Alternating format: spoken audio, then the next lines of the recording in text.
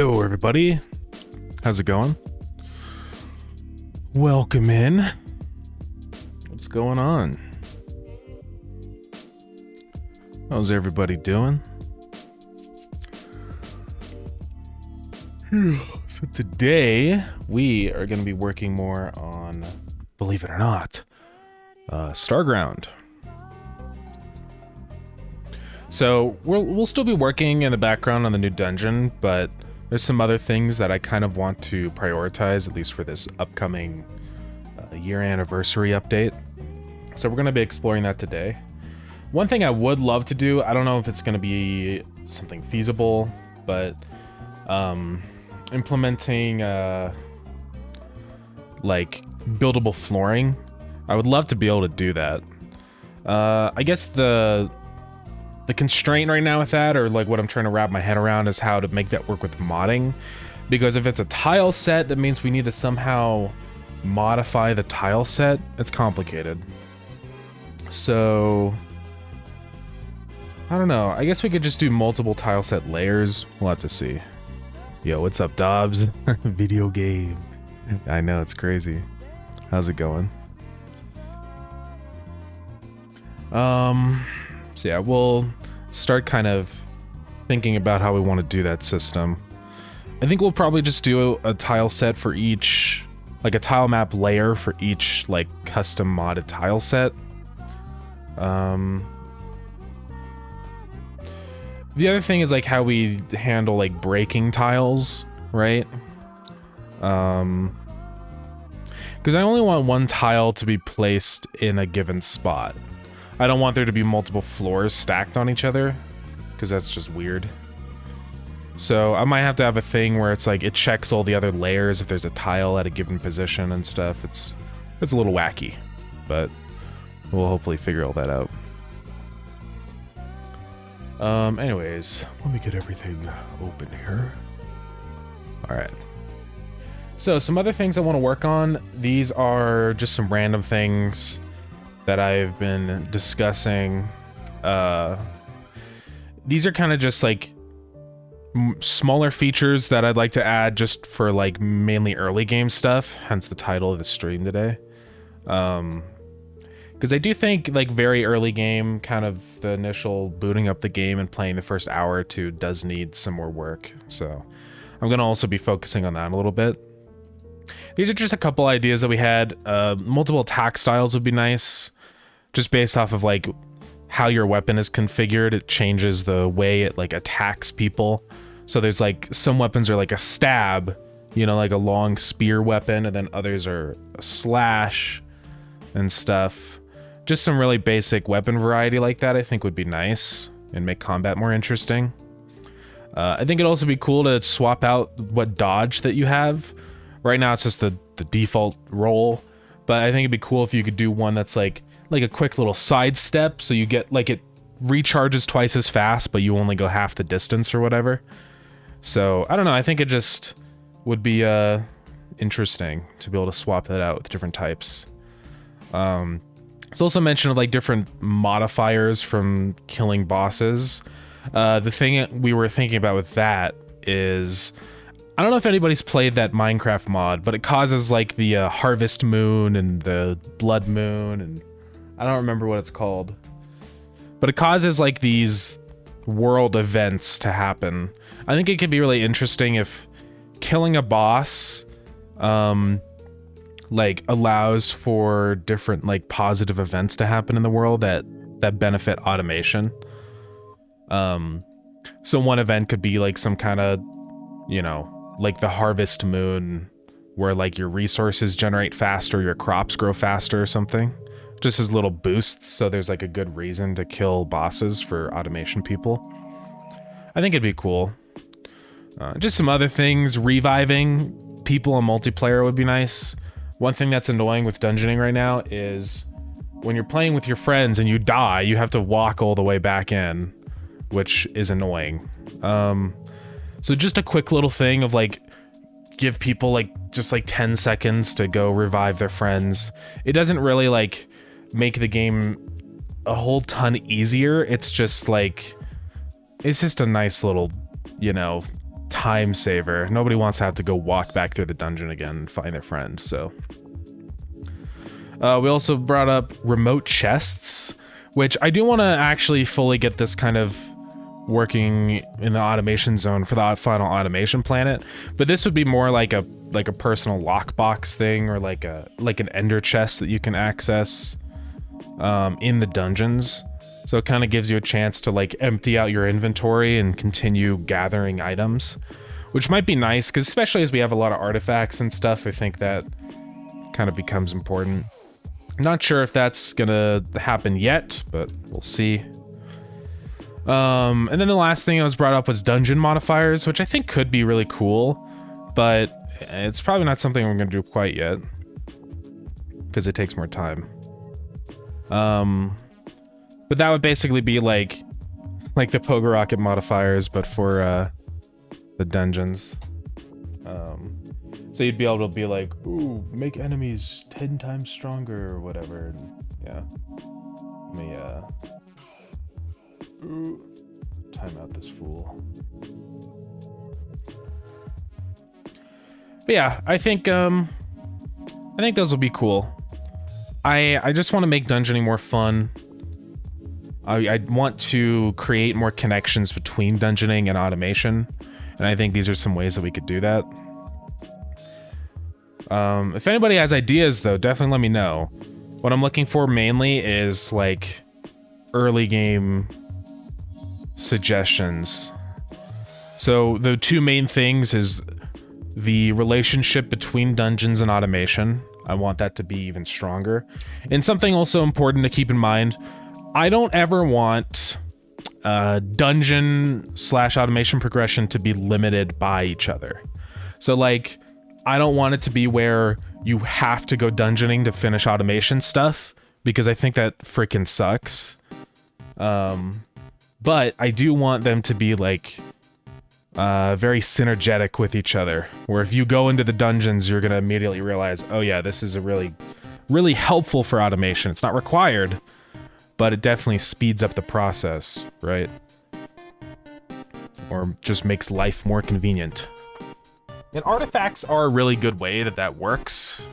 Quite a few of them are automation focused, like the lead boots and the grabber and stuff, but I want to do even more of those. So we'll probably do that.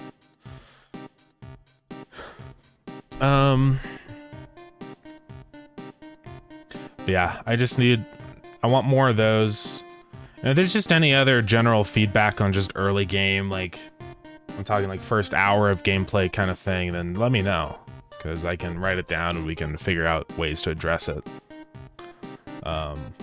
Doesn't even necessarily have to be a solution, right? Like if you just have an issue with early game, let me know, because I want to spend some time focusing on that a little bit.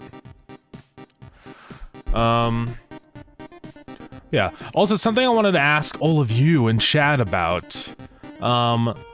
Maxwell brought up an interesting idea, which is it's sort of like a Blender challenge. Not really like a game jam, but almost formatted in the same way, where everybody's given like a theme and they have to model something in Blender based around the theme. Which I think could be fun, because I definitely think Blender is a good skill to learn. I know there's a lot of people that want to learn Blender, but they just don't have like a good excuse to. So I think it could be interesting to do a little challenge thing like that. There'd probably be some kind of reward. What do you guys think about that? I'm just trying to gauge interest for that right now. Is that something anybody in chat would be interested in? I'll bring it up again later once more people are in stream, but yeah. Just wanted to ask. I think it could be fun.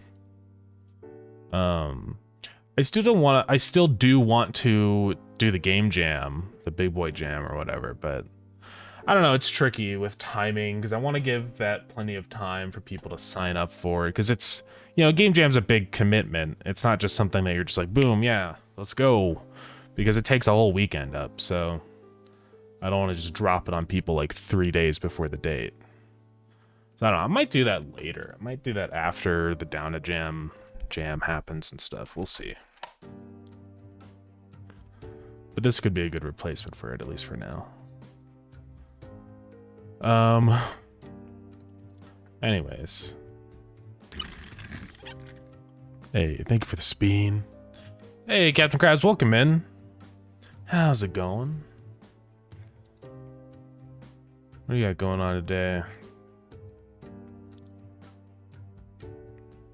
Alright, so far this is our change log for 14.1.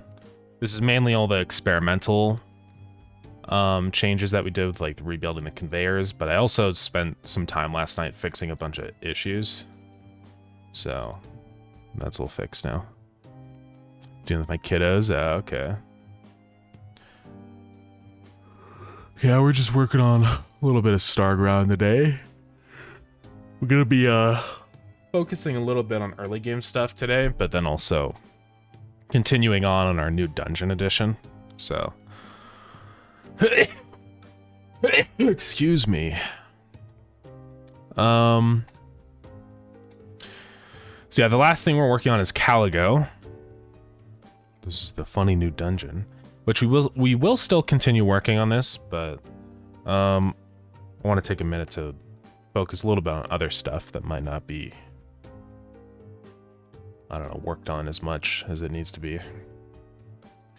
So yeah, I mean, this dungeon is just going to involve adding in more enemies and more just designing the rooms. I think we're pretty set on the tile set, at least for now.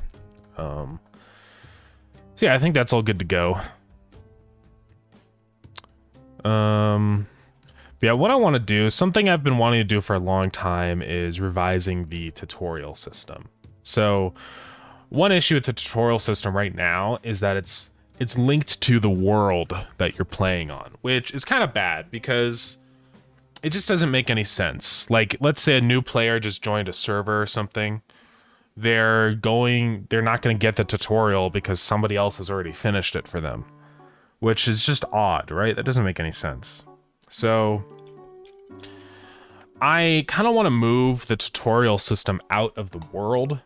I did it initially just as a easy way to do it, but I think I want the tutorial to be like a global thing, where it's like it's tied to your user data rather than, you know, the world that you're playing on. It just makes way more sense. So we'll probably start working on that.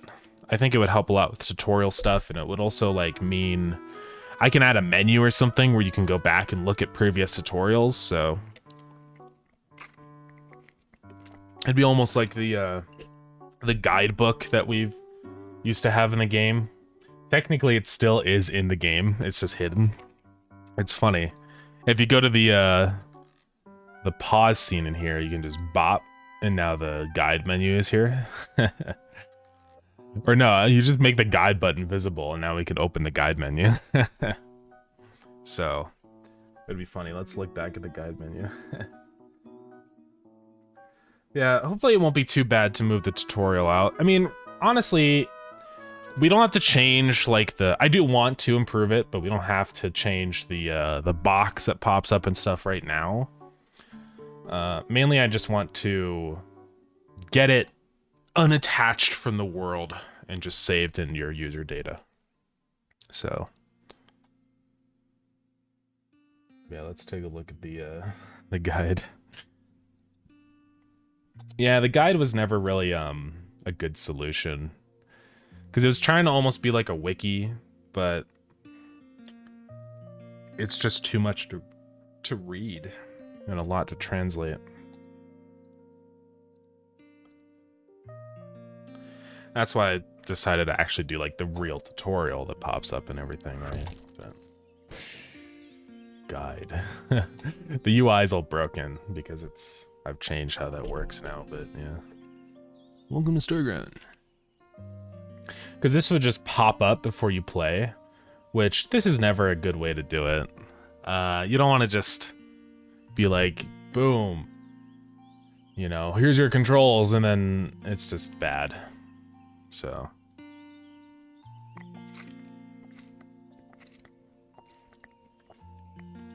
same with this stuff. I mean, could do some kind of like just additional reading, right? But I think it's definitely important to have a real tutorial.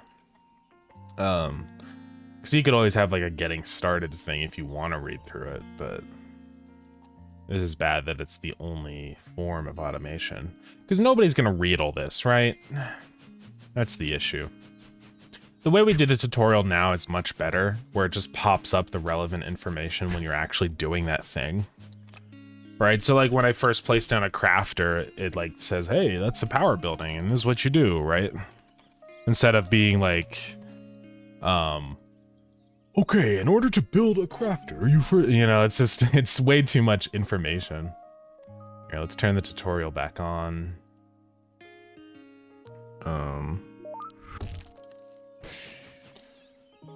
But yeah, now we're in. I guess we have to finish the tutorial. Yeah, cheats are disabled. Hold on. There we go.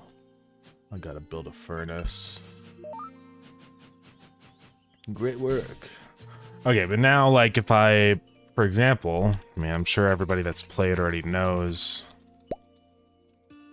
but if I place down a crafter, it's like, whoa, that's a building that requires power. So it's nice because it just gives you like a little bit of info on like, okay, what do you actually have to do for a power building like that? This is like, hey, you need to place down something that generates power. You know, and most people probably already know, but it's just like a nice little help. Same with like collecting food for the first time. If I give myself an apple, it's like, hey, you just found some food. You can put it in your hotbar and eat it. You know. So I think that's just a good way to do it. I mean, I don't know. Tutorials are tricky. It's treading this line between holding your hand and telling you how to do things, but not holding your hand too much, right? Thanks for the hydrate. Because I don't want, like... being a gamer that has played a game before, I always hate tutorials that are very long and drawn out, because sometimes, even if I'm doing it wrong, I prefer to just dive in and just figure it out myself. Not everybody feels that same way, but like, for example, playing the Voices of the Void tutorial yesterday, you know, it was fine. It was just, it was a little long. And the fact that you're like in this isolated world, it kind of gives you a sense of like, well, none of this really matters because I'm just going to exit out and go into the real world. So I kind of don't like that. I feel like the tutorial for Voice of the Void would be better if it just like had tooltips in the corner as you go to your main facility, you know, or once you join a new game. I don't know, I just think I like that better. But it's hard to say. The Factorio tutorial, I think there is... Honestly, I've never played the Factorio tutorial. And even if I did, it was back like a million years ago. So we can boot up Factorio and see though. I believe that the tutorial in Factorio is kind of how it is in Starground. Yeah, where it just does like tooltips that pop up. Or it's like, hey, your goal is to escape to space, you know. There might be, I think there's tutorial scenarios you can load up if you want, like, more tutorial, but otherwise, I'm pretty sure it's just the pop-ups. They also do have a new thing in Factorio, which I do want to bring up. I'll just show it off because it's cool. So, Zafencer, welcome in. How's it going? Building prototypes. Sometimes Factorio takes a long time to load.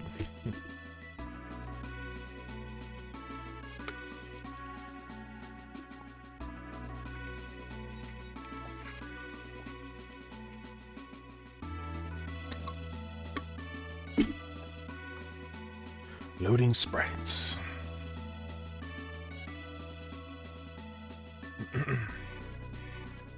Yeah, I think it's always good to look at other games' tutorials. What we can do to kind of help aid our current tutorial is like,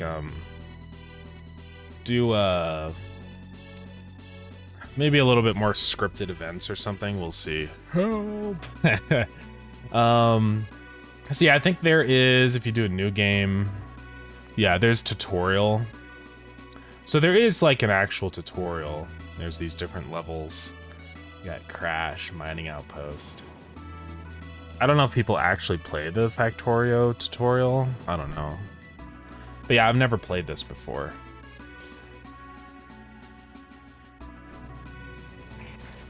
So yeah, that's just having like different isolated scenarios, but also when you load into the game, if you just start up a new game, it's just a brand new free play, right? It does this little cutscene of your ship crashing, right? And then it'll pop up a thing, you'll see. And then it's gonna be like, welcome to Factorio, your task is to dispatch an interstellar space platform. And then, so the thing that Factorio has is up here, tips and tricks. And this is almost kind of what I want the Starground tutorial system to be. This basically is just a big list, and it has a little, like, GIF of things working, you know, like this. It just helps you kind of, like, learn little things like this. It's pretty helpful. I think this is the way to do, like, a tutorial where people can go off and do whatever they want, right? But then they have this, like, you know, list of all the tutorials for help. And whenever you do things in the game, these continue to show up in here, right?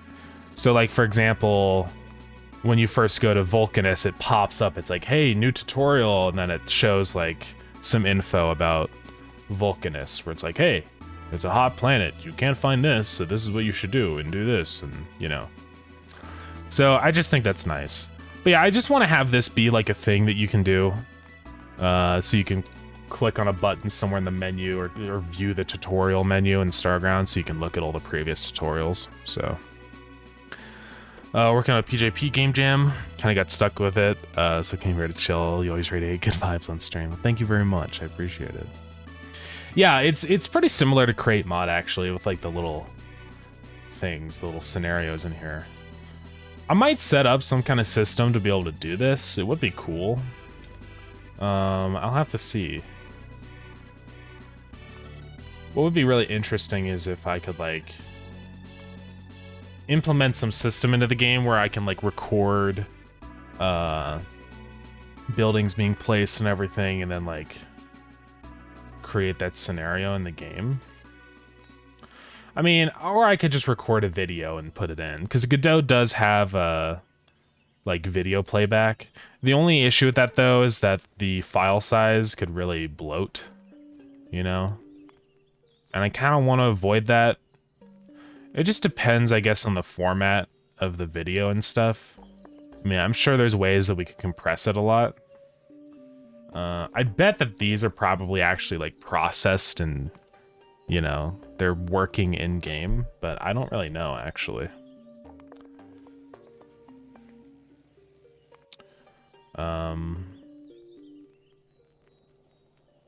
Yeah, I have no idea.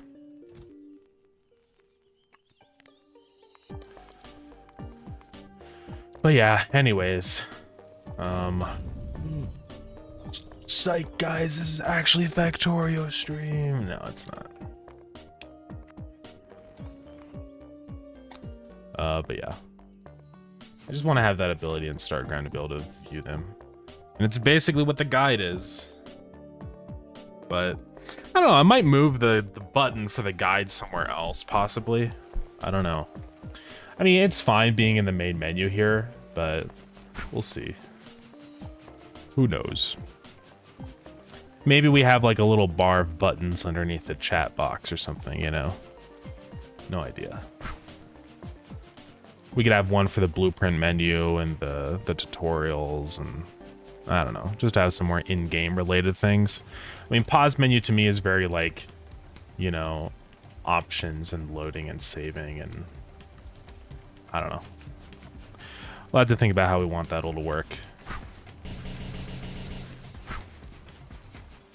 But yeah, anyways, hopefully that gets the concept across, what I want to achieve. basically Factorio tutorial system, or like create mod. So now what we want to do is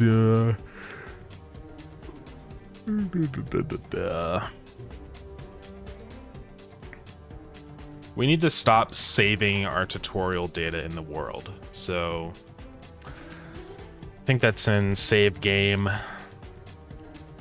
Down in here, yeah, completed tooltips. We do not want those anymore. So get rid of them. And then down in, or up in load game also, I think we set our completed tooltips back to that. We also have this whole basics complete thing. We need to get rid of that. Now let's just search for all those. So basics complete.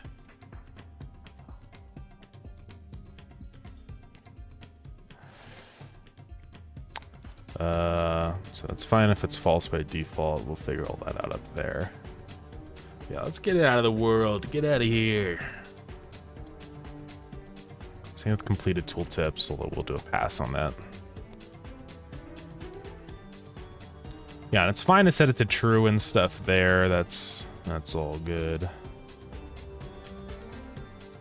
Okay, so now we're gonna search for tooltips. So completed tooltips. We need to stop using those now. So those, get rid of that. And then this is just pushing back the key for the completed tooltip, so that should be fine.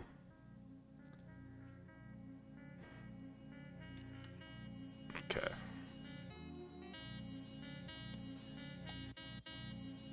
So this is basically starting the tooltip playing, where it just says play, box open, and then we set the current one to the key. And the key basically is the tutorial, so it just, the key gets translated as whatever the tutorial is. Okay, so now it's not going to be saving or loading the tutorials anymore. So we should be good to go.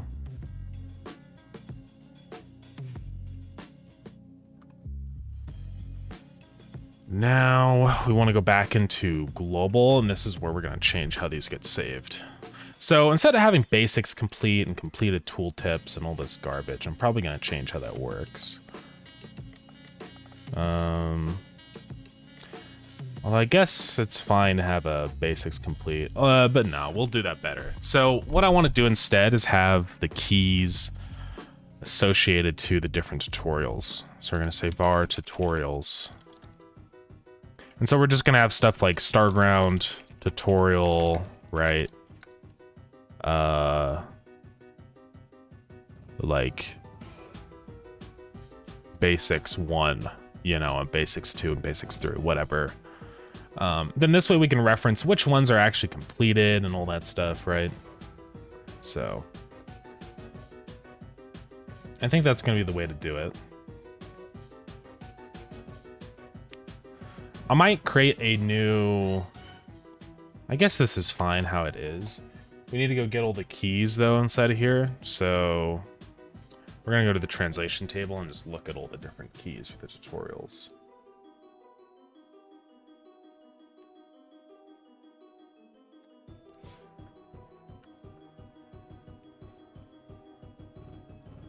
And I'll give these some more data, so this will be like completed as false by default on all of these.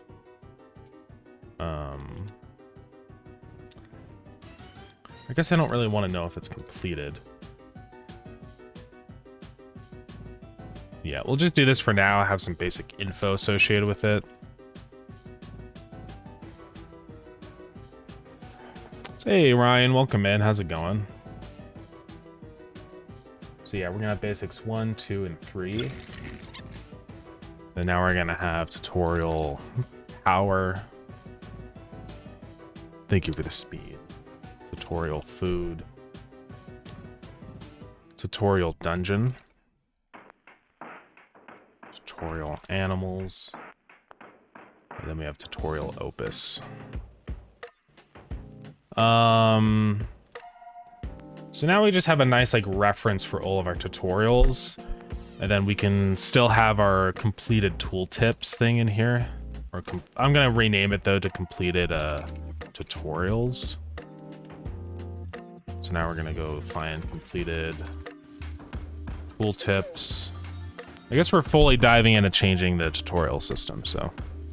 I guess it'd be husbandry. It doesn't really matter, but yeah, we could change it.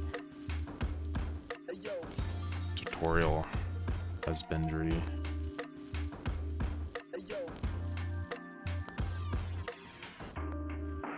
All right. So those are all gone. I'm gonna just get rid of them so it's not confusing, probably. Same with the basics complete thing. Instead of checking for basics complete, we can just now check, do we have the basics fully completed? Are all those keys finished in our dictionary, right? So we don't have to like have a separate variable just for that now. What this also allows is a whole bunch of new tutorial functionality where we can check stuff like, you know, let's get rid of that now and basics complete. Like maybe a tutorial requires another tutorial to be completed first and stuff like that, right?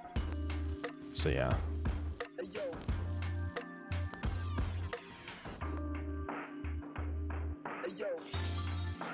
Okay, so this should still be okay. Yeah, we're gonna change quite a bit here. What this also allows is for people to mod in their own tutorials too, which is nice. So we'll probably add that functionality because why not? So yeah, some things that we're gonna need on these is like name, right? We also want to know the text of what it's actually is.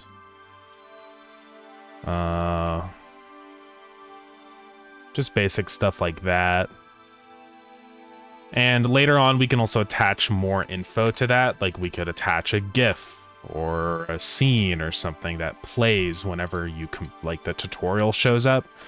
So it gives us way more freedom. It's basically just making the system way more modular. Yeah, this will probably become a data table. I'm just going to keep it in here for now, though. All right, so now basics 1, we're going to call this like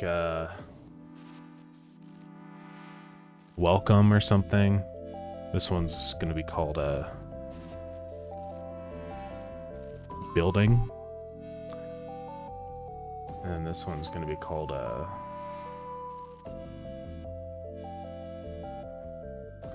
I don't know.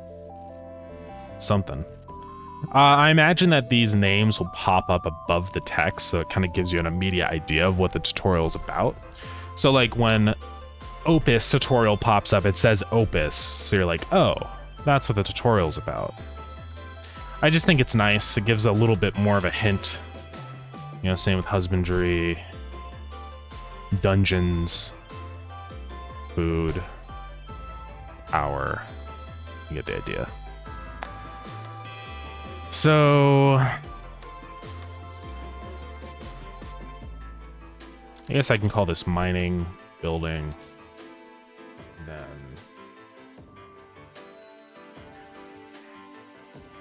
then basics complete or something like that. And then now the text for what these are going to be is key tutorial mine stone, key tutorial build furnace, and then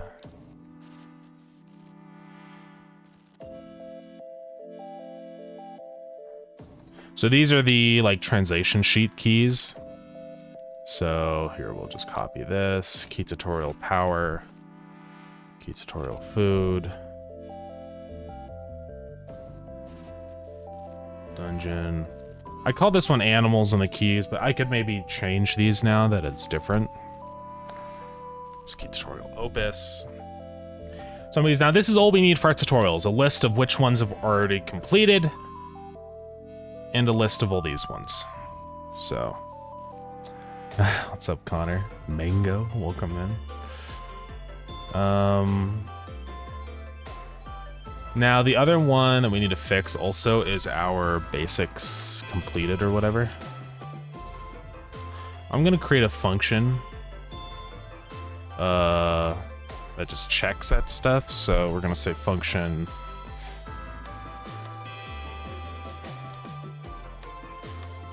check function tutorial is available, right? And it's just going to say for I in completed tutorials. So this is another thing we can have. We can say required on these, so that certain tutorials are required before a different one plays, which I think is nice too. Just gives us so much more flexibility. I think it's going to help us make better tutorials for the game. So we can do all that. So now what we're going to say is down in here. I'll just rename this to function basics completed. And I'll give this a tag called like a basics. Or I'll give it the initial tag, right? Because it's like the first initial tutorial. So people can extend off of that initial tutorial if they want. But yeah. So first off is we have to get a list of which ones have that tag.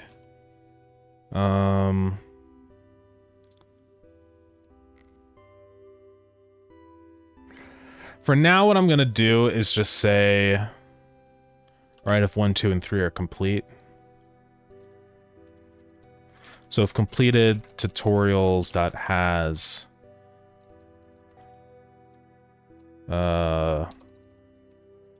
Starground tutorial basics 1 and 2 and 3.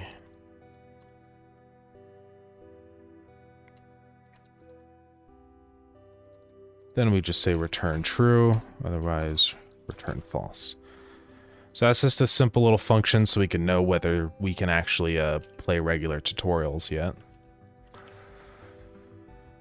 Okay. We could also have like a tutorial queue system too, which might be good. Where like if you've done an action after you've completed another tutorial, it like adds it to the queue. So it'll play that one next after the last one, which would probably be a good idea.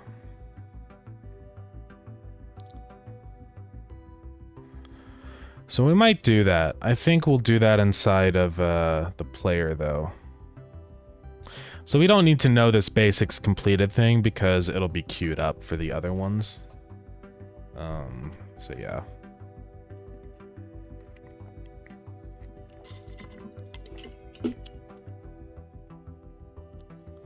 Okay.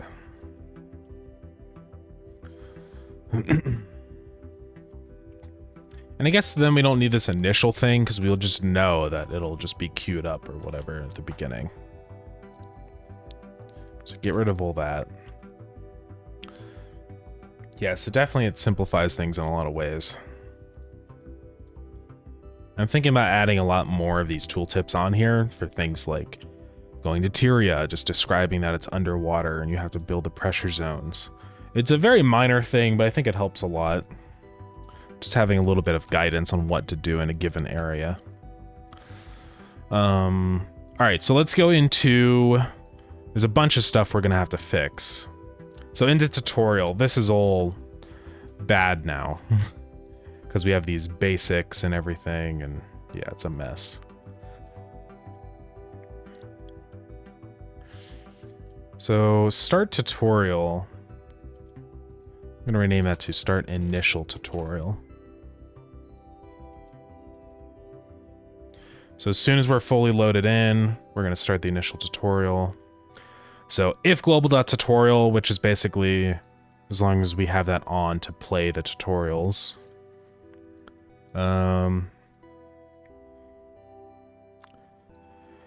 If global.completed tutorials.has, and we're going to create a queue, so we're going to have this up here. It's going to be called var tutorial queue, right, is an array. So if the completed tutorials does not have Starground tutorial basics 1, then we know that it hasn't been played yet. So instead of this garbage animation player play open, I'm going to say function add tutorial to queue.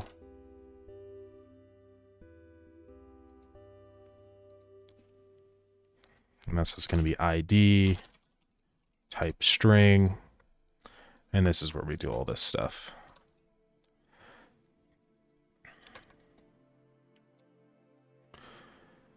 So as long as we don't already have it,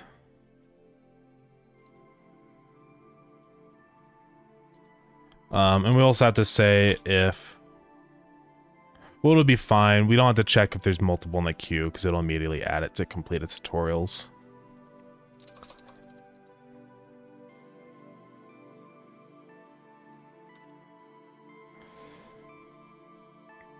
So ignore that for now. So now we say completed tutorials pushback ID. We'll say animation play box. So now over here, we're going to say tutorial add to queue all the ones, right? 1, 2, and 3.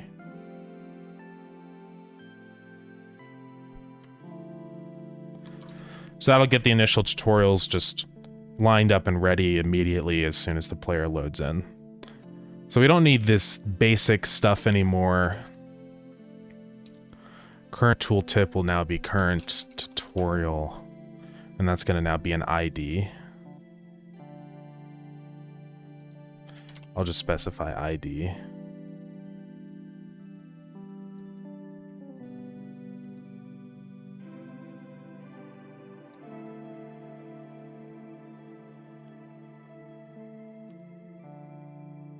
Okay. And now we're also gonna see, we don't actually choose the current tooltip here anymore, so we'll ignore that. Play tooltip, we get rid of that now. I guess this will return void. Yeah, and stuff like this is odd. We have a function called place furnace. Why is that there, you know? This is strange. I mean, I guess it's just because we're incrementing our index or whatever. Yeah, we also don't need that anymore. Index doesn't make any sense. Let's just get rid of that.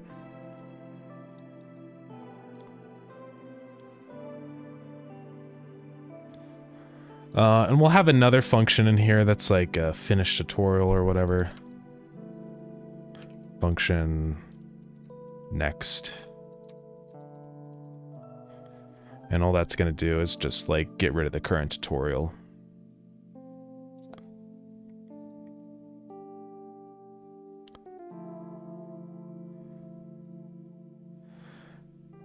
Yeah, so all that's going to do is, yeah, all this stuff. So we're going to say box close. And of course, only if we actually do the tutorial stuff.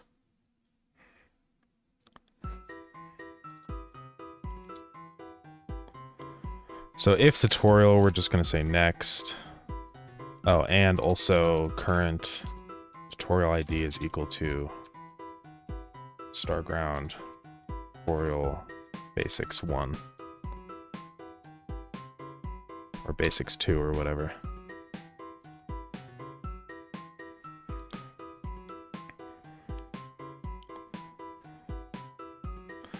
Yeah, this will help really simplify all this.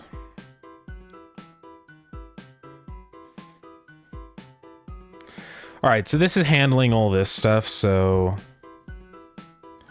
we'll just say if tutorial and global end game.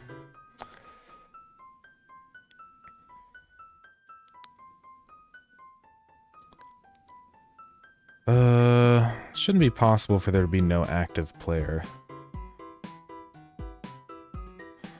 Because this will always be a child of a player, so it doesn't make sense to get node that stuff.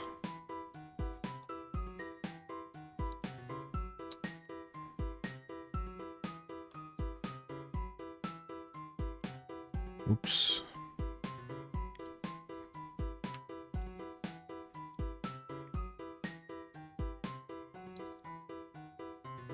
Yeah, I'm just gonna have some checks in here that's like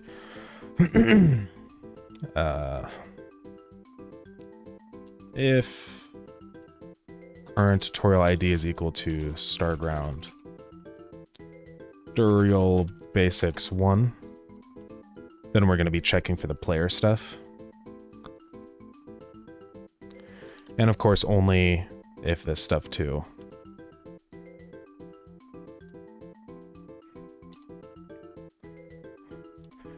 Then all we're gonna say is add tutorial to queue.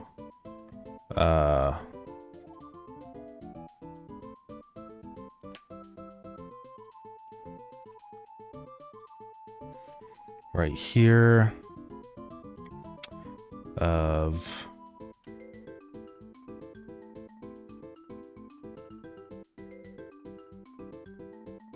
okay, we don't want to add it to the queue.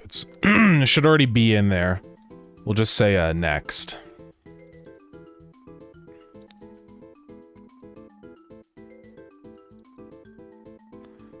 Basically, we're just doing this.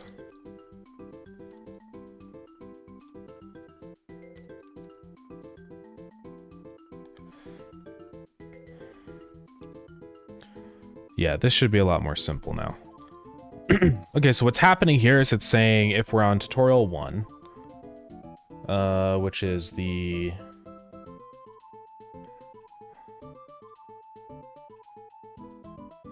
first one, then it's going to say if we have enough stone, go ahead and go to the next tutorial. So it's pretty basic. And whenever we close this, so it's gonna do box close, and then down in animation player finished, which is if box closed right here. Yeah, so we say do that, and this is where we get our next one. So let's just call it next or whatever. Or no, we don't want to call next. And we don't want to immediately play box open.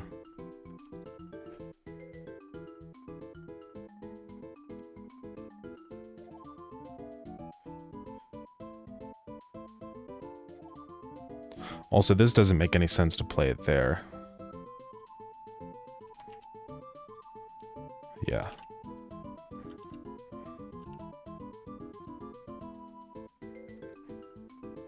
So that's something we just need to check and process. We're going to say if tutorial queue.size is greater than 0. So we know there's at least one tutorial waiting to be completed.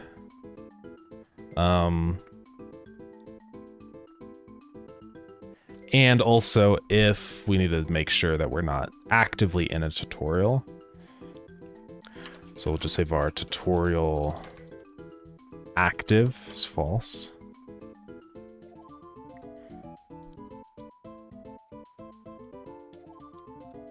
Then we say tutorial active is true, and then we open up.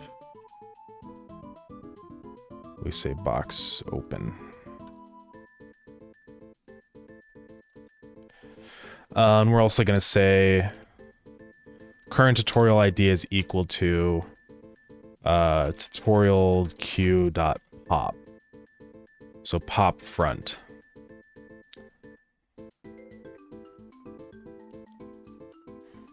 Okay.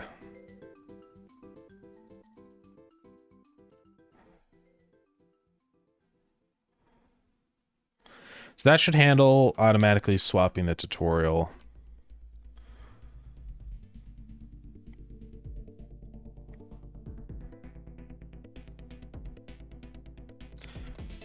So this is if current tooltip ID.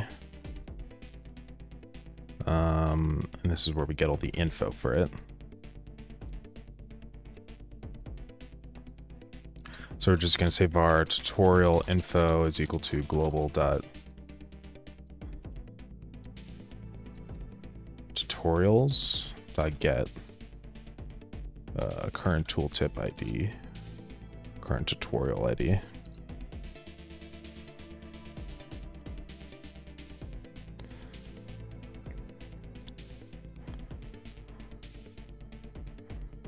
I don't know what all this stuff is. Basics complete.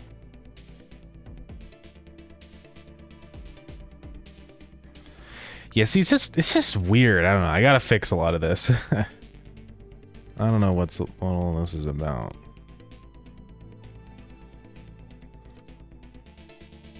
This is gonna be much better. So now what we're gonna do is just translate tutorial info dot text. We don't have to check if it exists because it always will whenever this plays.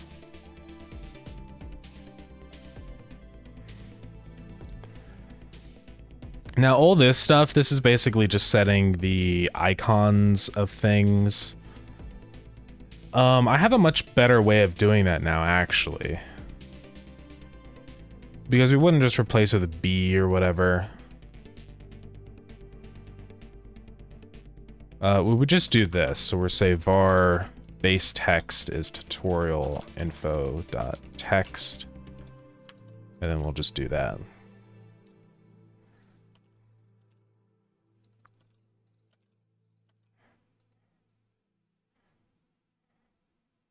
And we will have this icon size thing.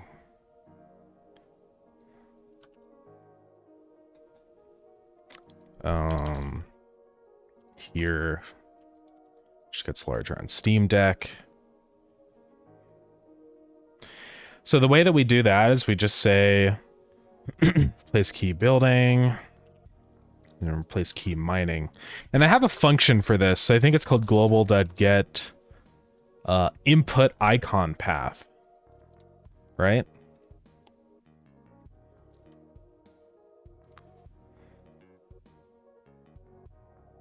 And this will return all these different things, which will be nice.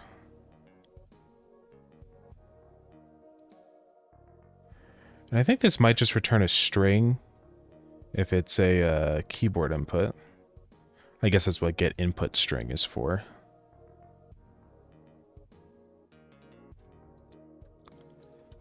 So we have to pass in an input event.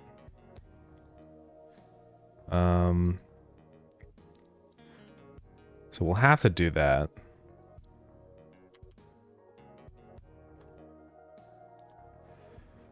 Let's see. So we're going to have to know which key we're trying to press. We have to say input.get event.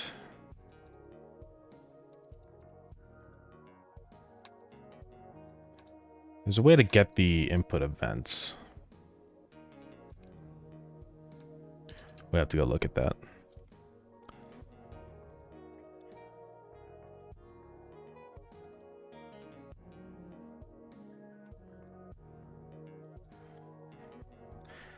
But yeah, now we can hide all this garbage, because honestly it was just a mess before. Having like two different things or whatever, it's just a nightmare.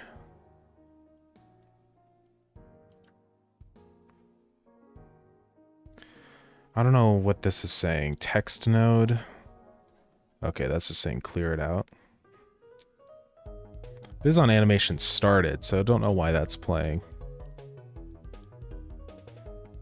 Oh, that's just getting children in there. Yeah, that's fine.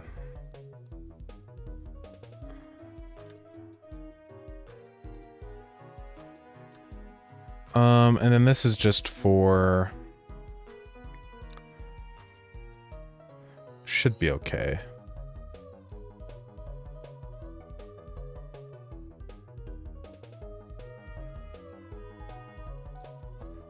Then all this stuff down in here.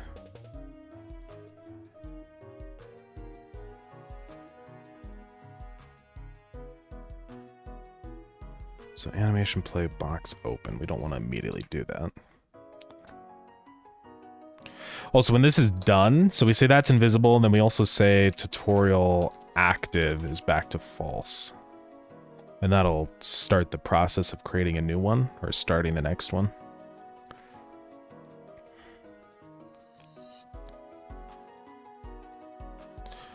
So we need a couple more variables here. One thing that we need to know with tutorials is it dismissible? Right? Like, basically, is there a button that you can click that says okay, so that it goes away? So I need to know that. So we save that info. Now back into the tutorial. Hide that for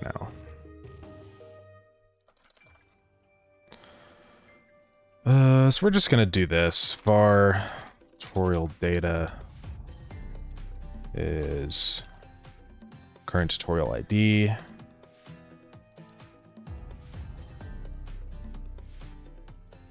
Like that.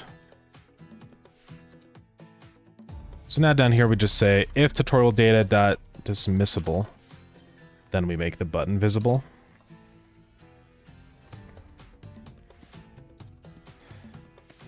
I'm also just gonna go ahead and say if yo, thank you for the spin.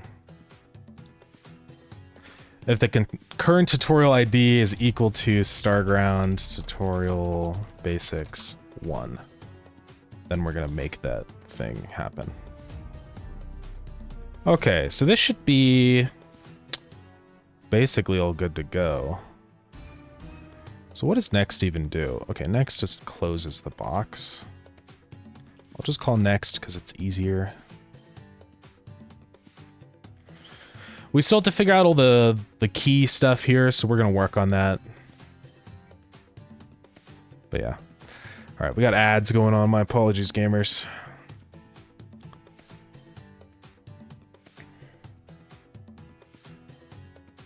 Oh, actually, base text needs to be translated first. Like this. And then we replace it. Yeah.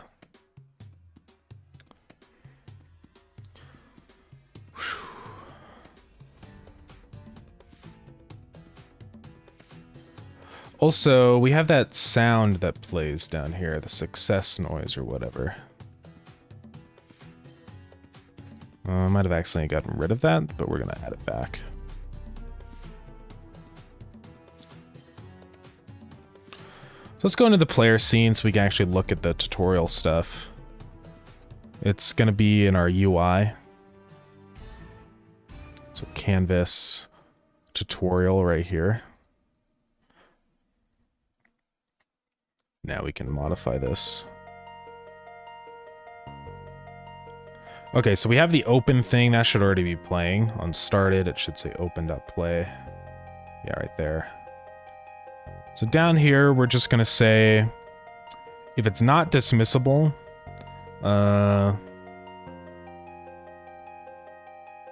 then go ahead and play the audio of the success noise. Because it means that you've, like, completed it, instead of just saying, go away now, you know. Alright. So yeah, there's a big old change. We'll see what happens here. Hopefully it's fine.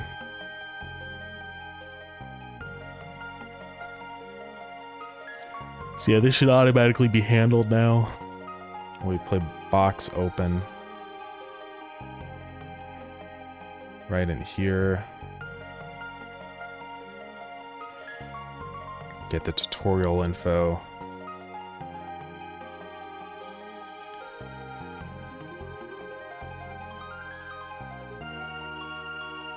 I guess I don't even need this signal anymore, because I could just put this stuff inside of here, where we actually start it. And then I can put the rest of this stuff in our next function. So I realize that's where the success plays. Which doesn't make any sense. Oh, it's because it's on the start of the box closing.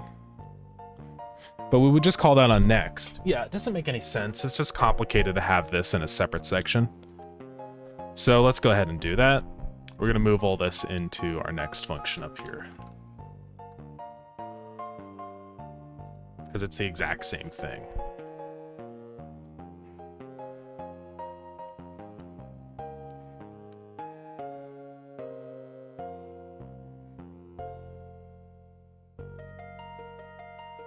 And same with all this. I'm just going to comment all that out. So that's when we first initially start our animation right here. And we know that tutorial's already enabled and stuff.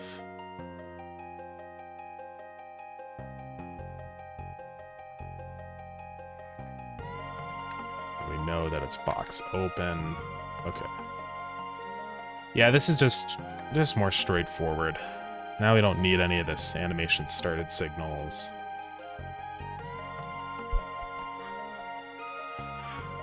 So we got box open, it'll do all that stuff. Text sound clear, pen text, base text. Should be fine.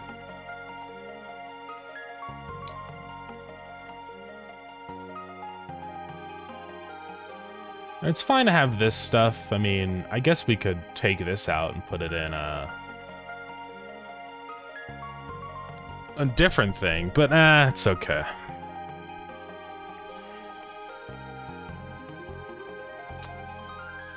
And let's see, this is the wrong spot to put it. I don't want to put that there.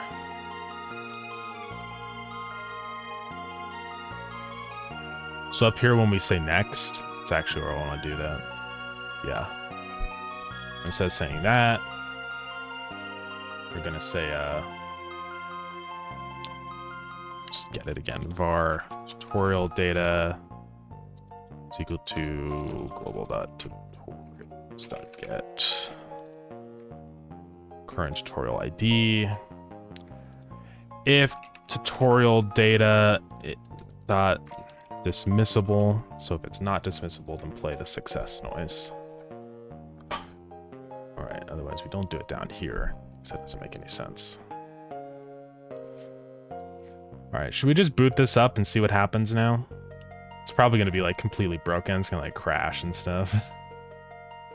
But we'll see.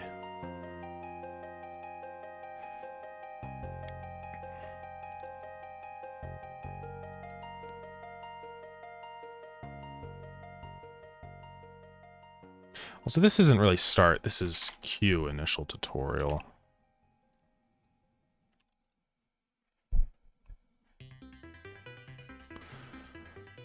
We got next. Hopefully that'll all work.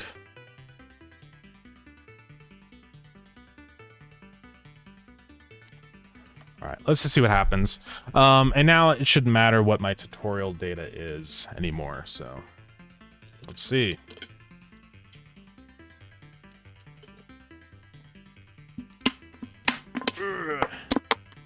It's hard to crush the Powerade bottles. But I got it, it's okay. This is gonna be all sorts of broken, isn't it? Now we'll see. Hopefully it works.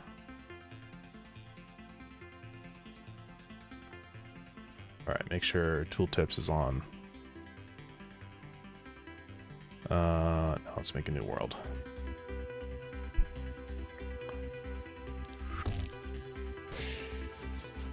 Alright, so nothing happened. Which is fine. We're gonna figure out why. It didn't crash though, so that's fine.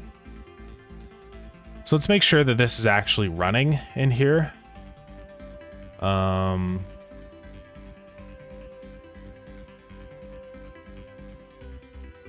So cue initial tutorial.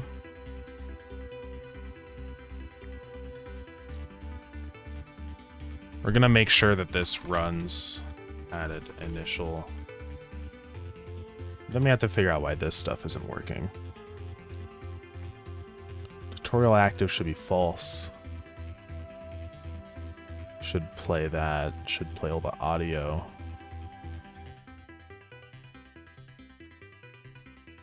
Let's see what happens here.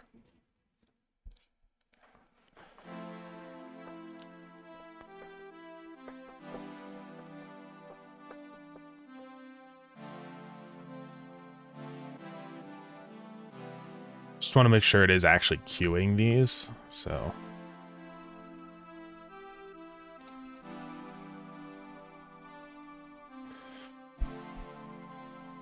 Alexa, fan on. Burning up. So our size should be greater than 0. Global tutorial should be okay. Let's try it again.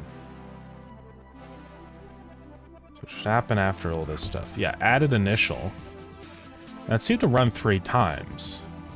Oh, but that was okay, because yeah, it's add tutorial to queue. So global tutorials enabled. We shouldn't have any of those, so we push it back. Then now in process, we should have been doing stuff in here. I have it on in the settings. Unless it's like resetting my setting or something, but I don't think it is. Yeah. I might also rename that option now away from tooltips into just tutorials, play tutorials, because I think that's just easier to understand. Okay, so what it's not playing down in here, also something that's annoying that I'm going to correct really quick here, just temporarily, is whenever I join into a new world, I want it to clear out my tutorial data. Obviously, we won't do that regularly, but just for testing right now, I kind of need that.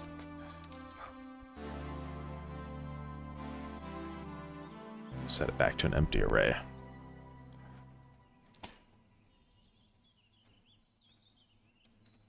So let's try this again. So let's get rid of all these errors in here that aren't real anymore.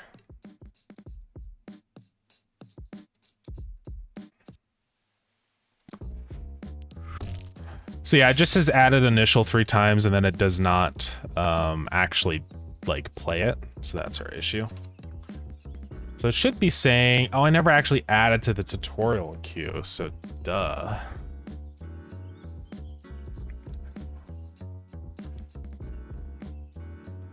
So let's say tutorial queue dot pushback ID. That would help. Another thing here too is it'll mark it completed even if we haven't seen it yet. So I don't know, maybe we should make it only complete when it actually finishes. The issue though is we won't know if it's already like queued up and ready to play. That's kind of the problem. So I'll wait on that for now. The only time that would matter is if you quit while you have queued up tutorials. It won't play them again for you, but I don't think that's necessarily an issue or anything, honestly. All right, so let's try this again. Should work. Here we go. So it starts the initial tutorial. Let's just pretend that I collected stone.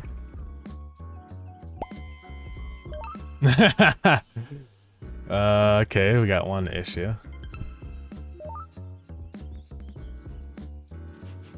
Also, that one should actually be dismissible. I forgot.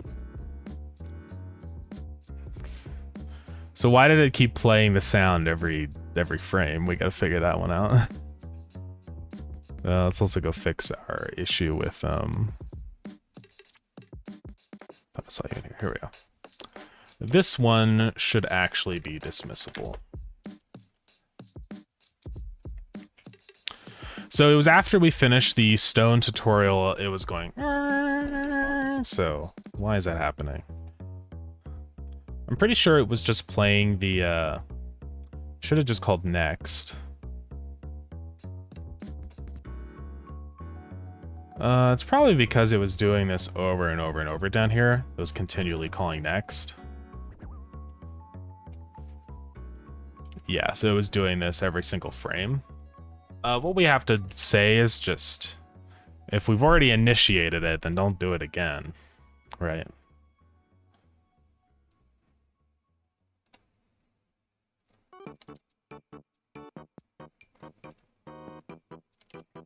So if animation player dot animation, is that a thing?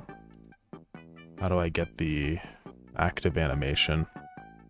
Let's figure it out.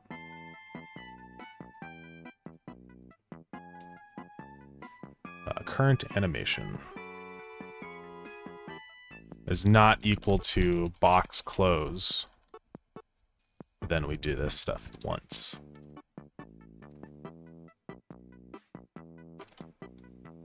Alright, so that should be fine now. Let's run it up again, see what happens. And then we can test if these things actually get globally saved by getting rid of that thing I put down again.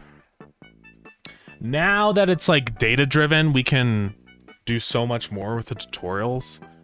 We can associate images, different trigger events or listeners and stuff. A whole load of things. So I think this will really be a good thing in the long term.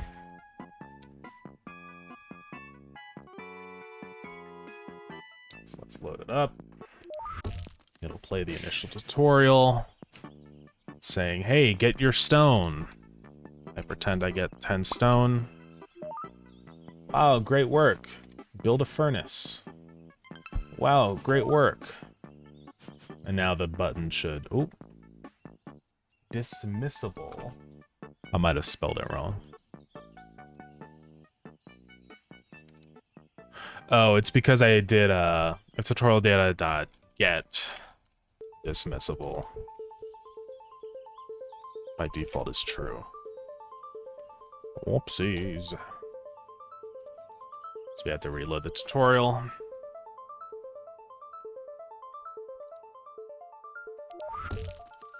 Welcome, adventurer.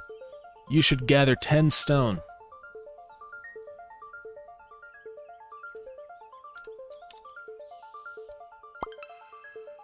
Great work. Build a furnace.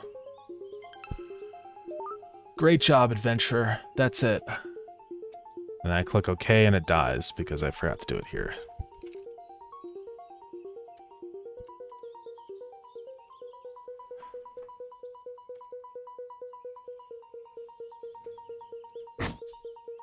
Alright, so, and then if we pick up, like, food, so give apple, it should play the... Okay. That's something I'm gonna have to go through and fix now, because, like, stuff like that is broken, where it's not gonna queue it properly, so... Is the tooltip menu able to be moved whenever? Do you mean, like, physically grab it and move it around on the screen? Because that's extremely complicated. That stuff kind of only works well in games where you have a set resolution. It's extremely difficult to do that when it's like using anchoring. Because if you're in the Star Launcher or any other main context menu like that, the tooltip thing should be in the right to the main menu. Oh, pre-position, but for certain menus. We can. There won't be any tutorial in the Star Launcher yet. One thing I do want to do is make it so that the tutorial will shift the minimap down and like show up here whenever there's one active, or maybe just show down here, because I don't want it to block the minimap. So we'll definitely add that. I can add anchoring to certain menus, but I will probably only do that once we actually think of a tutorial that needs that. So I'm not going to worry too much about that yet.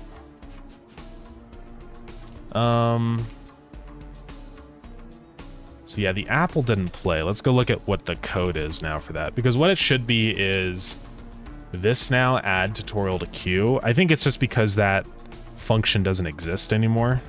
We go to item.gd. It's probably in start pickup. Yeah, right here. It's calling play tooltip. That doesn't work anymore. It has to be add tutorial to queue.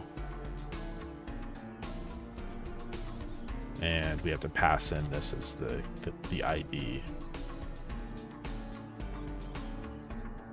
So let's search everywhere where it does that. It's going to be call group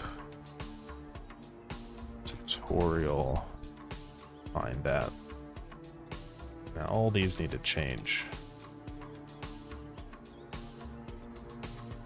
So power, change that to be tutorial power. Place furnace, that's actually okay. That one's okay. So the Opus one is now going to be tutorial Opus. This one is going to be tutorial dungeon. Then the animals one will now be changed to husbandry. Same with the sod star. All right.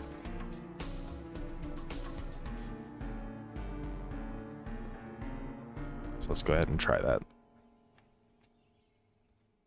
Let's relaunch the game.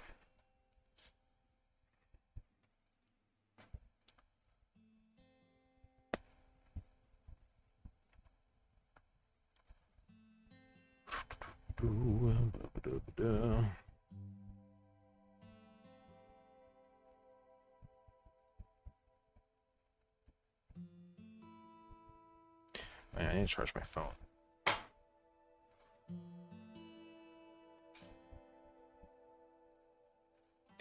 All right, so this should work fine. Let's make sure, though.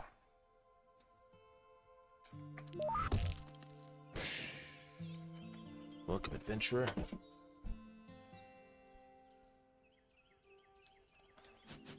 So cheat should be on. Give stone 99. Nope, they're not on.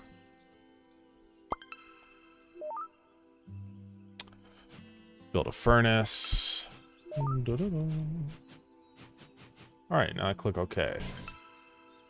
That played the success noise for some reason. It shouldn't, but let's give myself an apple. So that plays the apple one. So it's still playing the success noise for whatever reason when I click OK. So on button pressed, it calls next, which it should only call success down here if dismissible is false. Oh, by default it's false, so I just need to set that to true. Oopsies.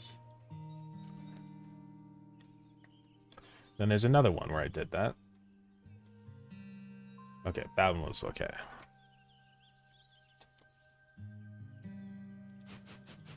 Let's test another one. Let's say create res scene star launcher. Nope, it's called spaceship. So if I go to Opus, it should go ahead and play the tutorial. There it is.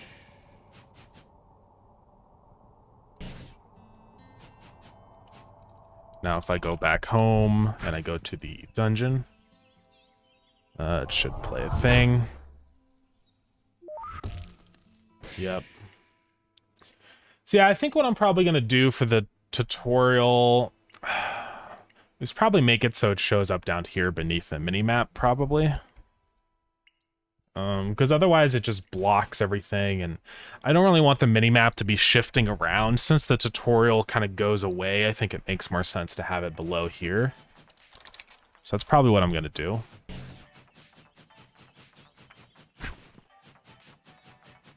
Yeah, that makes the most sense to me.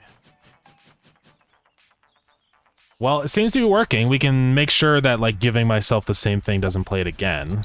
Yeah, because it's already in the list, so it should be okay. Alright.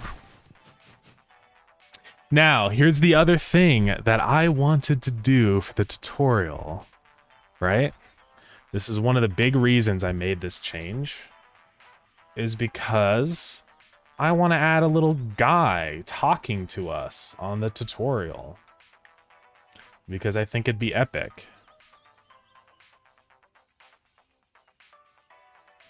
What do you guys think about that?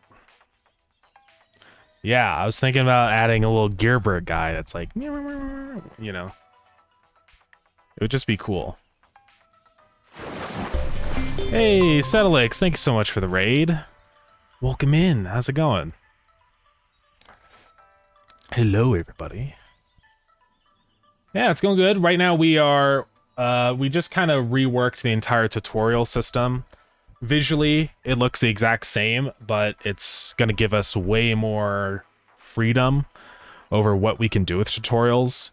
I've got it set up now so we can choose whether a tutorial is dismissible or not, so it shows up with like the little button to get rid of it, or if it's something that you have to wait for like a trigger for.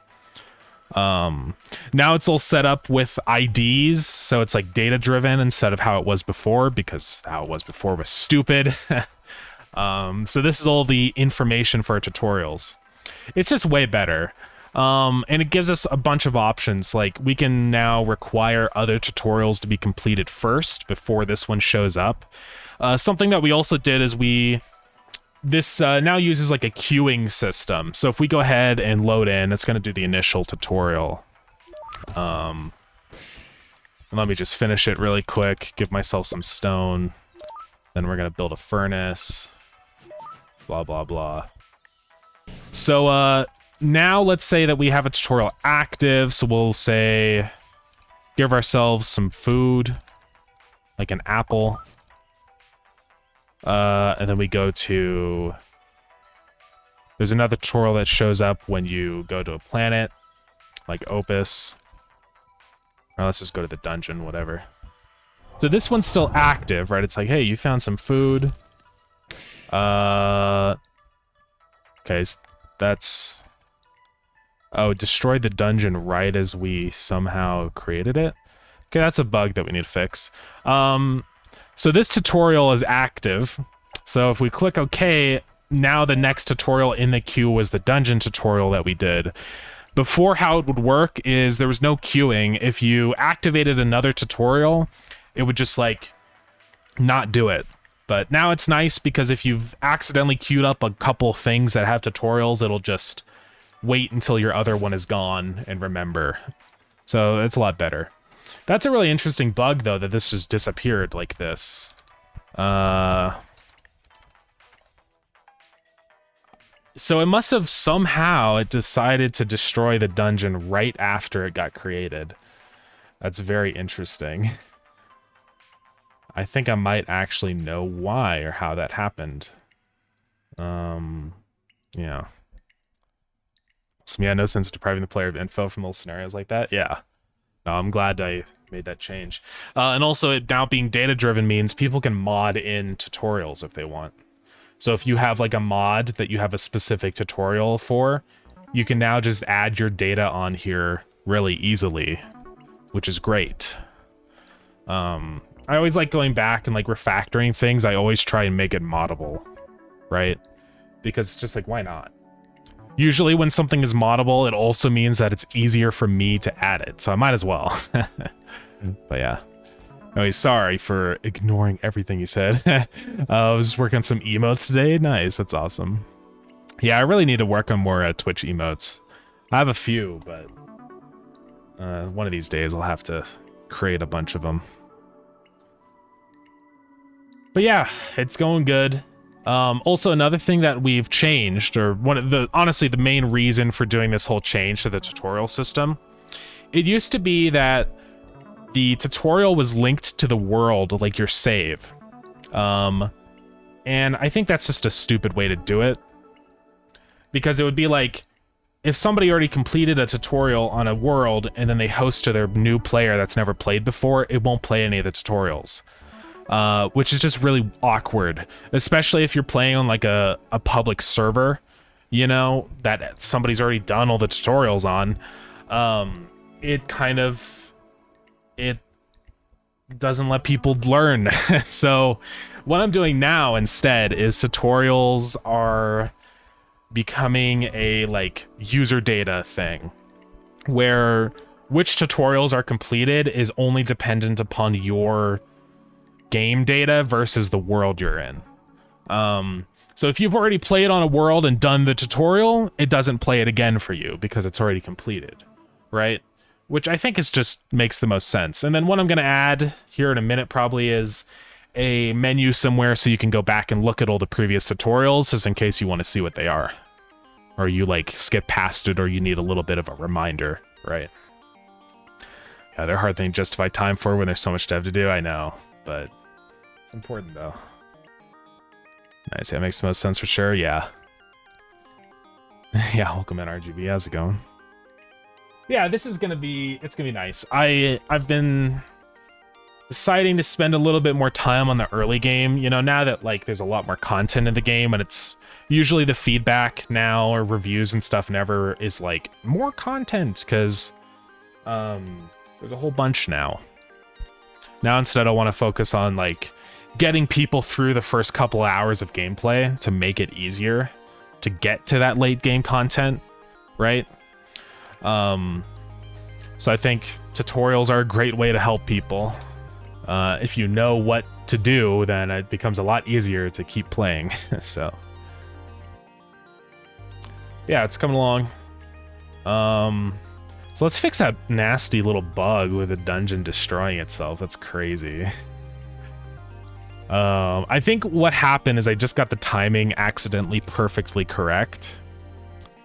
Because what happens is the game will occasionally check every once in a while, and we'll try and clear out the dungeon, right? So you can see this right here, dungeon clear timer. We can go to that method and look at it. Basically, it's just checking, hey, is there a dungeon? Is there any players in the dungeon? If not, then go ahead and destroy the dungeon. But I think what's happening is the dungeon generates, but it's like right in between the dungeon generating and the player actually entering the dungeon. So what happens is like, let me just draw it super quick, a tiny little chart. We have dungeon generation. Why am I, hold on, let me go back to my pixel art brush. Hold on, let me redo this. Dungeon generates here. The timer accidentally triggers here, and then the player enters the dungeon here. So it's like, oh, hey, there's a dungeon and nobody's in it, and deletes the dungeon that just got generated. And then the player joins the dungeon, but now it's gone. So I think that's the issue. It makes sense to me, at least. Because timers are not dependent, I don't think, on the processing order, so... Let's hit the timer just when you're registering it as active, yeah. And then the player is casting the void as intended, yeah. Yeah, we can fix that pretty easily. All I need to do is just add like a little bit of a cooldown or something for when the dungeon gets generated. Or just immediately mark the player as joining the dungeon before we generate it, and that's actually pretty easy to do. We just go into here, and right here when we say create dungeon, okay, we do say set region to that, which is interesting. So it doesn't actually call create dungeon until the region gets set. The issue is it's so incredibly difficult to actually test this. I don't know how I'm gonna do it. But that should immediately set it to our dungeon region and then generate the dungeon.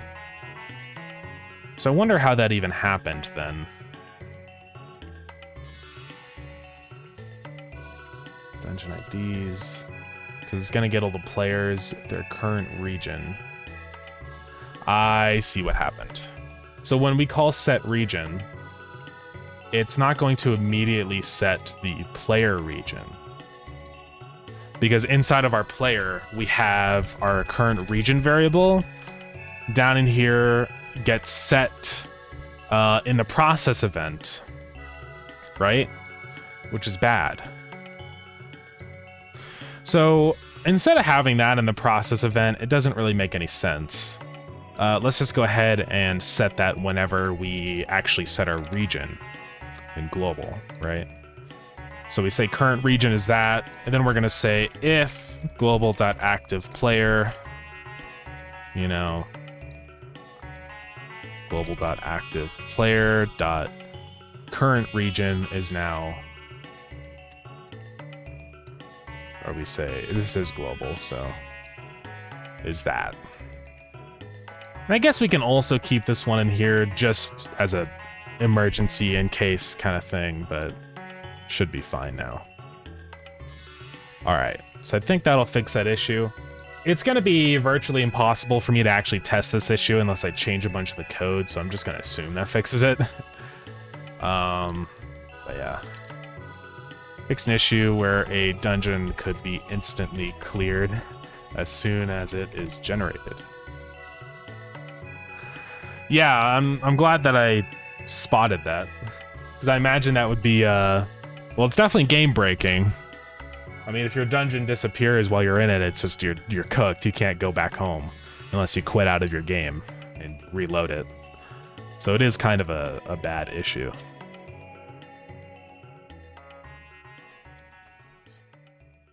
All right. So let's go ahead and do all the things again, just make sure we're all good.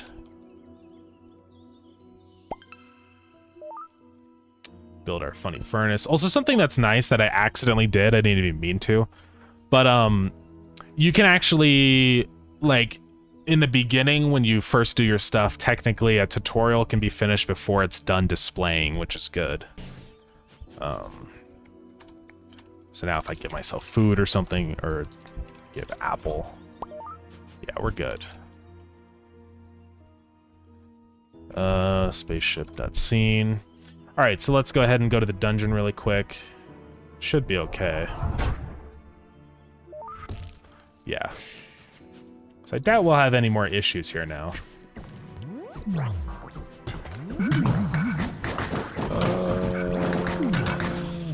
I am dead.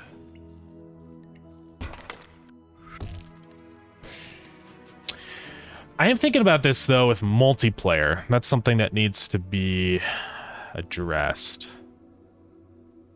Yeah, I might set up a cooldown system for this. I might go ahead and say whenever a new dungeon is generated, it just stops the timer temporarily. I mean, it's still good that I fixed the other thing, but yeah, multiplayer is quirky like that, though. So let's just go to wherever we do generate dungeon. Or create dungeon, whatever it's called. And as long as we don't already have the dungeon, I'm just going to temporarily restart this timer. It's probably for the better. So yeah, usually it's 1 second. I'm just going to say dot... Can I just say restart or something? Or just say start again? For 1 second. Or just whatever the time is.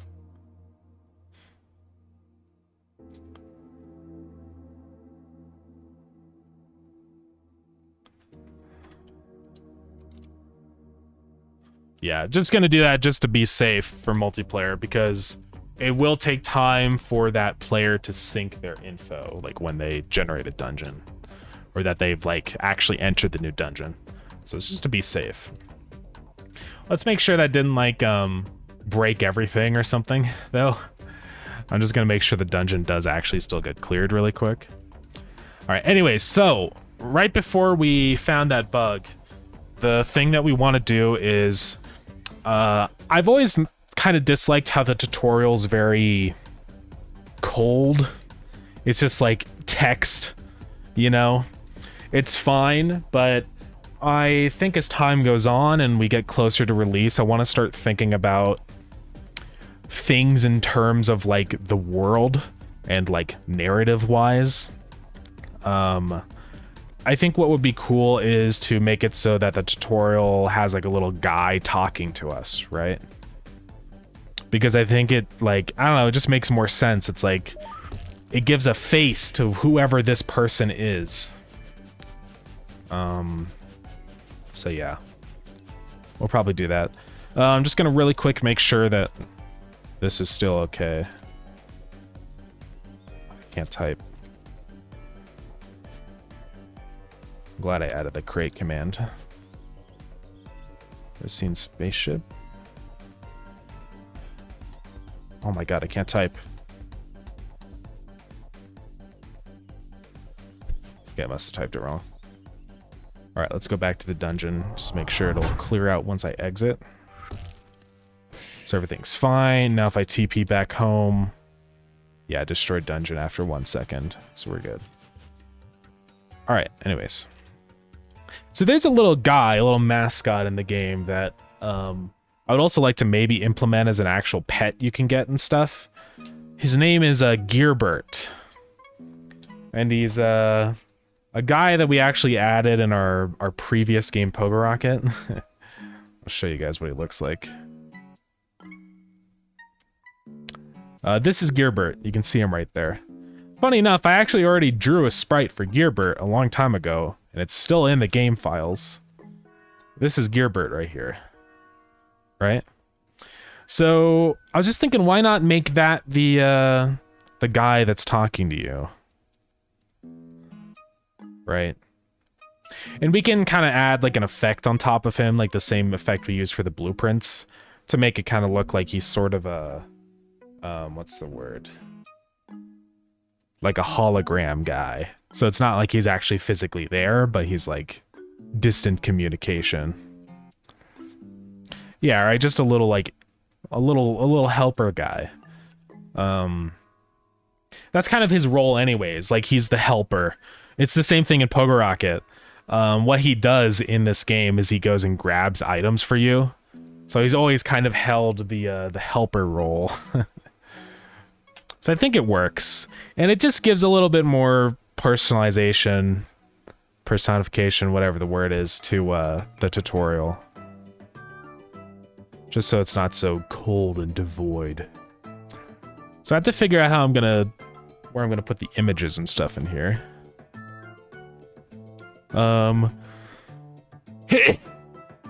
Excuse me. How I have it set up for some reason is I have a V-box in the margin container for my rich text label, but that doesn't make any sense because there's not multiple elements. Oh, actually I do need that because it's gonna be adding, yeah, it's fine. So let's add another H box here so I can put him on the left. Then put a texture rect. So welcome in, Ryan. Great little friend is almost better than flat text from nowhere, yeah. Also, I'm tired of referencing these and the names of these are stupid, so I'm gonna fix all this. It's hard to tell what's what, right? There's no reason to make just that go invisible. Just text label. Okay, well, I think that's okay. We just need to, like... I'm gonna export all these, right? We've already got some of these, like text node. We're gonna say export var.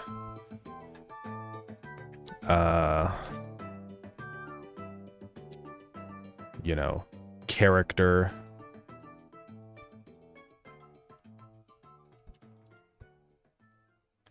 That's gonna be a type of texture rect. Okay. So now in tutorial, we can link that up there. I'll call it character portrait, actually. Which means I have to do it again. What's another one that we mention? See, this doesn't have to be this anymore. Doesn't make any sense. We should just say a text node.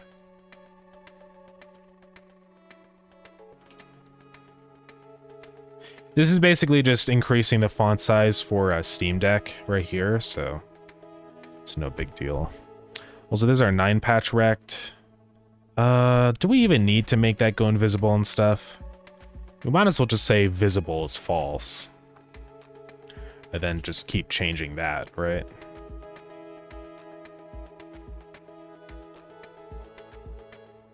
And oh yeah, and that's also our button, so we're gonna add another one for that, which is export dismiss button.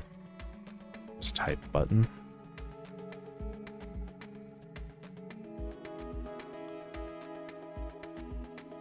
So let's add that. Boom.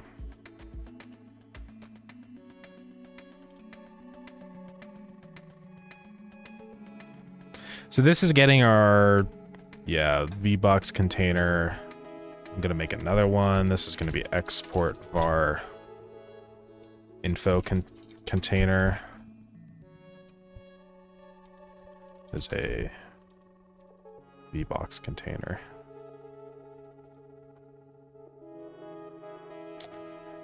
So add that on there.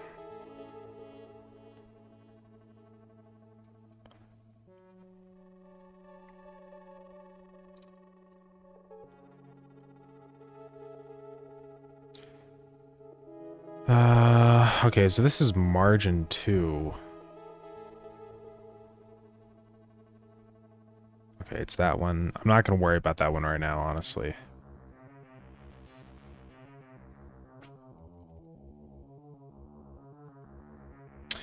Also, I'm going to do this. I'm just going to say visible is that and tutorial active. And that's all we should do for visibility stuff, I believe. Now we don't have to have all these other random ones in here. So that's a little good.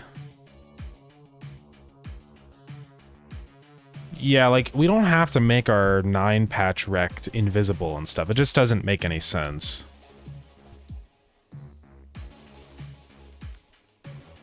And same with down here. I think we do that again somewhere. Yeah, right here.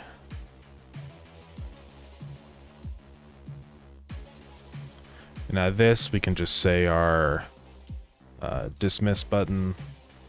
Then this is our info container. All right, that's a lot more simple now. We'll keep this stuff temporarily. But this should all be way better now.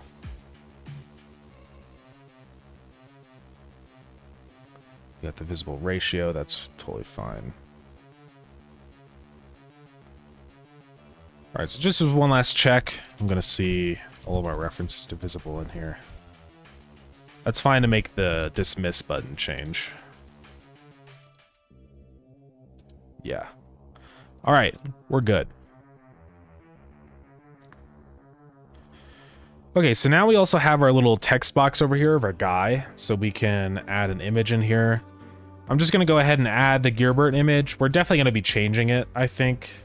But I just want to see what this kind of looks like. So we're just gonna say fit with proportional.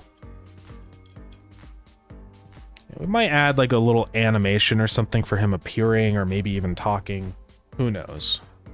I don't know how I'm gonna do that with a texture rect though. I do wish there was a animated texture rect node. That would be really nice if that was a thing. But I don't think it is.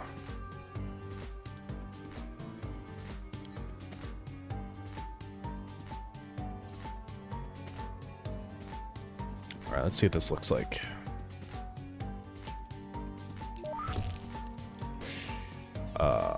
Okay, we gotta fix that.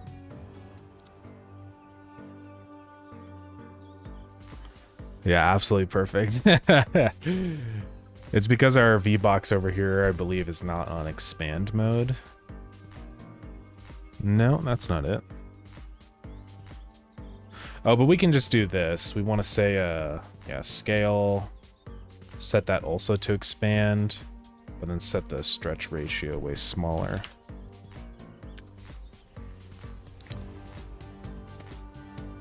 And I think that'll fix it. And make sure that this is on fill. Yeah, so this will be on expand, but only to 0.25. And then that'll be on expand to full. Let's see if this fixes it. Let's get back out and try it again.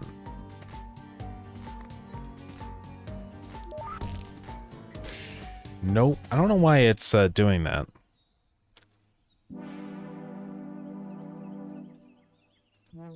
It's just because that's on fit width. Should I just say ignore size? But yeah, then it's just going to do that.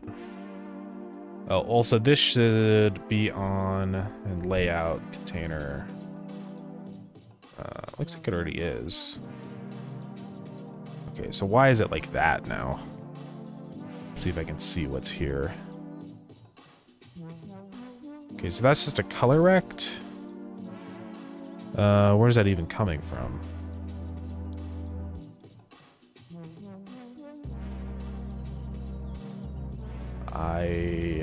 What?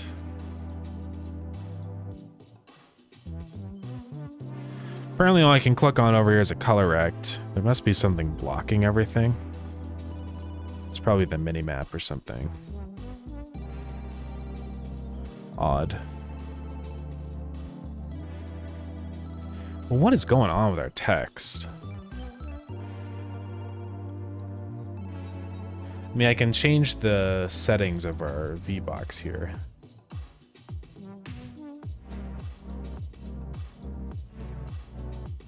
But that doesn't matter. Does increasing that do anything? No. Okay, you know what? Let's go ahead and just, what does our animation do? We do size factor, and what that is doing is in process, we're setting the minimum size of margin container 2 to that. So let's go ahead and just modify that. Right.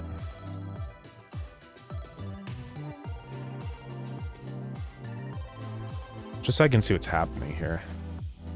Yeah, so this is what it looks like. And then our guy over here should be on fit width proportional. Oh, that's the issue, I think, is that we're not on just fit width. No, wait. Oh, keep aspect centered. And now we can just say ignore size. There we go. That's what I wanted. Now we can set that to like 0.25 so it stays tiny. And let's see what that looks like now. So we want to set this back to, it doesn't really matter, but just set it back to 0. And let's try this again.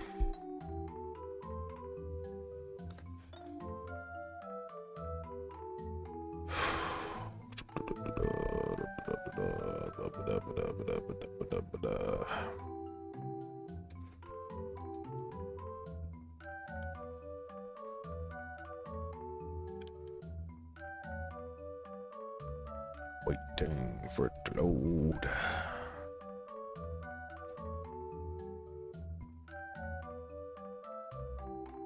All right. Oops.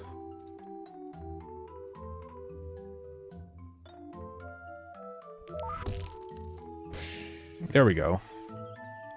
So now he's just on the left like that. I don't really like how that looks, though. We need to think about how this is going to work, I think.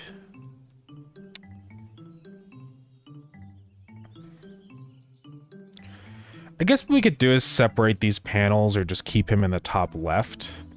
Have him kind of be a completely separate thing over here to the left, and then this just here. That's probably how I'm going to do it.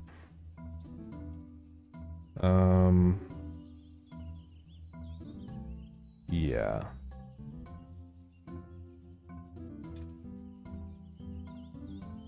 What's that noise? Oh, it was my phone cord. I was like, what? Sounded like a horse neighing or something. Okay. So yeah, we're going to move him out. And all we're going to do is... Let's see, it's fine to have that V-box there. But then I'm going to have another H-box. This is one of the reasons also why I went ahead and did all that. Hey, Paladin, welcome in. How's it going?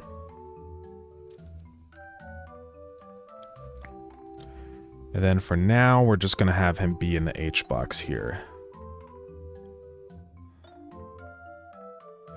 And we'll just give him a set size so that he's not, like, changing all the time, because it was really, like, disorienting before. Let's make him on shrink begin. So he's just going to, like, kind of chill in the corner like that. We'll probably give him his own panel, so he's not just floating there, but we'll see.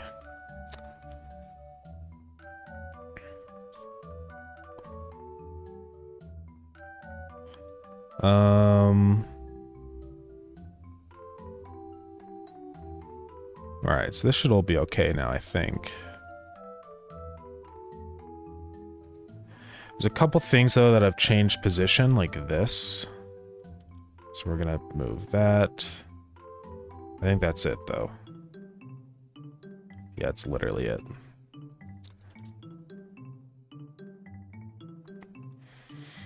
All right. And then he should go invisible. Let's see what this looks like now.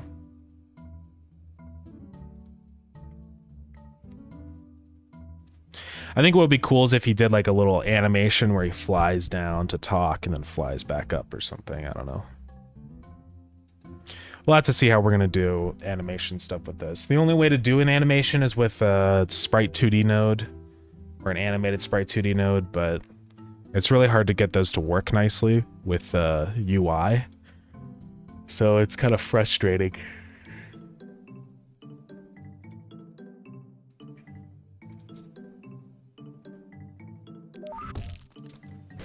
Yeah, I think that's a little better. So now he's just kind of chilling in the top left. So if I give myself some stone... Yeah, I think that's definitely better. And we can just have another box here that's going to be like his portrait image, basically.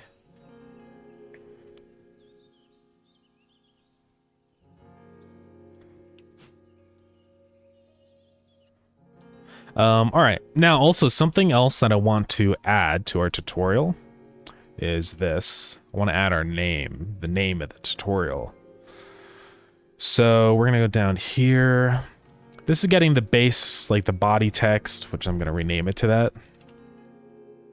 But now I also want var title is tutorial info.name.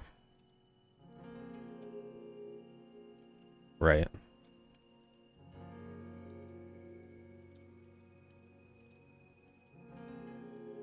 And we're going to append that before anything.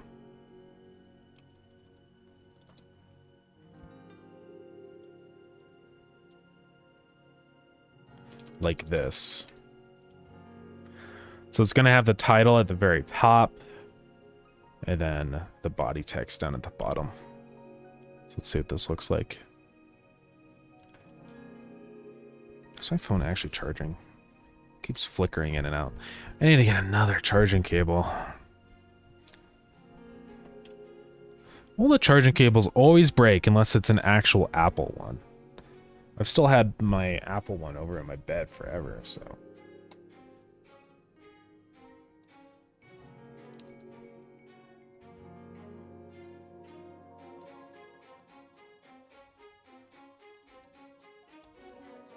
All right, let's see what this looks like. Yeah, so now it has like a title up there, which I like, because it just helps, it just describes what is this little tooltip about. So, I'm also going to change this to be a formatted string. Like this.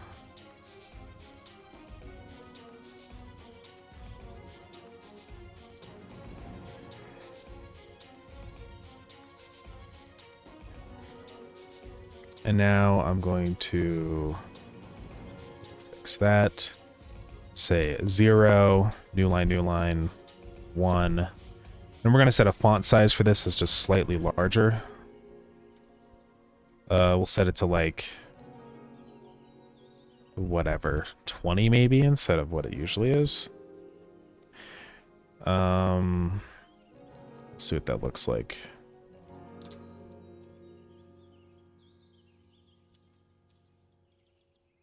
We can keep tweaking that.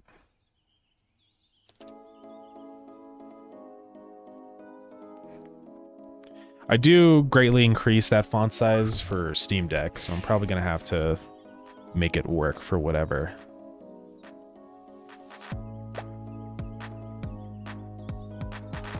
So I'll have to say if Steam Deck, then make it more.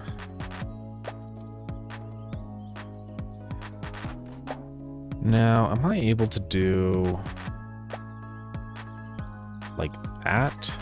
I think I am. 0 is our font size.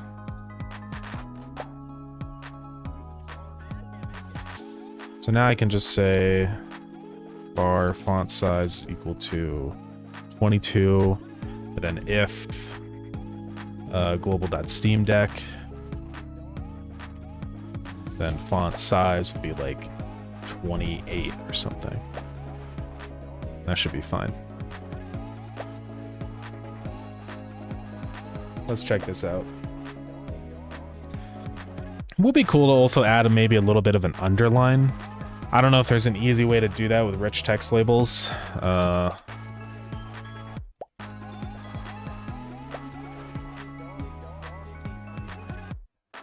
mean, I know you can like do that kind of underline, but I'm thinking more of like a,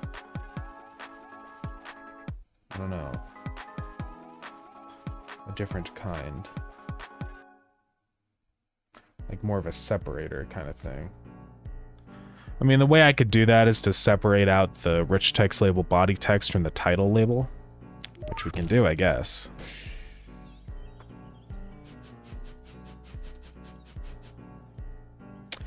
I might do that. We'll see. Then the issue, though, is the animation will be a little borked. So we'll have to see.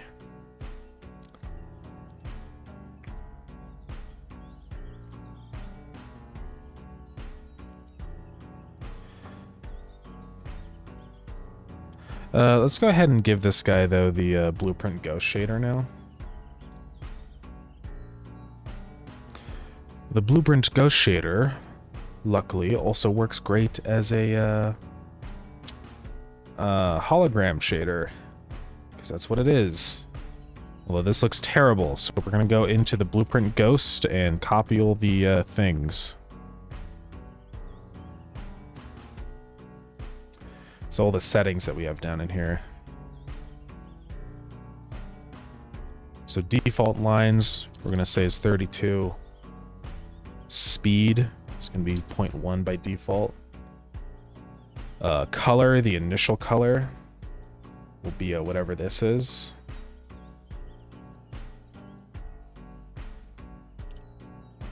.01, 0.09, and 0.33.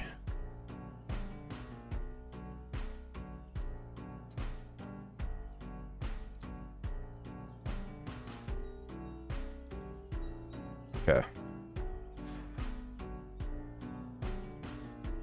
Now back into here. I'm just gonna reset all these settings now. All right. And then also on visibility, I'm going to make him semi-transparent and tinted blue.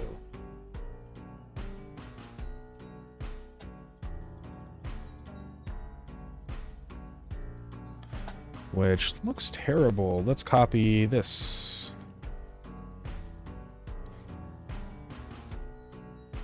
To be fair, he is also on a pure black background, so that's why. Yeah, that'll look good, I think. All right, so next step then is I just want to give him a frame. So, extremely easy. Create a margin. Copy our 9-patch rect. Put that inside the margin. Put another margin. And then put our character. And this margin container will say shrink begin. Now we're going to give this a little bit of a margin, believe it or not. More than that, maybe 10. Maybe even more than that, 15. So something I also want to do is we have that blur effect now that we use on everything. It still isn't applied to our tutorial, so we're going to do that now. And I think that goes after the 9-patch rect, if I'm not mistaken. Hopefully that's correct. Unless that goes somewhere else. Let's go make sure really quick if we just go to like some kind of menu. Yeah, it goes before the 9-patch, so we're good.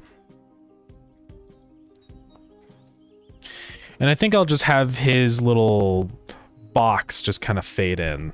So we'll say character box. So on all of our initial code here, this is when we first start it. We're going to say create tween. Right?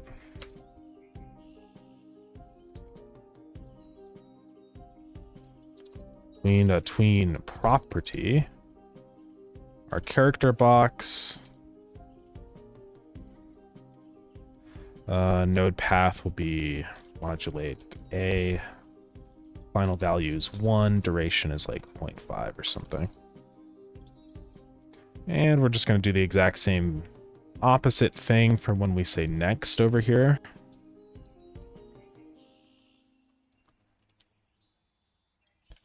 But we're going to lerp him down to 0 modulation. Alrighty, let's see what this looks like. Snooze the ad again.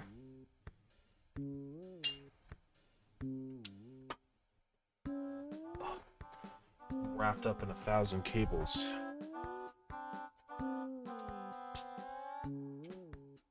Okay.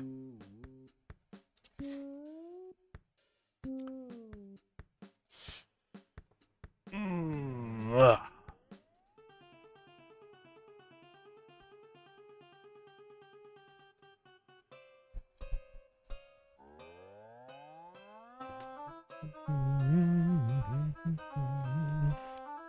So we should sort of fade in.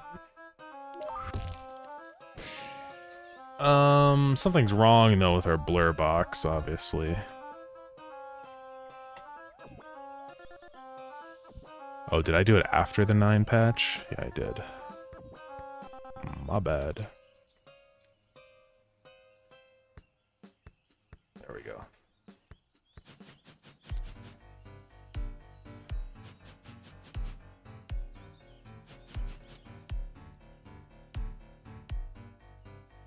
Alright, that's definitely looking better, though. Getting there. I think him fading looks okay.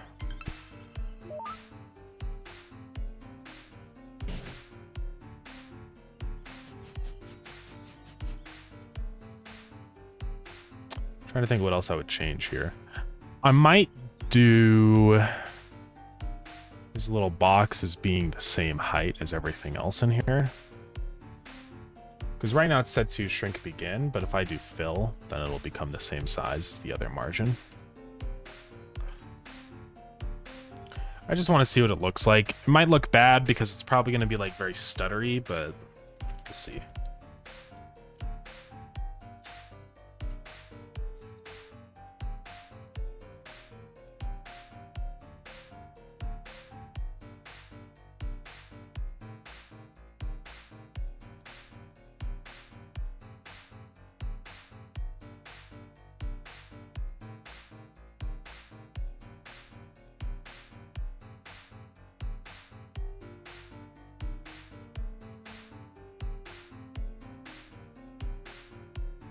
My game.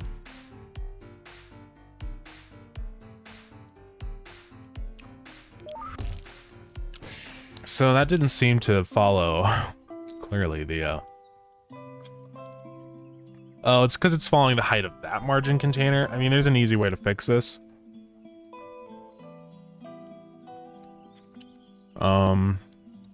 Well, why does it do that? I mean, this shouldn't have unlimited height.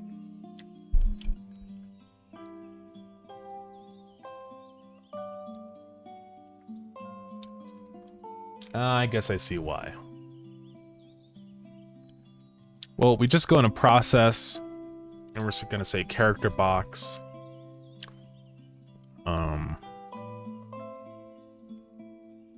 .size.y is equal to this one, .size.y. So now you can see it becomes the same height. And then our little box here, we would say fill. And also, we don't need to set a stretch ratio here of 0.5 anymore. So it'd be like that. I don't know, I'm trying to think about how I want this to look. I mean, we could do no background like that, right? So it's just kind of chilling there. What do you guys think? We can also go ahead and look at some tutorial pop-ups like that. Like the Minecraft hosts.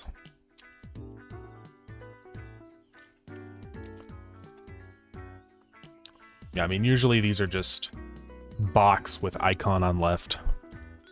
But they're very small. They're not like really tutorials. Technically, that is how they do tutorials, actually. Yeah, tutorial hints.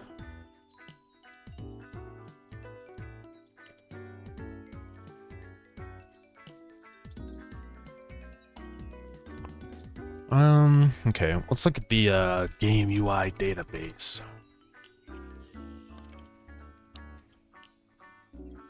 I don't even know what to look up. Tutorial?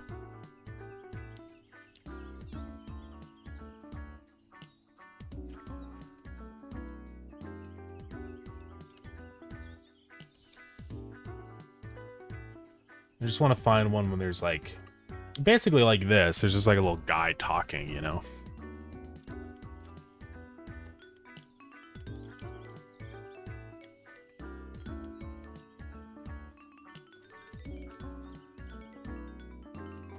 Oh, it's loading. I'm trying to find another one like that, though. Not seeing it in here yet.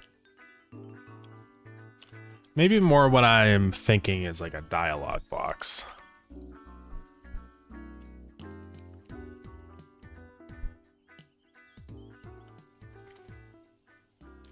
Am I searching wrong or something? Here, dialogue and speech. I think that was what I was doing wrong.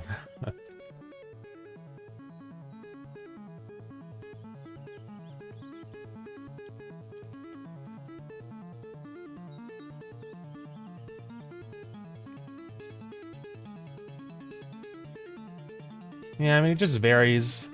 Some are like this, where it's got like the box kind of overlapping on top. A lot of them are more like this, where there's like a transparent guy to the side and then text. Otherwise, there's text like this, but that's just because it's like actually emanating from the character in the world. There's also this, which is the guy like on the top. But I feel like that only works if our dialogue box was on the bottom of the screen. So it's not really what I want.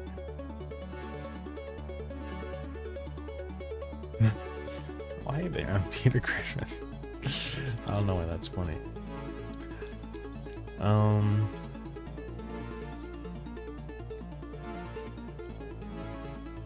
there's like these. They're like just a little portrait window. I guess what I'm thinking about is like Stardew Valley, right? Like Stardew Valley dialogue. Because they have like a little portrait window like this. It's still kind of like the same box though. Right? Would it make sense to have Gearbert on the right side of the screen so that the text is more left-centered? Or you know, it's like... Because maybe having him sticking out on the side is not the play. I think I might know what I want to do here, actually, then.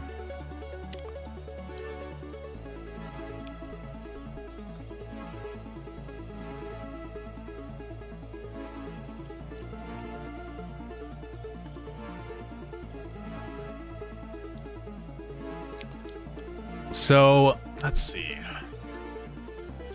Instead of having it separated into two boxes, we just have the one. We've got all that stuff. We've got the H box down here. And that's where we would put our character. But it would actually go on the right of our text. Like that. And then we can still have our margin container down here. With our character. And then actually another margin container. And the character's inside of that.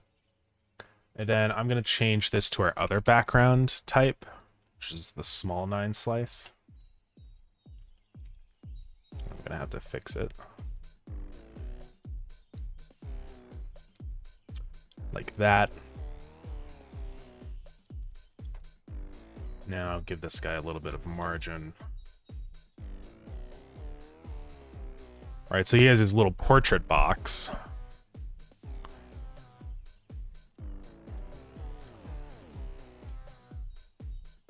Okay, I think I might know what to do here.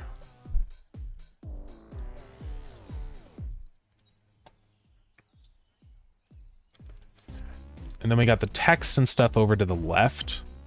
We're gonna have a separator in the center of everything. So I'm gonna go copy that from like a research menu or something.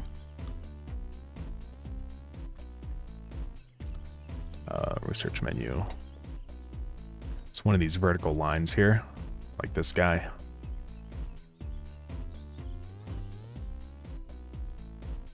Go back into the player.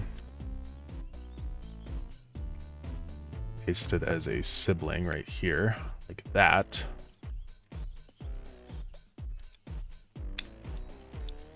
And this shouldn't really have any margins. Welcome in, Finn. How's it going? Okay, so now he's just going to be over in the corner in his kind of own isolated little box. The left and right margins can also be a lot smaller. And then now the text is just going to extend out from the left. So I think that'll work.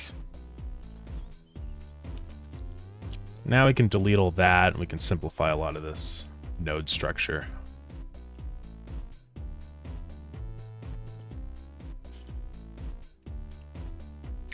So keep that V box, but we don't need the H box anymore. And then also down here, that should all be good. We have the H box with the V box and the character in it. We should be fine. 9 patch rect. The button down there. All right. So now back into the code. We're not going to do that anymore. Also, everything is broken now. I'm going to go ahead and add another export for this because I'm getting tired of it. Main text margin, let's call it that.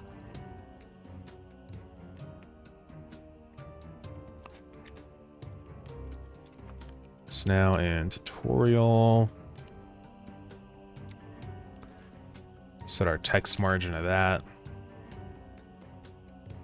Now we're going to get rid of those tweens for now, but we'll probably come back to the tweens and make them work. All right.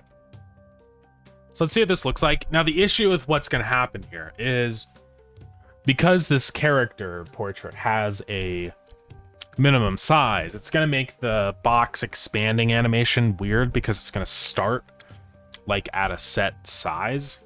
So what I'm going to need to do is probably hide the character until the box actually fully expands and then fade them in. I think that's the only way it's going to make sense.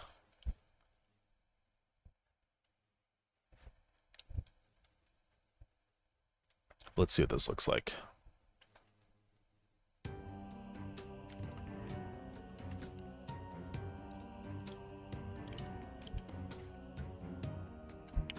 So let's make a new save. Load it up.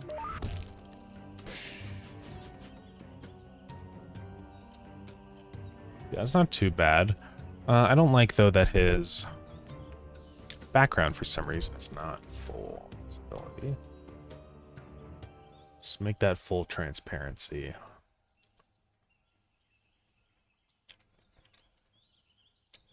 So it'll kind of look like that. But I want his background to... Okay, so we want that to fill, but then we want his... let's see, this margin container or layout container sizing, that should shrink center so that he kind of stays in the center of his area. Yeah, that works.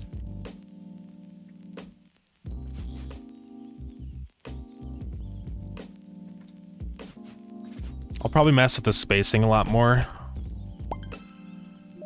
But see, that's the issue I was talking about, where he doesn't, like, go away.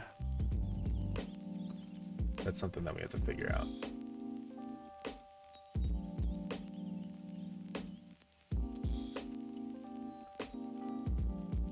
And I think he's too tiny.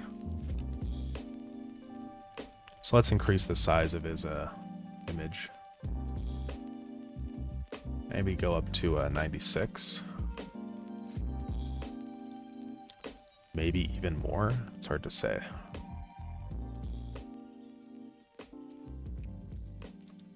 You know, I mean, I don't want it to be too crazy, but...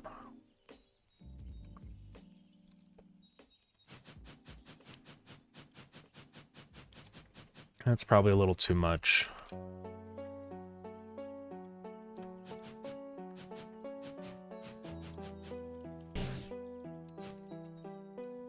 Okay. And I will actually give these margins just a little bit, so that he's not, like, right next to the side. A little more space in there.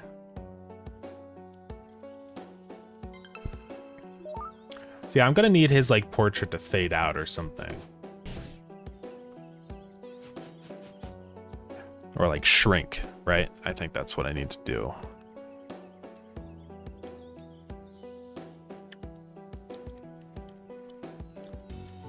Maybe he doesn't have a minimum vertical height, so he just kind of shrinks in from nowhere. Might be the way to do it. And then I could hide everything else until the horizontal box is expanded out, maybe.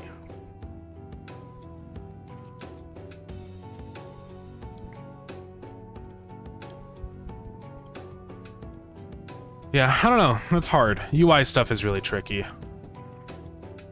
There's always so many constraints. Like, you want it to look good, but you're also battling with just, like, making it responsive for different resolutions and everything, and make sure your text is readable, and it's just, you know, it's a lot.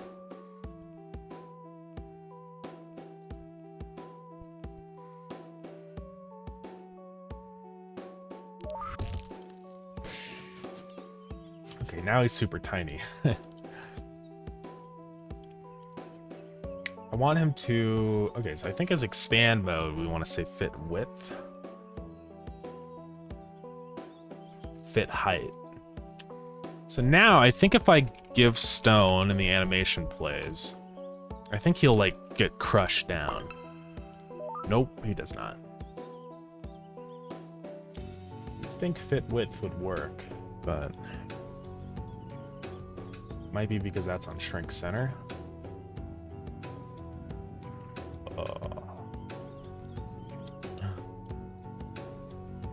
What have I done? Okay, don't do that. So yeah, the size of this margin denotes, or we can just set a minimum or a height for that. Or we set the horizontal height, but keep that height at nothing. And then now what we want to say in here is this is no longer... should be on fill. So now this character can be on fit height. No, we can't have it on fit. This is tricky.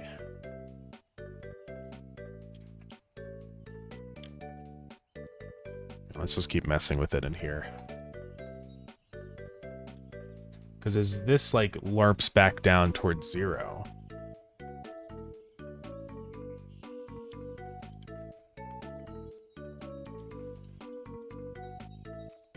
yeah, this doesn't work, so... fit height is always going to be an issue here.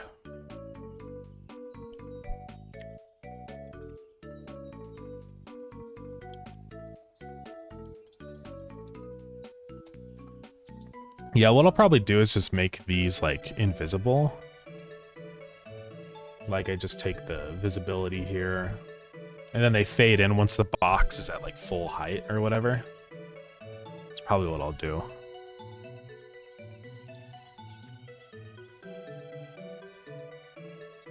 It's hard because... how am I going to make this all work? When our box is at full height, I need him to, like, snap to 96 pixels for sizing.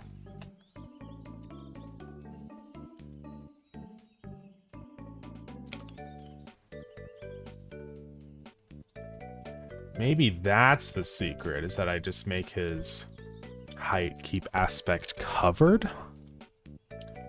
And then as this expands... no, because his little box doesn't expand. Ah!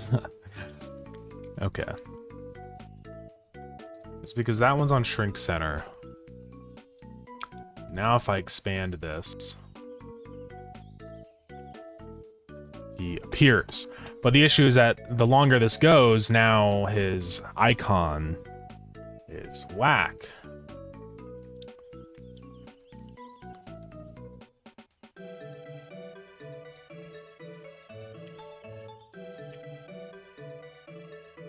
Man, what am I gonna do about this?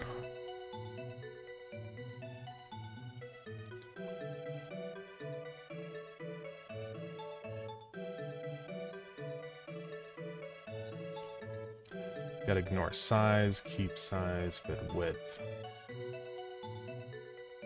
I'm just gonna have to do this. He's just gonna have to start at 0 for his minimum sizing.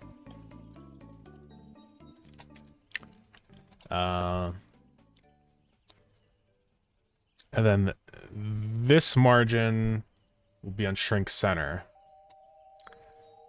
So that he's gonna start as just being like in like a tiny little blip like that.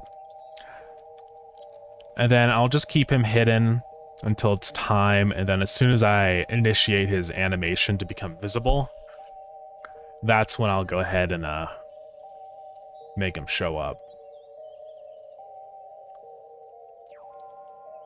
It's the only way it's going to really make sense.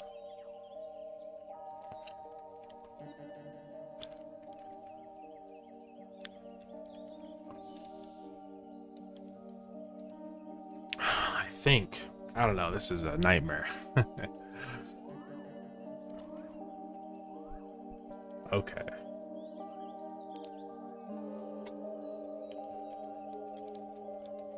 Because I don't want the text to be shifting around. That's something like I want to avoid.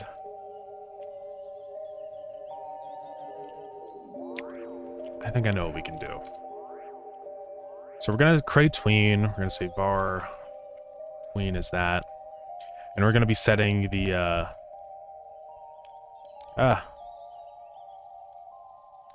alpha of this margin container.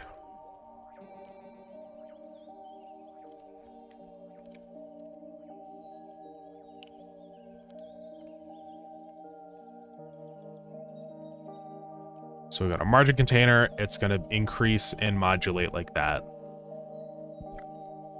And then the second that we dismiss all this, then he needs to go away. So we're going to say on next. We're going to have another tween. And that's going to go back down to modulate 0, but it's going to be a really quick one. Like only a quarter of a second. Now also what I'm going to say is that his minimum size will be a ratio of the custom minimum size of our whole box. So if our normal maximum size is 300, what is 300 divided by 96? It's about 3. Do I still have a reference to the character box? Yeah, I do.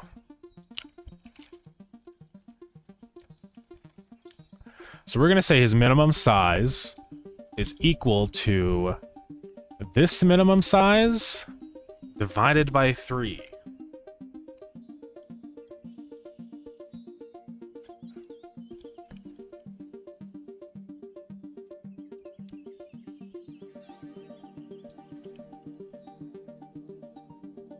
I think.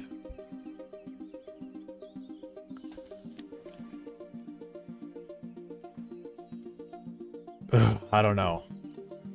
Because as this increases, I need to make sure that both of these are expanding. So back into the tutorial code.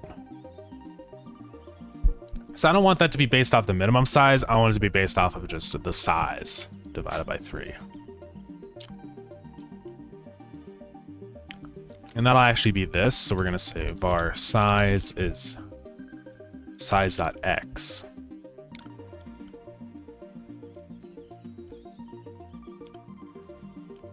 Oh my god.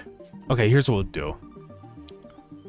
Say it's going to be a vector 2 or horizontal size divided by 3 and a minimum of this divided by 3 or text margin.size.y.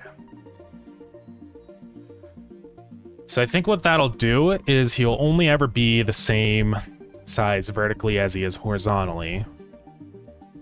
But if our height is 0, then that's going to be kind of choosing that as the primary size. So he'll like expand up. I think, God, I don't know. Yeah, this is tricky. Maybe I shouldn't put it over there. Maybe I should just do what I had before. I don't know. Let's give this a try, see what happens. It's probably going to be all sorts of messed up.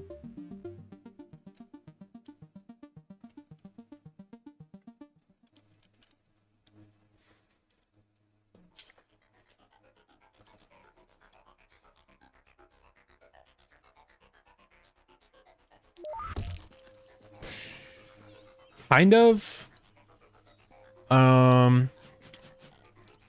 But the tween didn't work. At least it looked like it didn't work. That tween kind of worked.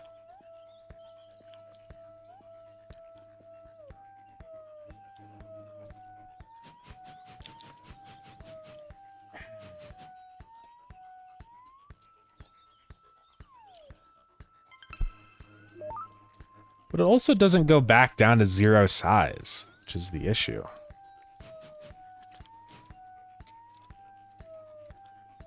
I don't know how this is going to work.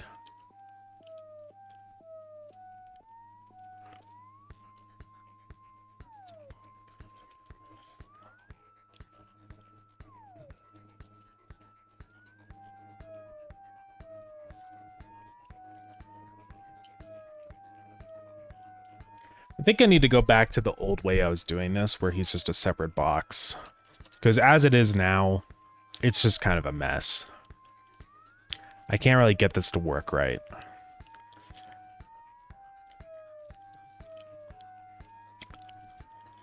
So, I hate to do it, but I'm gonna do it.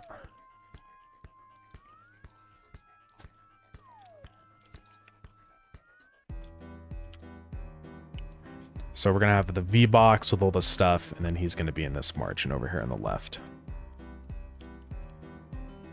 It just got way too complicated.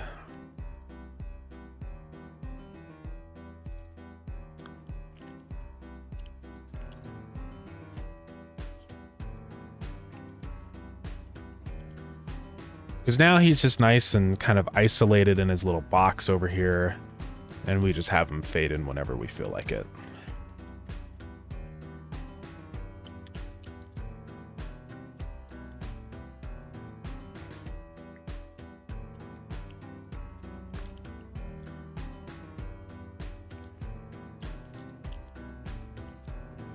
So here, let's just give this like a set size or whatever. So I'm going to be shrink center.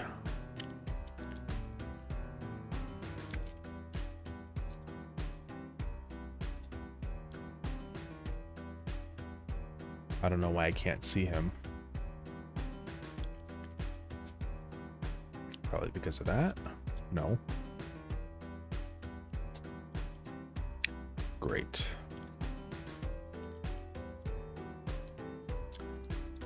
I mean, that has maximum size, so why can I not see him? Or one of these on shrink or something?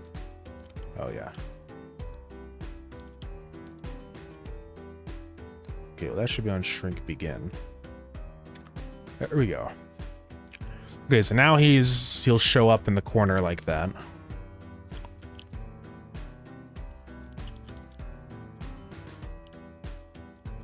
So he's just gonna fade in. And then this text is gonna separately extend out and go down. I just think that's gonna be a little bit easier to handle.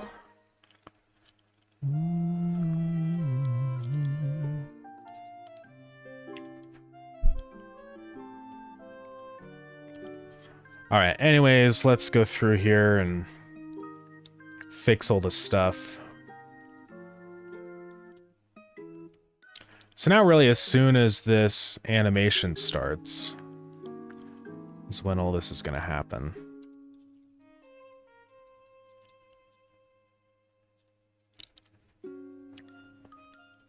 So that's still the thing now, yeah.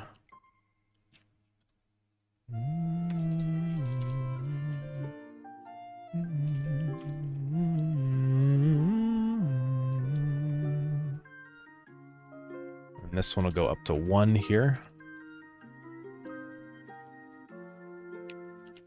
All right.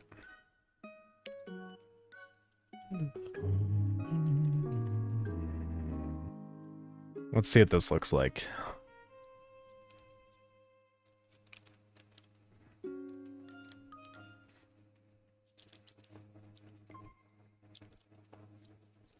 So what should happen is that he's going to fade in. And then the text box is going to go, you know.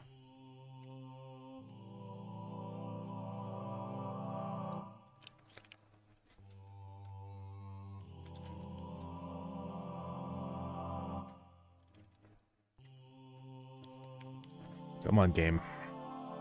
Hurry up, game. All right. Let's see what happens. I wasn't paying attention, didn't look at it.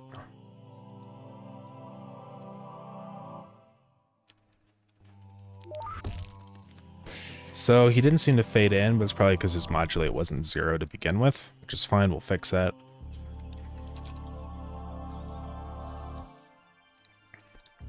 Let's see what fading out looks like. He did not fade out either. I don't know why he's not doing anything.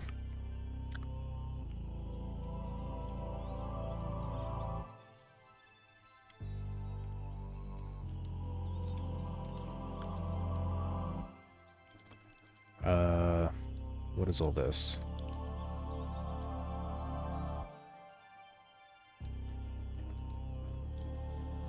Oh yeah, this is all messed up.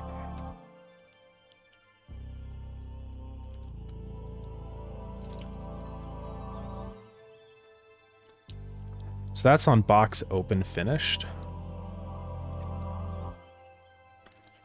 Well, that wouldn't make any sense. Get rid of that.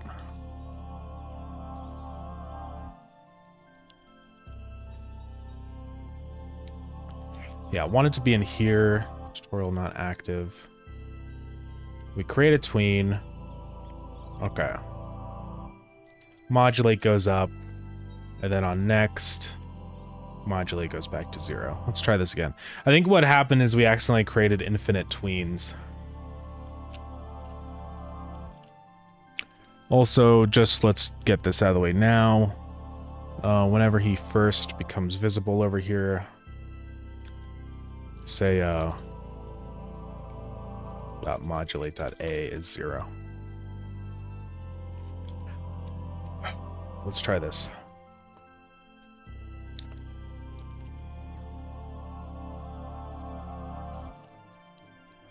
All I wanted was just a little guy that talks in the corner. Also, I was thinking about how we could do the animation, and I realized we could just have 2 separate textures of his mouth opening up and down and just swap them out. Like have a timer that just replaces the image every half a second or whatever. It's stupid that that's the way that we have to animate it, but it's doable. Obviously, we can't do like a complicated one where he like goes up and flies away or something, but it'll do.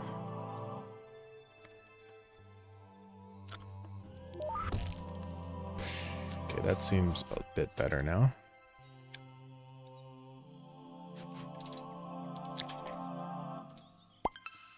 He fades out.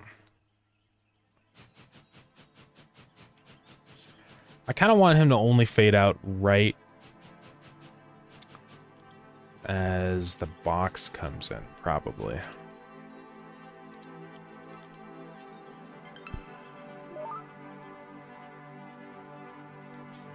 I might also have him just shrink over in the corner. So I think I'll have another tween.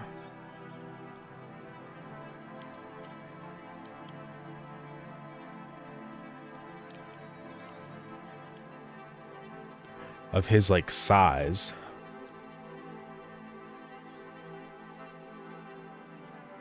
Then we're going to say tween, that's set. Parallel true. And that's going to be of node. Character portrait. Here's a custom minimum size. Will become vector 2. 96, 96. And this is in process, yeah. So it'll grow to 96. And then down here, or up here, wherever it is. In the next function, here we go. It'll shrink to 0.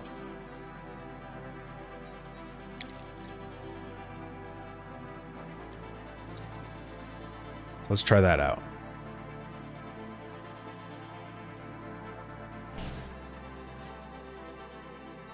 So we have to get out of everything, I think. Unless it won't work. Let's see.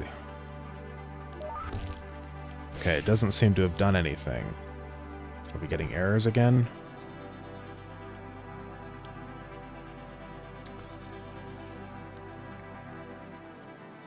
It's because character portrait didn't exist. I'm going crazy, guys.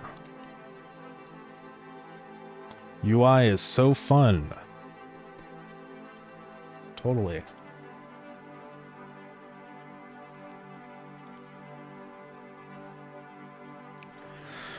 So let's see, we still gotta add a menu to view the previous tutorials. We'll work on that.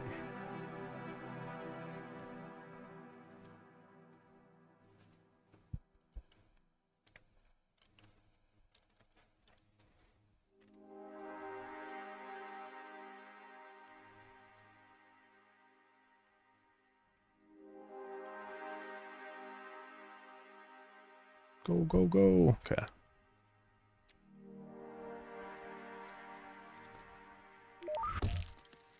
Okay, something whack just happened there. I don't know what's going on anymore. Okay, that seemed okay, though. Oh, I think it's because his initial size is already set to 96, so it doesn't work.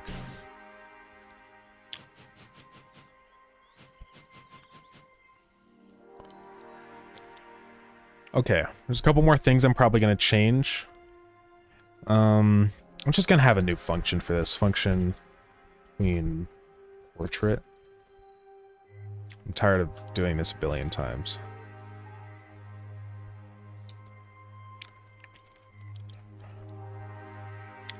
And then, I'm just going to say status.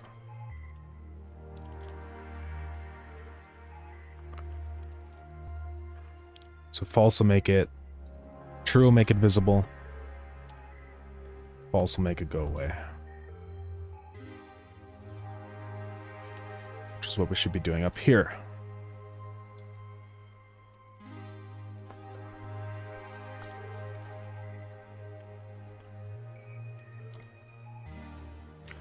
Okay. If status else.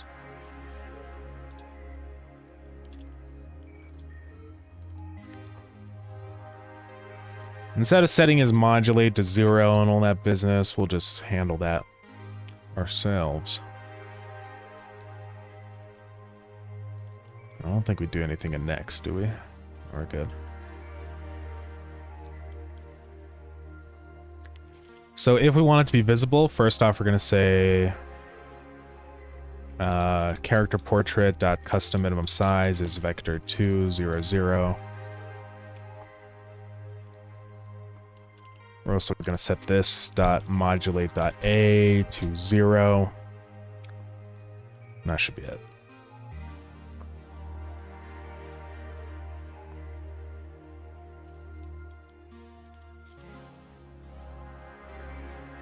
Let's try this again.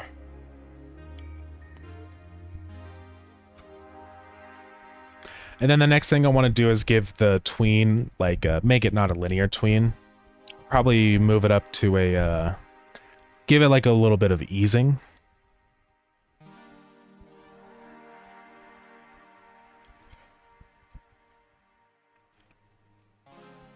Just so it'll kind of happens faster.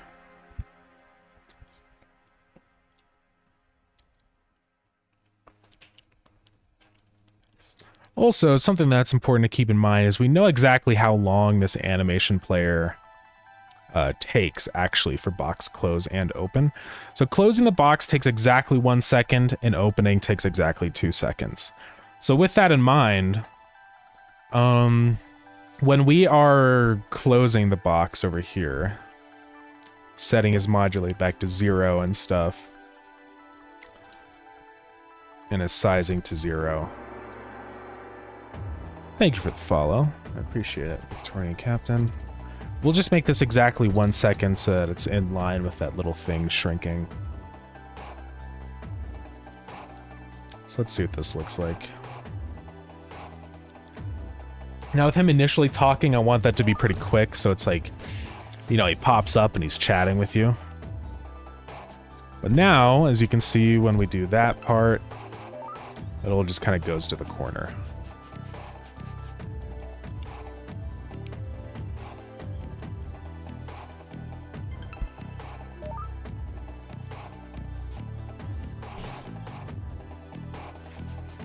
I think that'll work.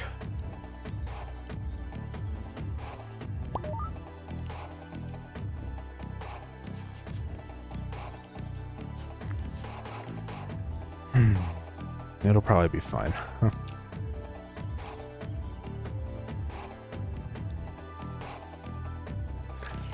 I do wish I could lerp up his height to the height that I know that the margin will be once the text is done, but I just don't know what that's going to be, right?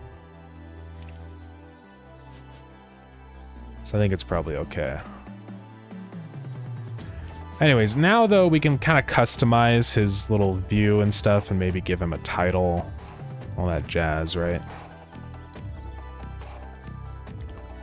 So we can add a V-box with him in it, then add a label underneath. It says Gearbert, so that people know who's talking.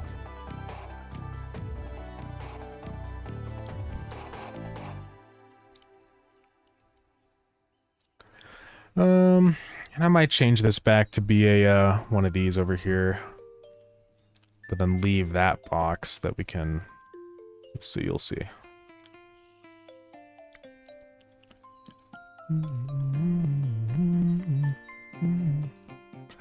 So then inside the V box, we're gonna have another margin. Boom, put it there. Add another margin. I love margins, guys. Could you tell?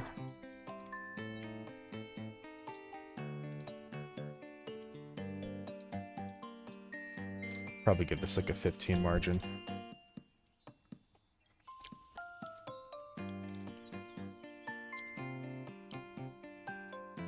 Now we'll give this a little bit of a margin. Mainly just top and bottom. Oops, not that one, this one. Wait. Oh yeah, it should be this one. Oh, is this not set to fill or something? What? Changing that margin should increase the size of this.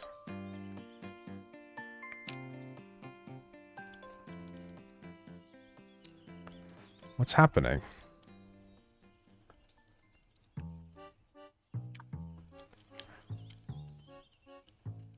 Oh, never mind. I'm using the wrong margin. It should be this margin that I'm changing. There we go. I don't really need any on the sides, mainly just top and bottom. I might go even a little more, because I want to do his little, like, wiggling animation thing.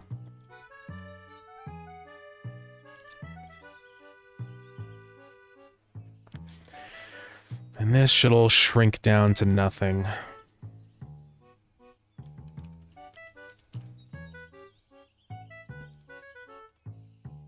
Alright, so let's go ahead and draw another frame of Gearbert. Sorry this is taking so long, guys.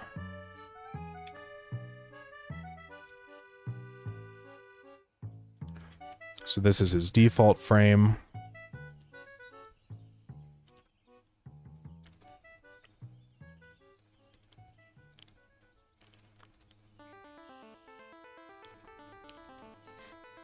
Go ahead and create another one. Let's see, what size is this? It's 18 by 18.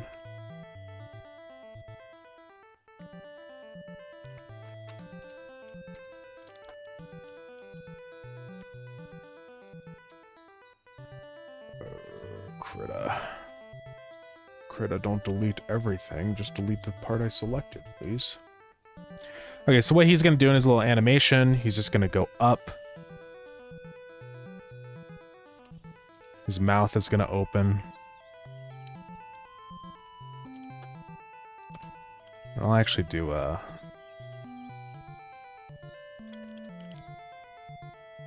want his arms to kind of splay out a little bit.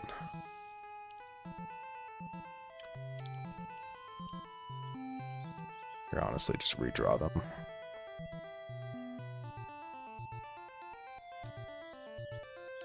I guess they could just splay out a little bit like that.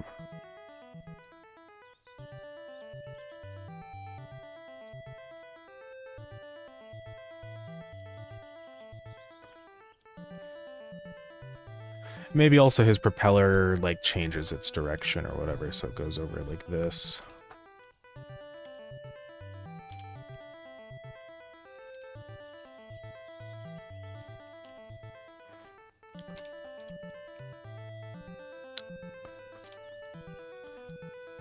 I'm probably going to change his whole thing in here.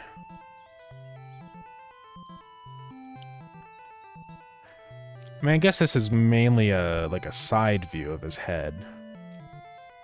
Like we're facing him side on. Yeah, I'm gonna change how this is. I'm gonna say Gearbert Portrait 1. And I'm actually gonna increase the resolution of this too, I think, because it's like a portrait. So I think we're gonna go up to 32 by 32. Now I need to completely redo him. Same with that one. Yeah, this will just give me a little bit more room. I need to find a really good image of Gearbert somewhere that I can use as reference. There might be a decent one in here. Like, I wish I could zoom in on this. Let's see. Can't quite. I don't want to have to open up Pogo Rocket.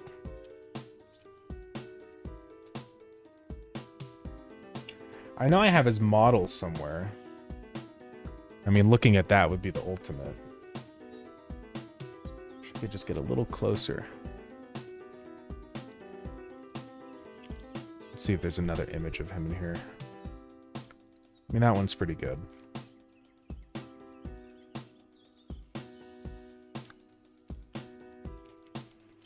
It'll be enough.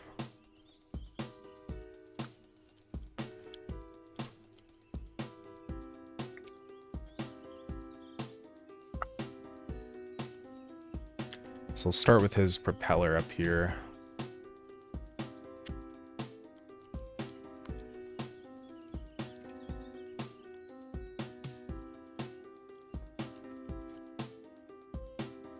Okay. And this will kind of be like that.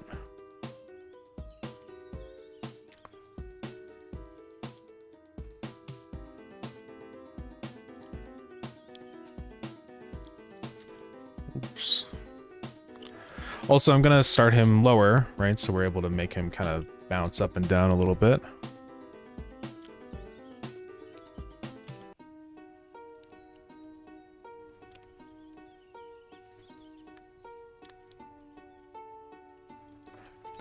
Okay. Now looking at his shape, he's very rounded on the top, but then near the bottom, he's kind of just flat. How big is my rectangle? There we go, 14 by 14. Just keep increasing his size until it's where I want.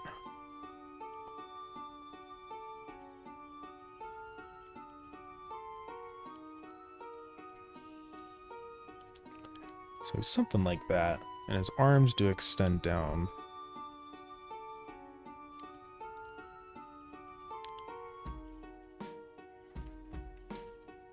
So this is basically how Gearbird is. Yeah, this will work. I just needed to kind of redraw him because, like, that other drawing was kind of more of a top-down perspective, but it doesn't make any sense for a portrait. It's kind of just really confusing, the perspective. Hey, Adagon, thank you for the hydrate. How's it going?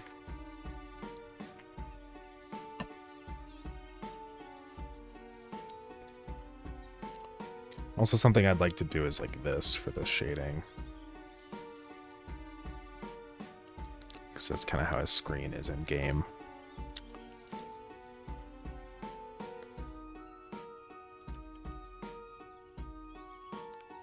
Got more features for the jam site. Nice. Yeah, that'll be nice.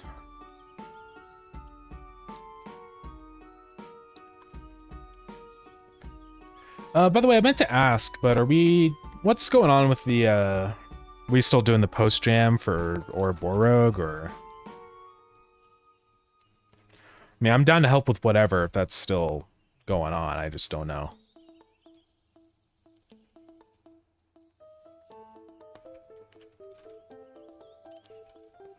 I'll do some stuff this weekend? Okay, cool.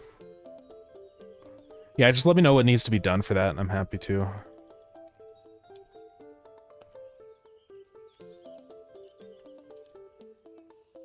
I think I might do something like that.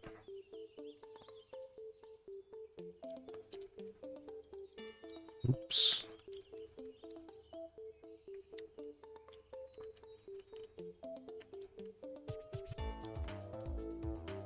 So he's got like a tan bit here. That basically just goes all the way.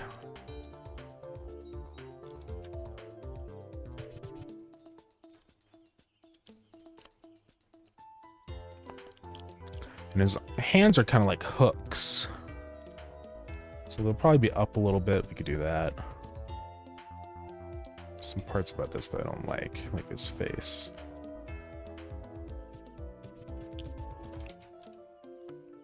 I guess should maybe be like that. Also don't like how that looks. Oh, threshold is like high. There we go. Might actually increase the size of his little border.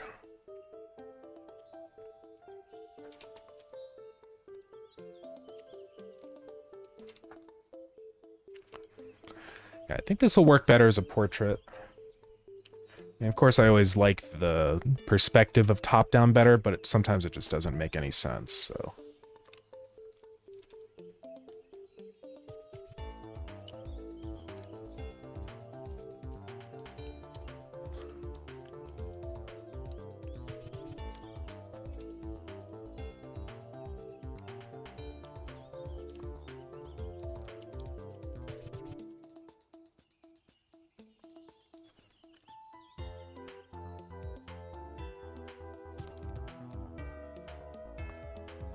Yeah, I'm fine with giving him like a little bit of perspective every once in a while, but not like crazy.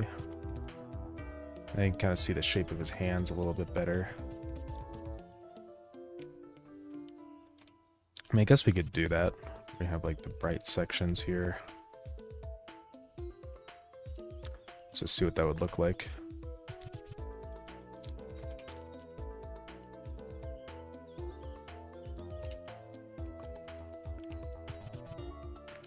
I don't mind that too much.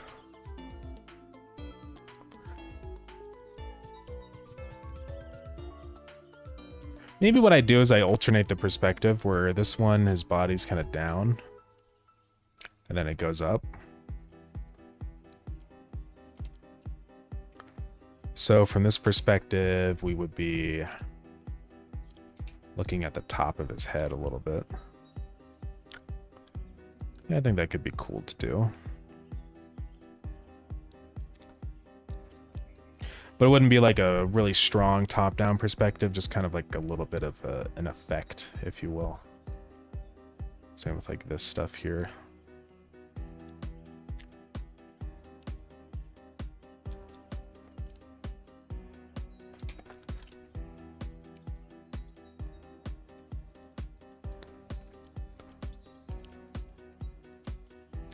I might go with this down here.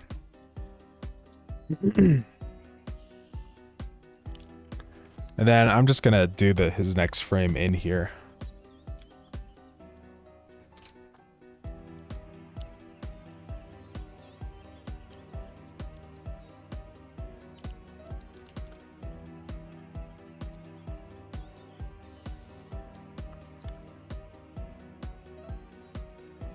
So yeah, his body might need to be a little smaller. I'm gonna do that. I don't think his propeller is large enough. It's gonna completely shred his everything, but it'll be fine.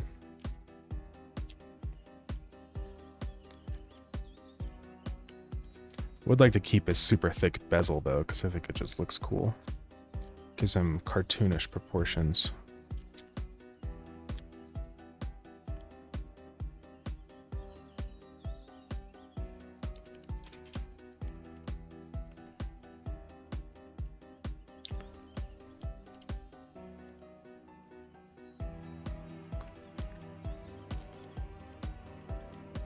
All right, now we have more room to increase the size of the propeller, which is good.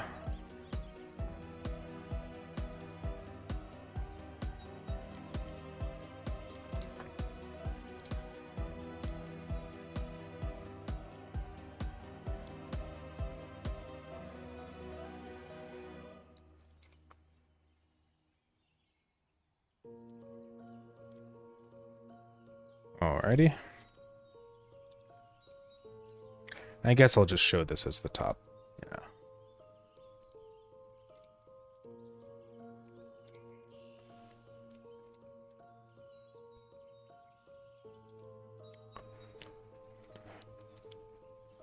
So it'll look sort of top down there, and then the next frame it'll kind of flip directions.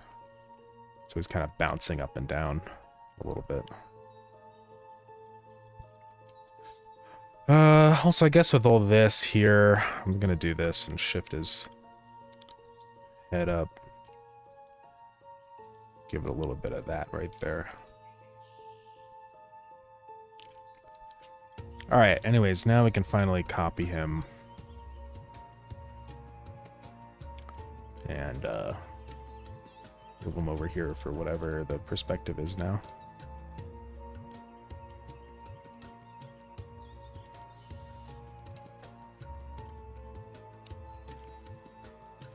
I think I see. This is going to be down.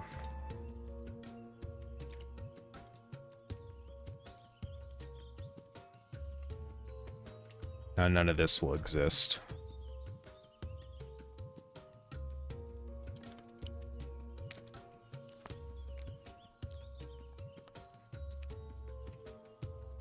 And that would actually be even a little more different.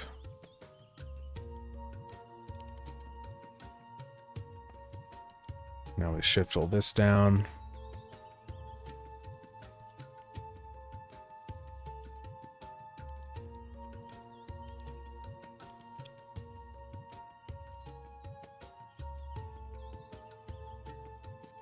What is going on here? Okay, there we go. Well, he's used Krita. No, I actually swapped over to Krita away from Paint.net. I used to use Paint.net and it was fine, you know, for a while, but eventually I think it just kind of got to the point where I was like starting to become a little bit limited by some of its, you know, because it's an old piece of tech. It doesn't have auto saving or anything like that, so I think it was starting to get a little bit frustrating to use. Crit is nice because it's got all that, so it's a more modern piece of software. Yeah, I've enjoyed using Krita. I mean, I know it's not really for pixel art, but I don't really care. It still works. Like, I can still do all the things I want to, so I think it's okay.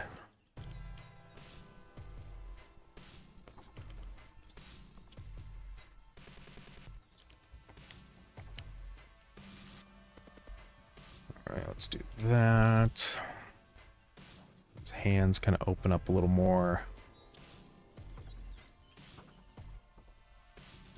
Yeah, Krita's been nice. I don't usually have any major issues with it. I mean, most of the problems that I ever have is just because I suck at using it and need to practice more, you know what I mean? So it's like, otherwise I think it's been nice.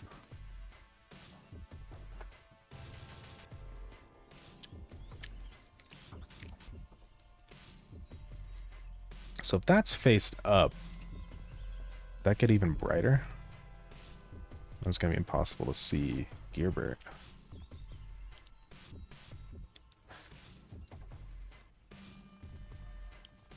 Also, this is completely spaced wrong. It should be 5 pixels away, but it's only 2. Let's do that.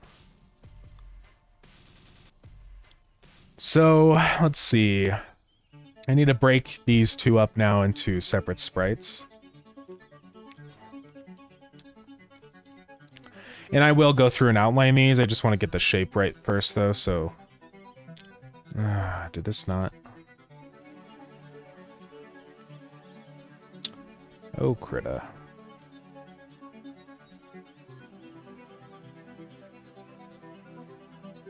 What are you doing, Krita? Stop.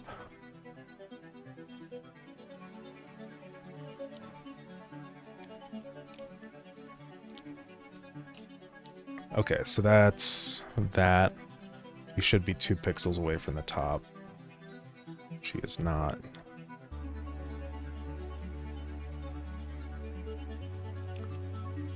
Okay, now I'm just gonna select this region. Boom. Bada bing. Krita. Okay. So that's Gearbert Portrait 1. Then we have Gearbert Portrait 2. And it's stupid that we have to do this in code, but it's okay.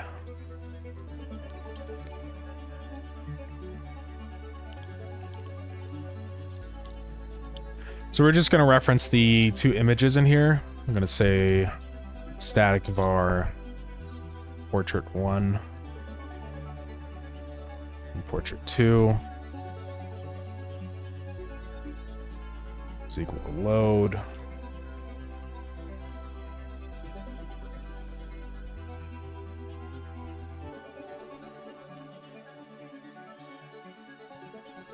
And then every half a second or whatever, we're just going to swap between the 2. So this will be timer, portrait swap. And this will be every 0.5 seconds, auto start it. Timeout, connect to all the way down here.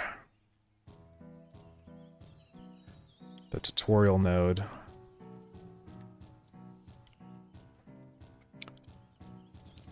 I'm just going to say var cur port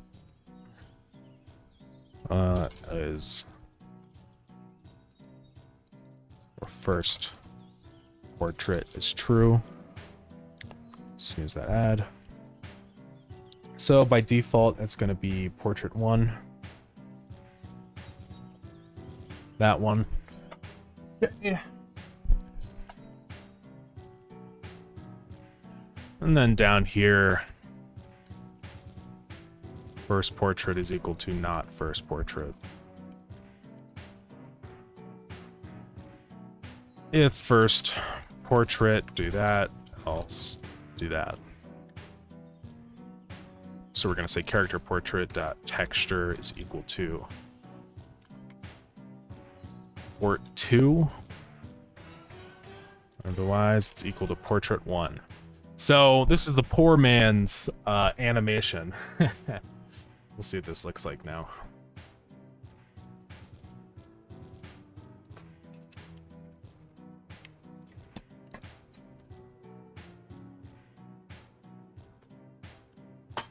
Yeah, it's pretty nasty. I have to do it this way. I mean, I don't know. Maybe there's a way I could do this with a animated node. Just don't know how that would work, though, because I can't, like, shrink it or anything, so I don't know what would happen with that. Yeah, it's stupid it has to be this way.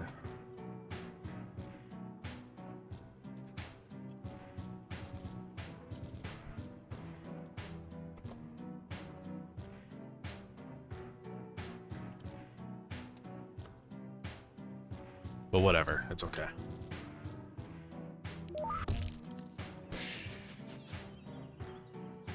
Alright, so yeah, definitely some things I'm going to change with that. But it's not too bad, actually. I thought it was going to be worse than it is. So, that's okay. So this one, I want the propeller, right, to be, like, facing the other direction, so... It's going to be kind of, like, going up like this.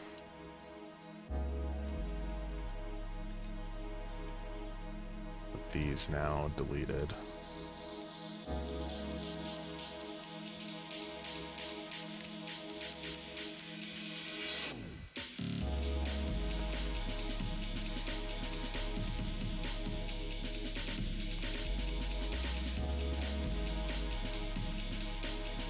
To make it somehow look right.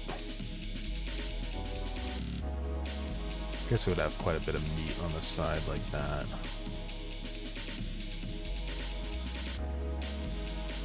Maybe I have that behind it or something.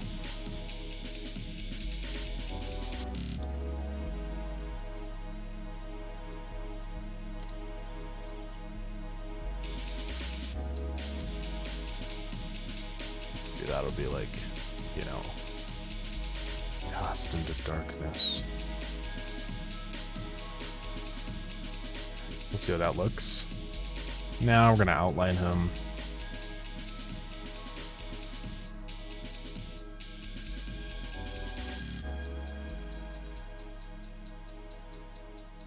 Went to the Boston game loop today? Oh yeah?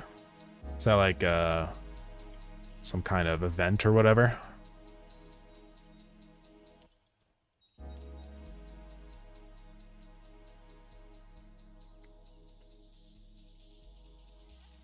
A con or whatever, whatever you call it.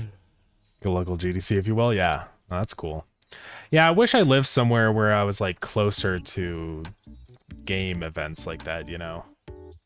It would have been really cool to go to the Godot Boston event, but it's just so far away and it would be so expensive. I don't know, you know.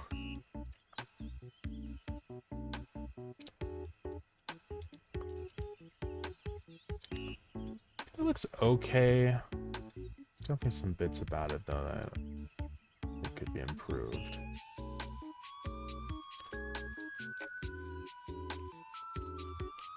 I kind of would like a couple more frames in there. Of course, I know, though, that that's... I guess we could just draw one more frame of kind of an in-between of those two, because we have, like, the one where he's up. So it would basically just be this. But we tweak it a little bit. That would be okay.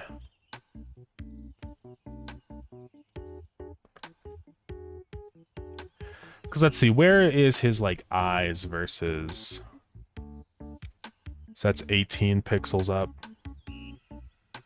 And then here it's 12. Is that actually true?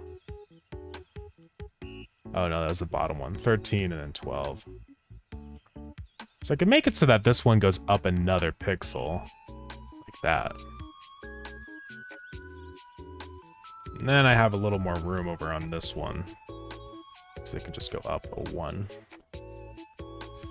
Yeah, I'm in Colorado. So there might be something in Denver, I guess, but I don't know. I haven't really checked or anything.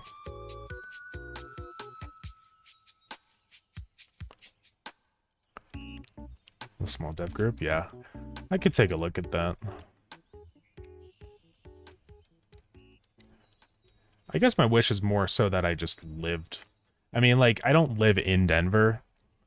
I can get to Denver, but it takes a while. There's always traffic on I-25. It's always terrible because it's in eternal construction.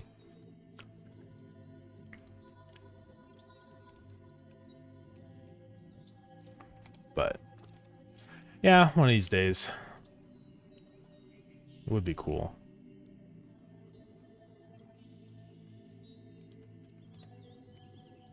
Alright, so he's just going to be kind of going up a little bit. I guess I could, like, start his mouth opening or whatever.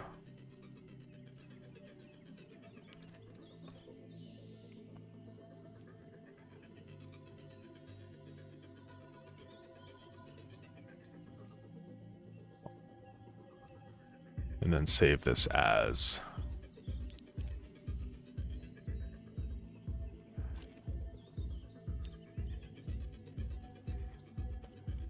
I'll just save it as Gerber Portrait Middle or whatever.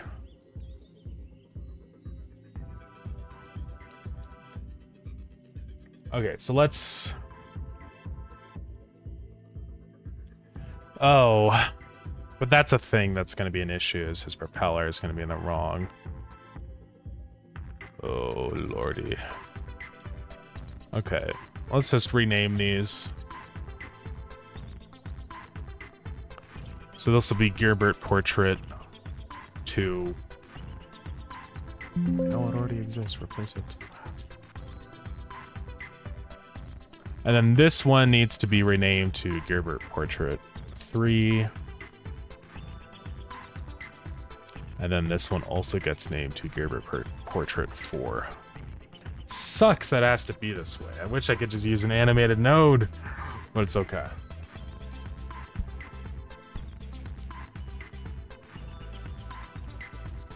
I should make a custom texture rec node that does that, honestly.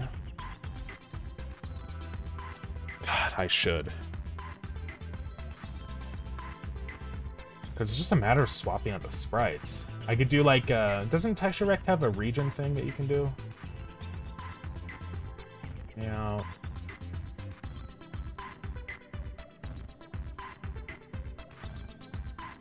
Oh, there's no region in texture rect. I thought there was, though.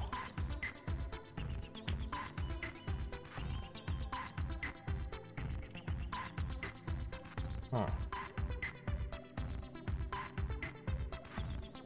Am I crazy? Might be thinking of these other nodes, like this one, yeah, the region rect. What other kind of control nodes are there?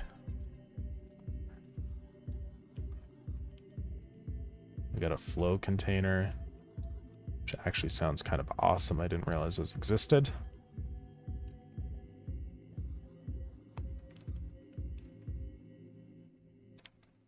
Oh, that's cool. But yeah, as far as like textures go, here, let's just look at all the control nodes. Okay. So we've got a couple base classes: video stream, tree, texture rect, tab bar, a reference rect. Okay. Panel, menu bar, label. That's nothing. Item list. We've got our separators, our ranges, which has a spin box. All right, ads are over, everybody. Graph edit, which is experimental. Our code edit. Interesting. A link button.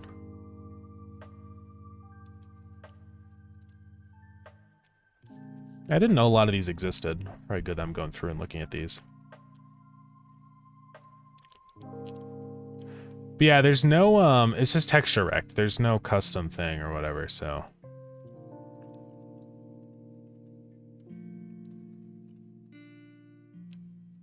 And these are the graph elements and stuff.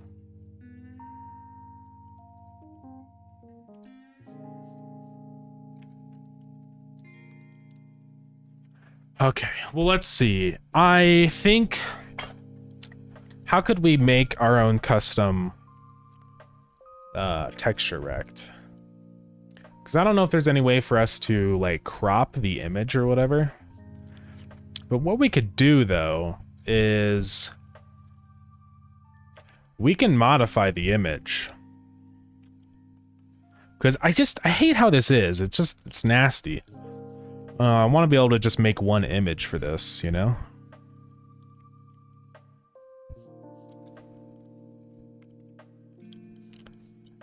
Let's experiment.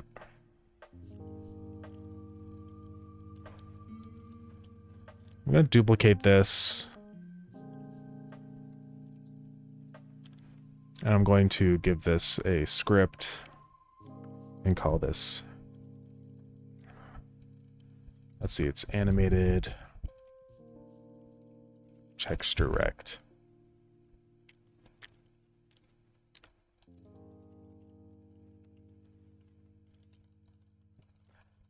Watch them, like, make a real one, and then all this is for no reason. It's fine. Okay, so what it's going to do is it's going to do some image modulation.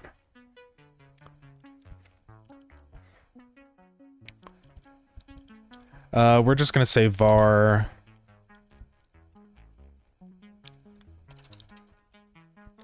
image frames, right? So we have vector 2. That's going to be export. So by default, it's just 1. And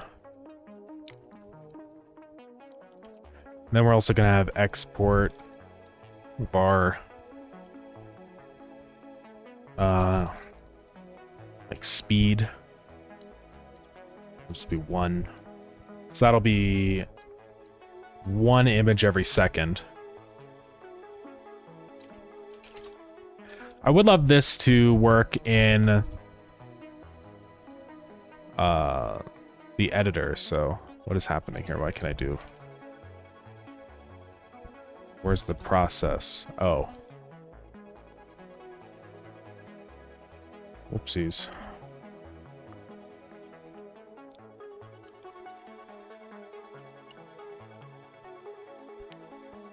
Var frame progress is 0.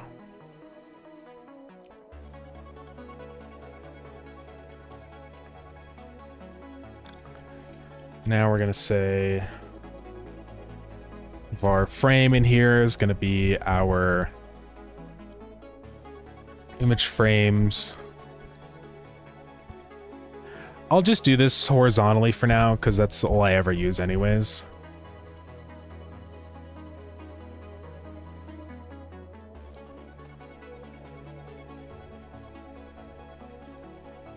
So that's going to be the number of frames we have, like 4 whatever.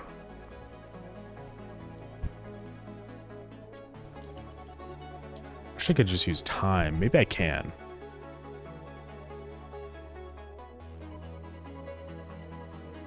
Ticks in milliseconds, and then we just say mod % image frames. This could be interesting.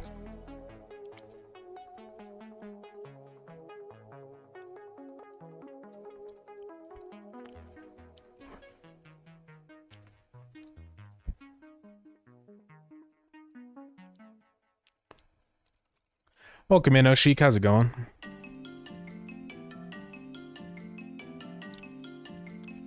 Oh yeah, this has a delta. I don't know why it's all broken. There we go. I am currently making a new node right now because I'm tired of it. I'm making an animated texture rect. Yeah, we're finally using Gearbert. So I'm getting modifying a texture rect so that you can put in a sprite sheet and then it animates it. Because I hate not being able to do that. It's annoying, right? Yeah, new node alert. I can also make this a tool script, because why not?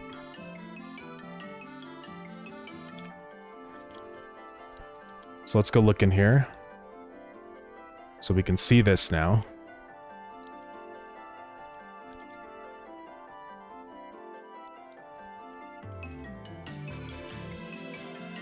So let's print out what our frame is.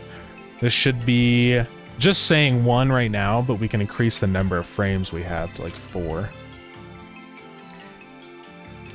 Can you not print as a tool script? You might not be able to.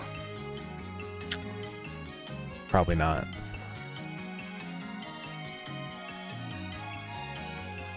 Oh, I probably have to just close out of the scene and open it again.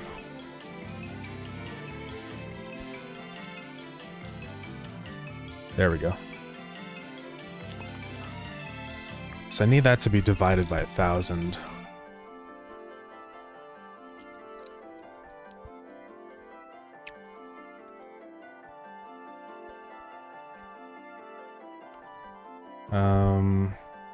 And I guess convert that back into an int.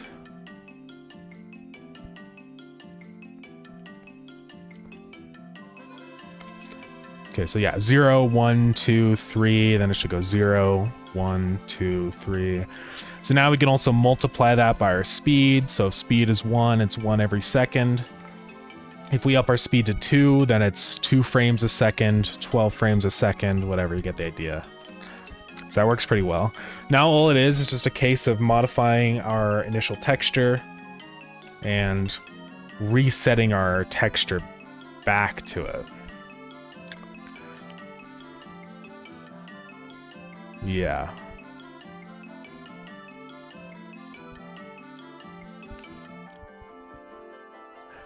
So I need some kind of signal for whenever our frame is changed, right? I think I'll just say var frame is 0, and then if this is going to be new frame,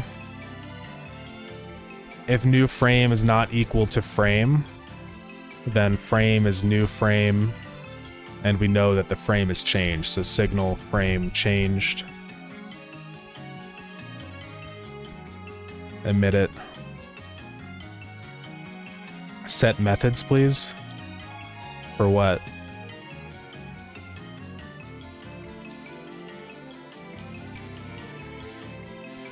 For setting the frame and stuff? I don't know how to do that. Isn't it like set or something? You can like make a... Yeah, set new value.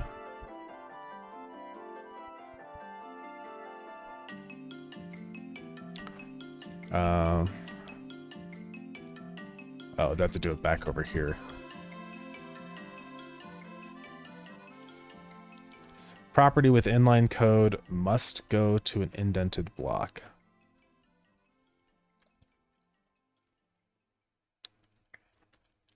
So what does that mean?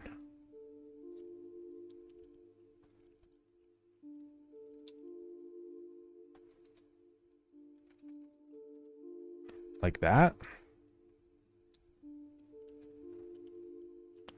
Oh, after that I indent?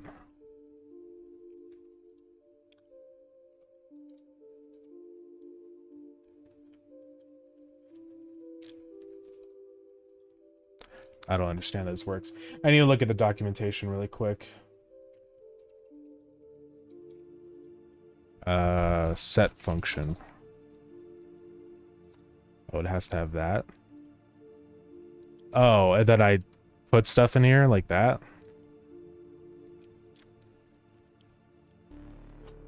Here, I'm just going to read the documentation really quick on this.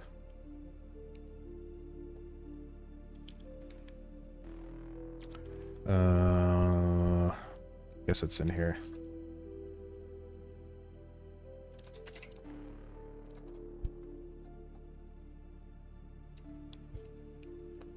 Okay, that's how it works.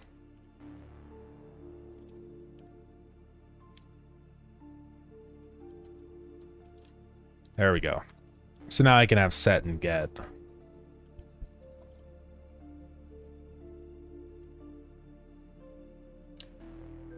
Return frame. And then whenever I set the frame, I'm going to have to do stuff.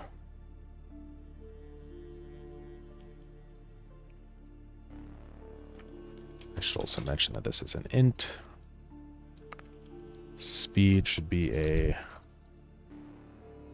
float. Yeah, frame is equal to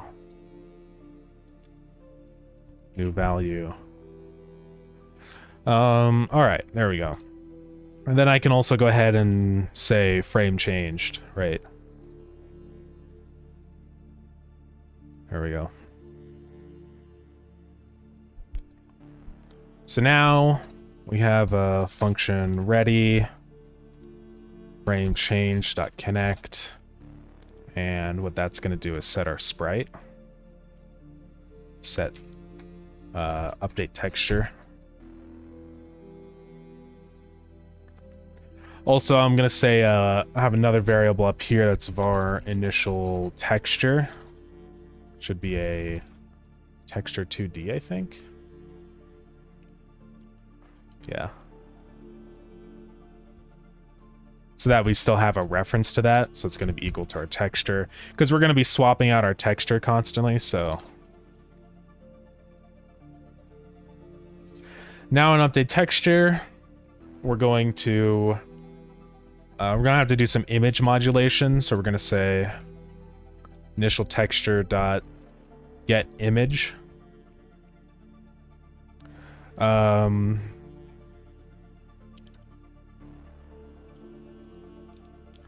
Or let's see, we need to get the image from, we'll figure this out.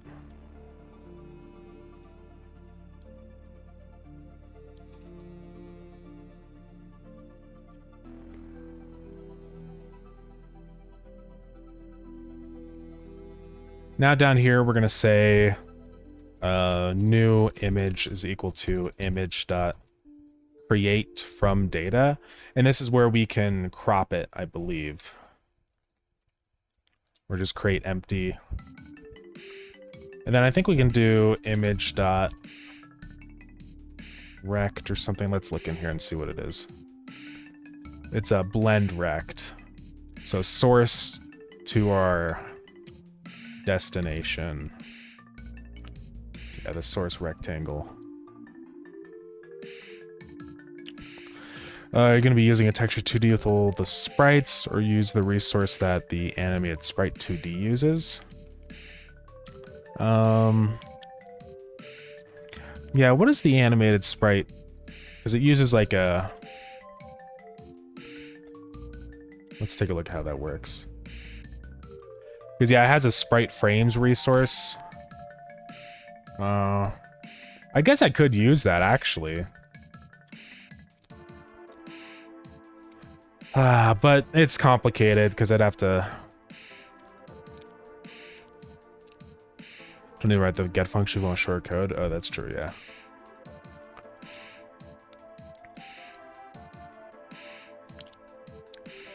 Add frame.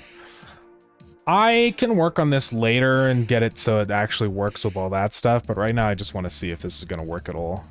So we'll get to that later. The only issue I'm seeing here is if I'm swapping out the texture as a tool, I think it'll keep changing the texture in the editor, which is bad.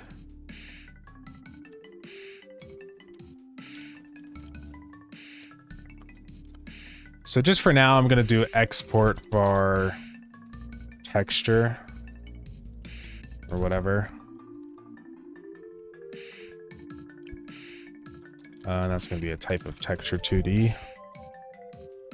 So we'll use that as our initial texture and stuff. And then down here, we're just going to say texture is equal to new texture. Whatever that is. Will actually be a new image dot, or it's going to be a, what is it, image texture. Create from image, new image. Okay.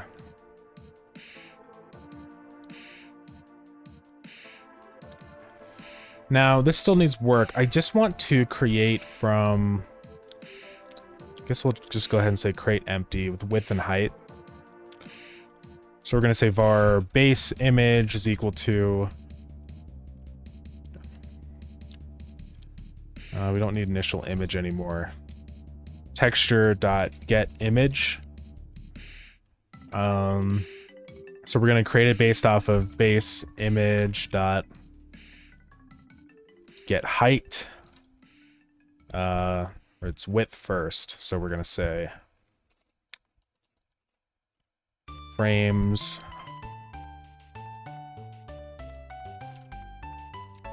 that's going to be the get width divided by the number of frames.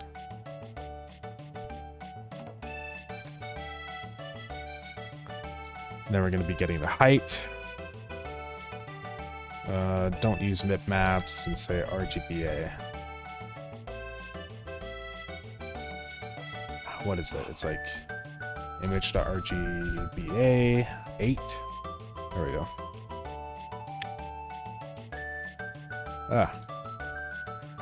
Okay, so that's creating our base image. Now we're going to say new image.blend rect.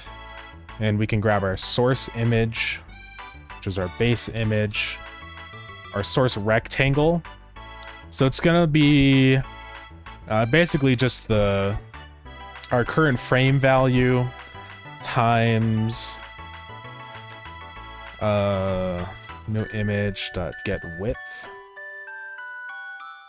And then the destination is going to be... Okay, so let's create another variable var image size. It'll just be easier to do it this way.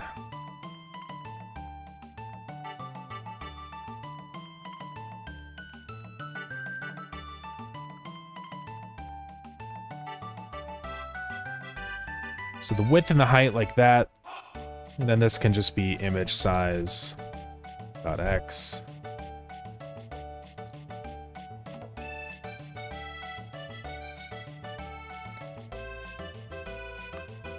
Now we will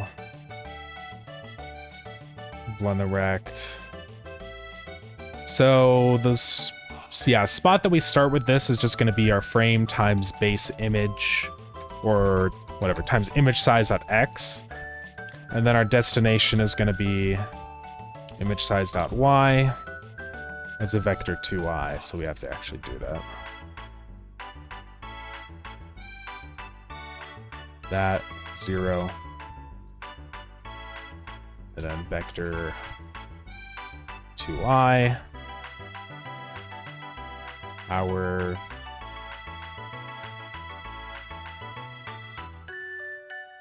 so this has to be our all of that, and then plus image size again, like that. Then image size dot y. Am I missing a let's see, base image, starting position. What's the next argument? There should only be 3. Oh, I got more than that. I see. That's the issue right there.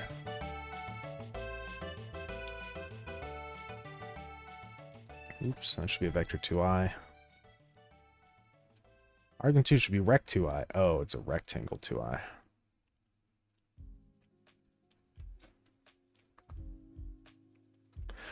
Oh, destination is just going to be 0, 0.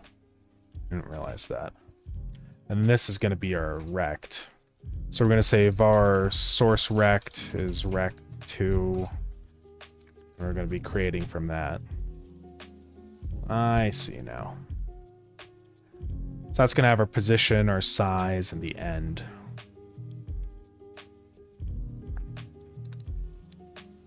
So how do we create it? Position and size. So position will be that, and then image size. I guess image size is a vector 2i.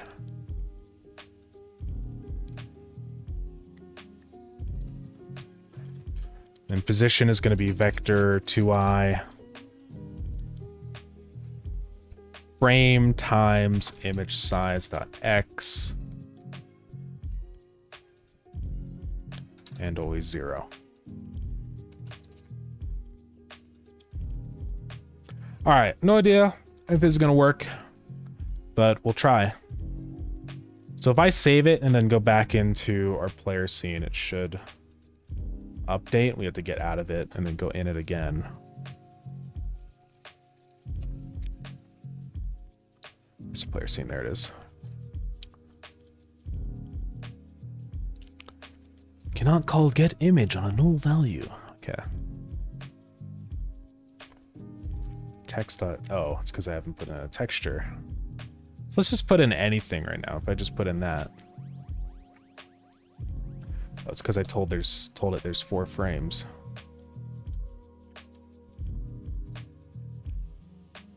But for some reason, when it's set to 1 frame, it doesn't work.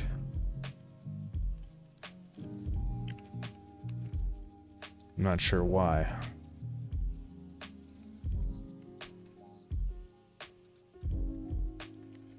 Yeah, I'll have to debug all this, but it shouldn't matter. It will be 4 frames.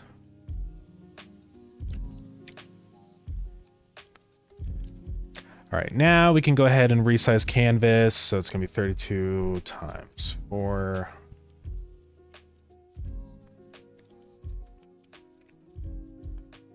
Ah.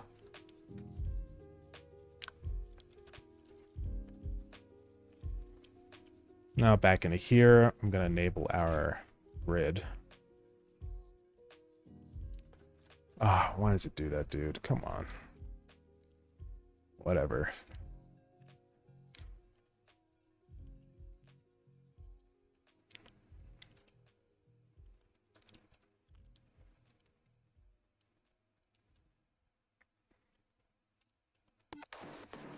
Then Gearbert 3, this guy.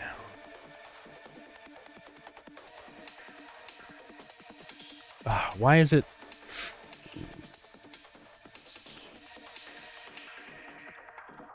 Can't take it anymore, guys. All right.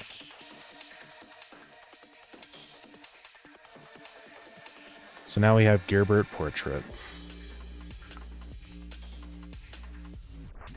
So let's see what happens when we put this in. It probably won't work. Whoa, it's working. Now I can up the speed or whatever.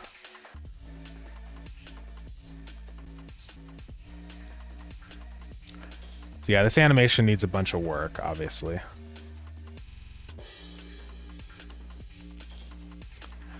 But this is nice. I can finally do animated texture recs. I don't have to awkwardly try and squeeze a whatever, a regular animated sprite node in. It's just whack, right?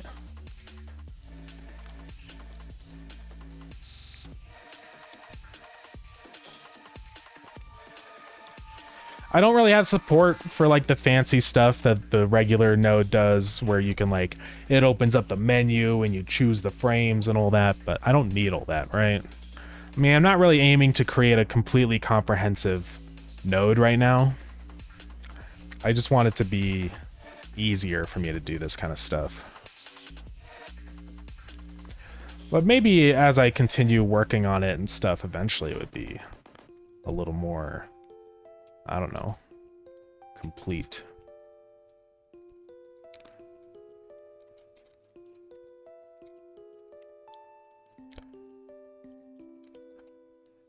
All right. Anyways, back to the stuff we were doing.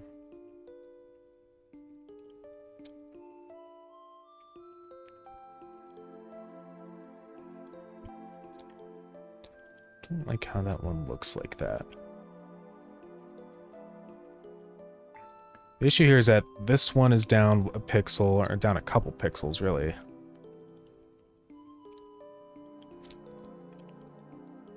But the face here is always moving up 1 pixel, which is good. That's what I want for the face movement. But for a little body movement thing here, that doesn't make any sense. I feel like this should probably get compressed a little bit or something like that. See what that looks like. Yeah, I think that's better.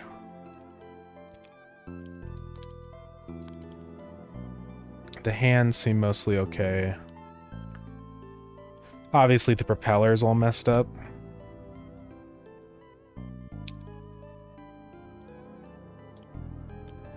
I think I'll have his mouth opening and closing alternating every single frame.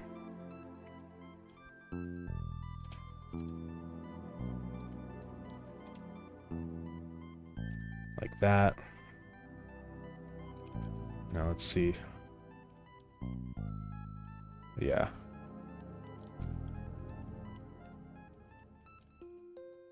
I hope this node runs okay. We'll see about that.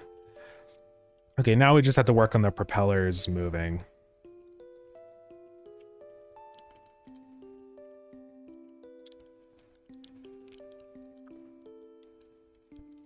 Which I don't know how fast I want those to move. I mean, maybe we have them move like every single thing.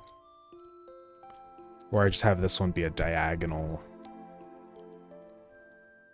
It's kind of hard to do a diagonal here because it's like a side view.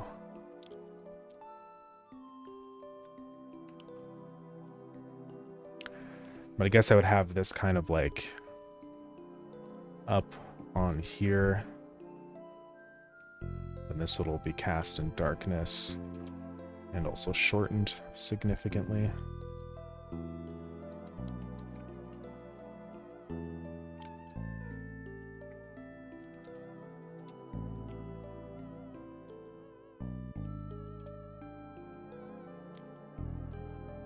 I guess something like that. Let's see. Yeah, that's better. Then we just need to do the other variation. Which for the other one is just going to be this, but flipped, so we'll just do that.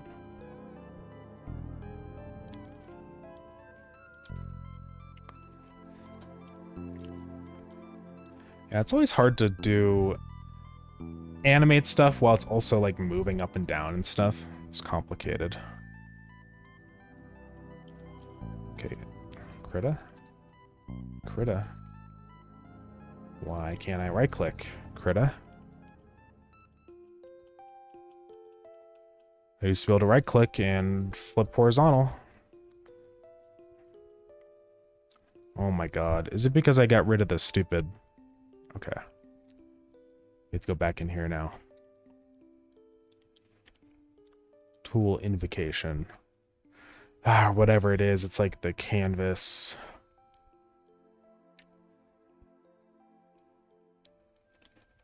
Pan, rotate.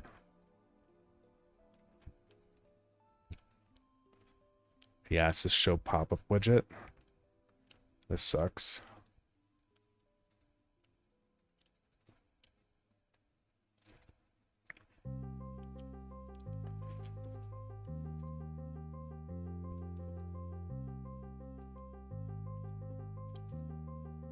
Ah, there we go. I still can't do it for some reason, though. Oh, Krita. There we go.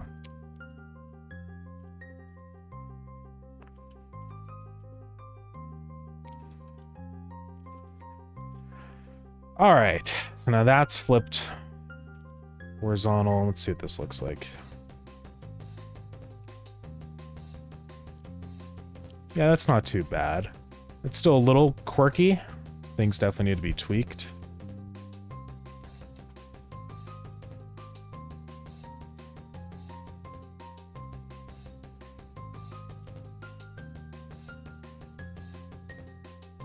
Like, that should just be dark like that.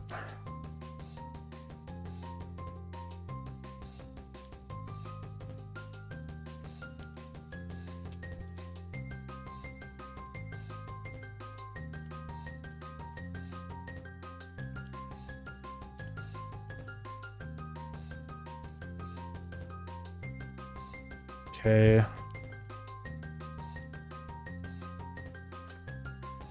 Let's see what that looks like.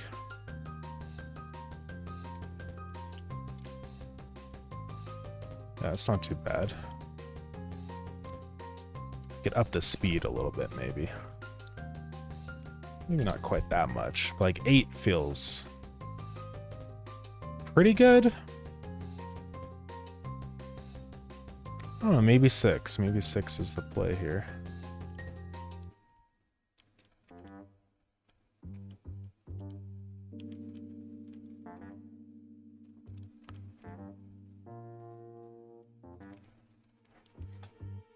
Should have his eyes go up and down like that when he talks, probably. See what that looks like. No, I don't like that.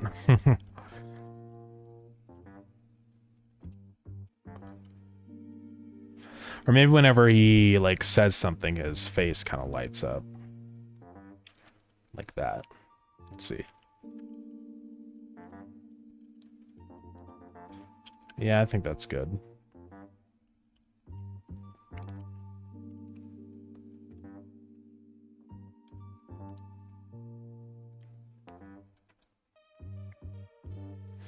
Any other tweaks I would make to this animation? The only thing I'd probably say is the height of this propeller, because it almost looks like it's moving down, because it's like there, then it's way up there, so I'd probably push it up to there.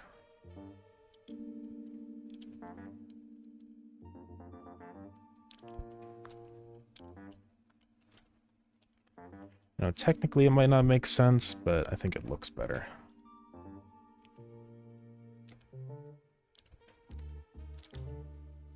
See what that looks like. Yeah, it's just a little better.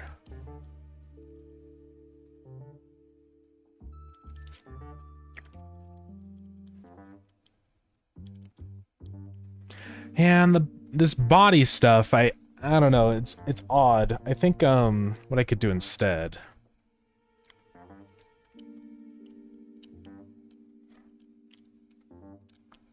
I just don't like how it stays stationary.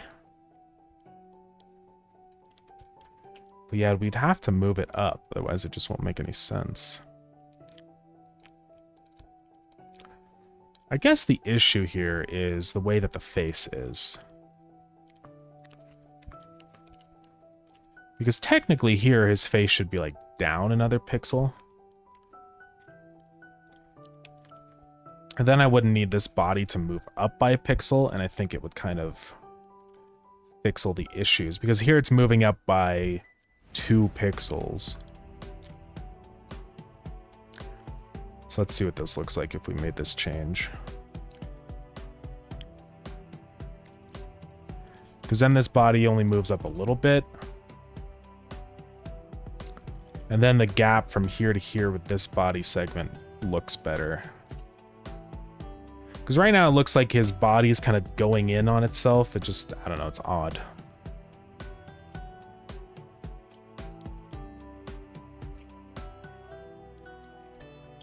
Oh, Crita. Let's see what that looks like.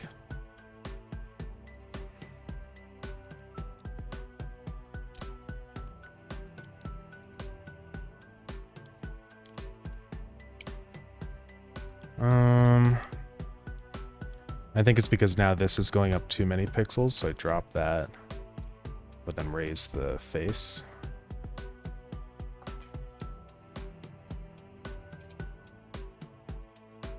See what that looks like.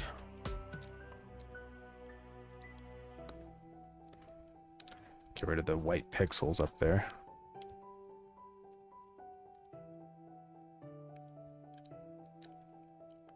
Oh, but then I guess we have the same issue of the body segment not moving, so...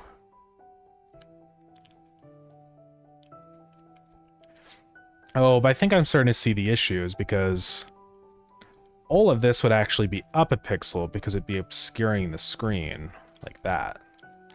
I think that'll fix our issues. There we go. Yeah, sometimes you just gotta tweak things.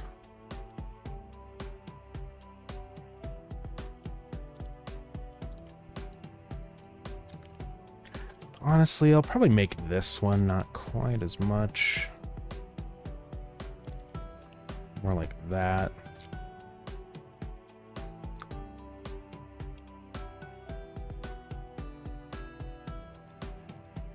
Let's see what that looks like. All right, there we go. I'm pretty happy with that animation. We could increase speed a little bit if we wanted to 8.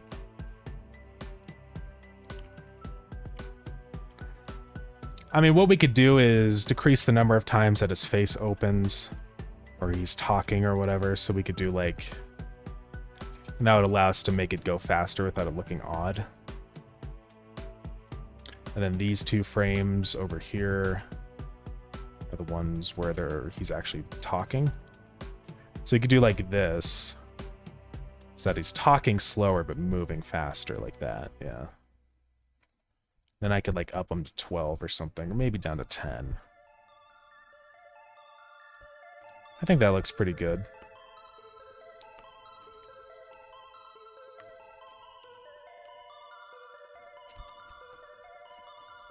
Then he's gonna be chatting over here. Maybe down to 8. I don't want it to be too crazy. Alrighty. Well, I'm glad that I did the animated texture rect, because I was really tired of having no way to animate a texture rect and having to force a stupid animated sprite in. It never made sense. I'm gonna also rename that one to frame count. Now, it still seems that there might be an issue where... So what is this? No. Oh, I probably have to reopen. Close the scene. When you say that the frame count is 1, I mean, obviously you're not going to be using an animated texture if you're setting your frame count to 1, then what's the point, you know? But I still don't want any issues to happen here. Yeah, like for some reason this just isn't doing anything now. Still complaining about the same error, I think.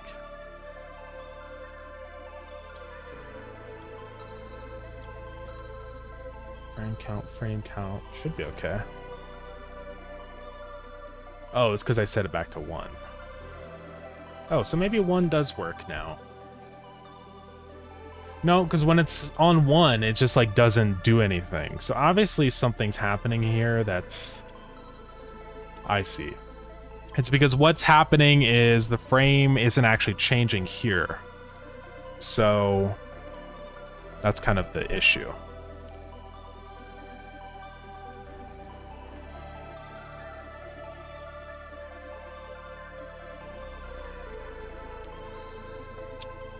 So I think I'll just say... Because, yeah, it would be like doing infinite frames or whatever.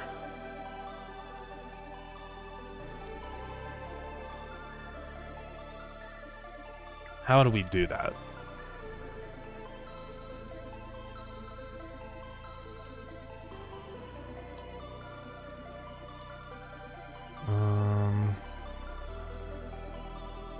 Let's think here.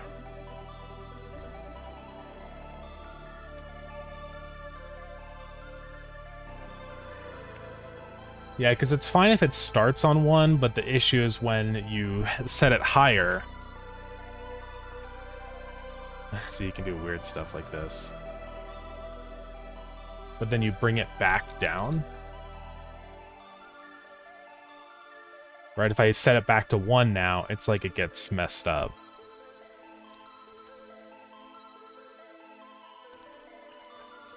So, how are we gonna do that?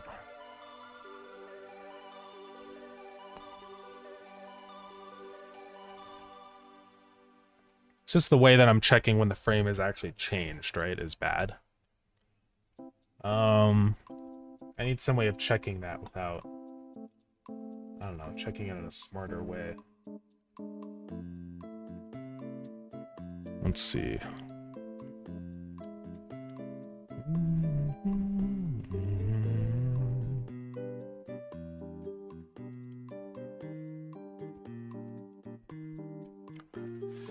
How am I gonna do that?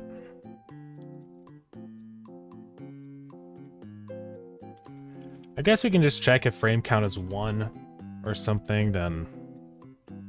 Also, can I set like a range for what the export variable can be? Let's see.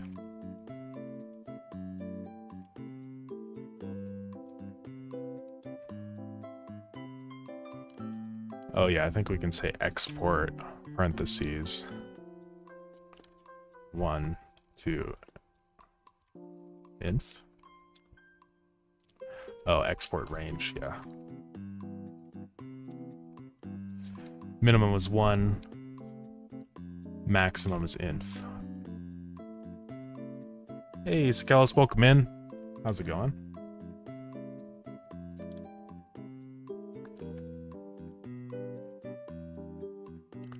It didn't seem to work, though. I can still set it to 0.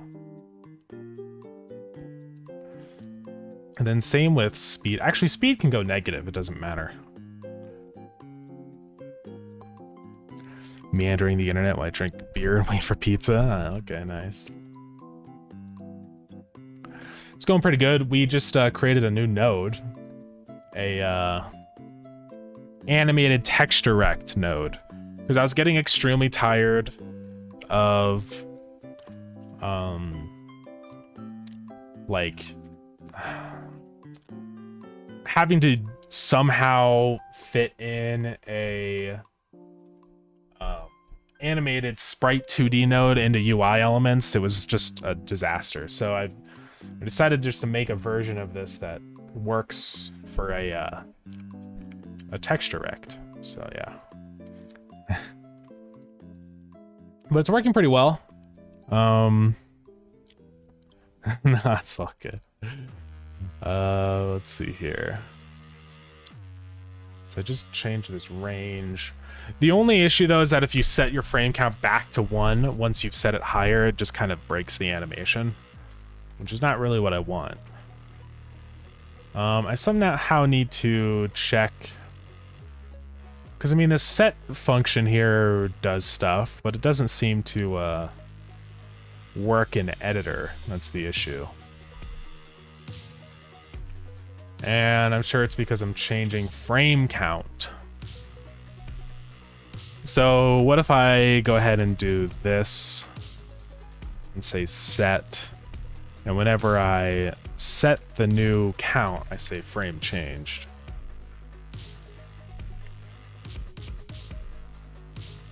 Like that. Does that work? Oh? I can't increase the frame count for some reason.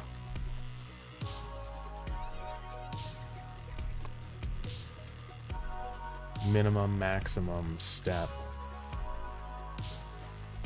Can I do like export range?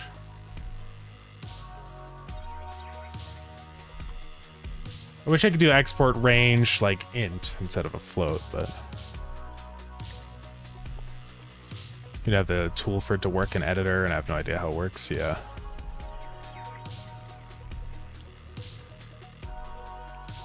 I guess I can just set this to a crazy big number.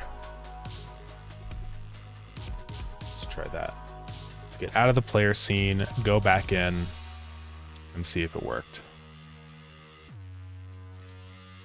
So, yeah, it won't let me set the frame count. Oh, it is letting me set the frame count? I'm just stupid, because it's working now. So I have to say frame count is equal to new value. And then we emit frame changed again. Check it out. So now it doesn't break whenever we set the frame count. If we set it to something invalid like 0, it just just stops, you know. Cool. So just set that to 4. I just want to make a nice, reusable, animated texture rec node that I can use other places now in any game that I'm making Godot. The great thing about this is, like, control nodes are universal. Whether it's a 3D or 2D game or anything, I'm going to be using control nodes, so... Yeah, this is the tool thing. Yeah, I have at the top, you know, at tool, so... So I think everything's working just fine.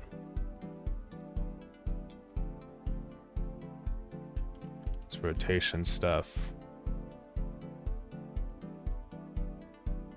Yeah, getting notified when resources change. That's what I just added, the set thing here. No, it's all good. So yeah, I think it'll work.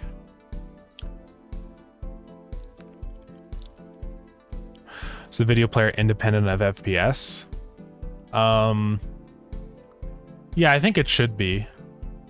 Do you mean the animated node?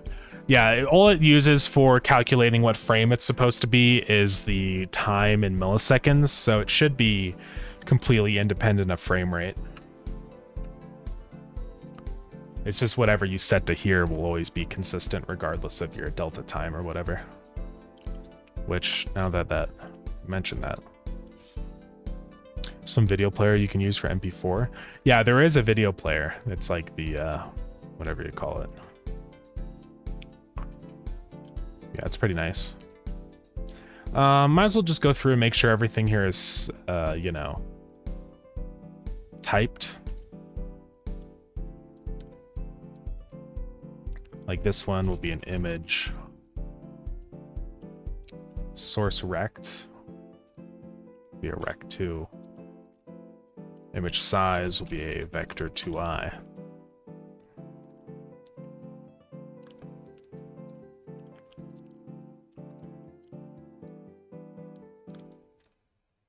Base image. Oh yeah, this is also going to be an image. There you go. Look at that. Everything is type safe. Cool. But that doesn't care about frame rate. You can maybe cheat into smaller animations. Yeah. Yeah, I imagine that would probably be pretty bad for file size and stuff, because what's nice about this is it's just native sprite resolution. It's like extremely tiny. But yeah, with having to export your animations as a MP4 would probably start to add up pretty quick, I imagine. But anyways, the whole reason I did all this, now let's finally load into the game and I'll show you guys.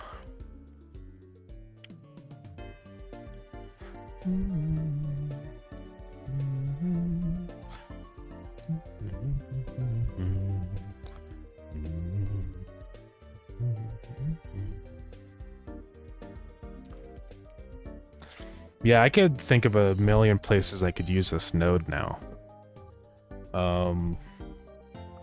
I think I could use this node like in the shop and stuff. There's a million places I could put it now. I am glad that I created this. It really simplifies a lot of things. Yeah, let's look at it. Let's look. Here we go. Oh, it's dead. Oh, it's not the new node's fault, though. Don't worry. It's because my character portrait node changed into a different kind of node, so... Okay. Don't worry, don't worry. Let's retry this.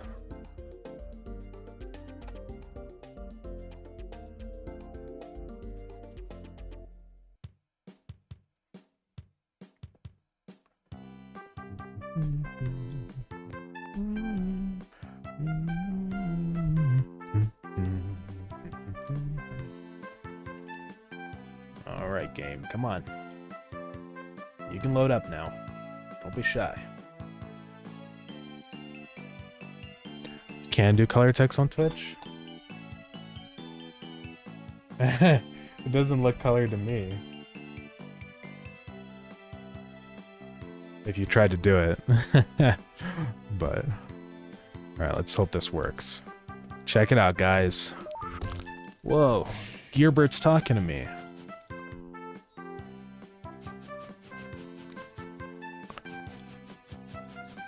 My overlay says it's colored? Oh. Oh yeah, that's really interesting. I wonder if, I don't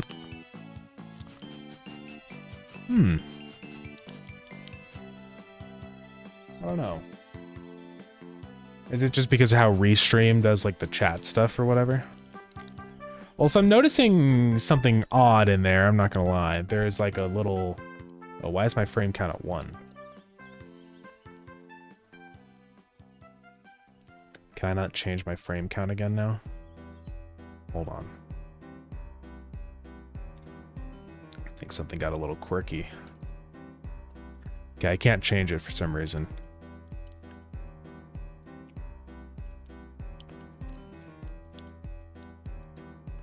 Maybe let's not set a default value.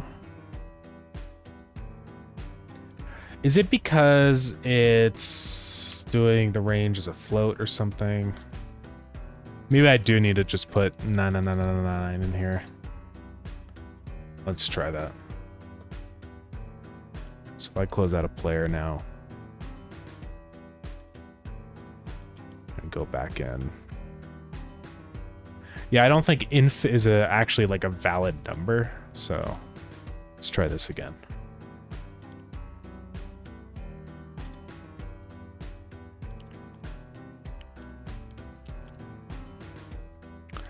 Oh, so you see that in yellow? It's interesting. Yeah, because I don't see it as yellow on Twitch. Huh. How would you even do colored text? So like BB code?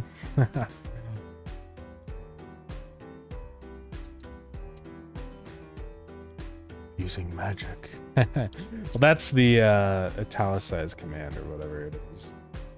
I forget how to do I did this in the overlay when I send announcements and stuff. I mess with the formatting. Oh, is it like I have to make it visible or something, or allow colored timestamp for new messages? Oh. It's crazy I didn't have that on before.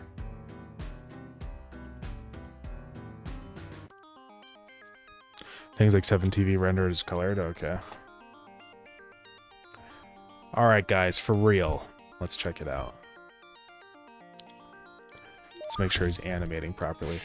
There's something weird going on where he's like stuttering between 2 frames, so we'll take a closer look at that. It probably has to do with some kind of float rounding or something, unfortunately. But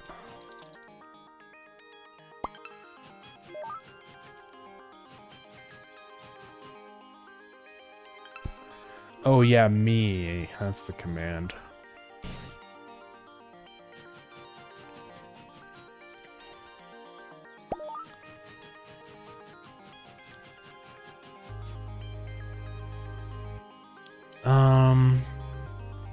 Okay, so what's going on there? It's just like a little frame stutter.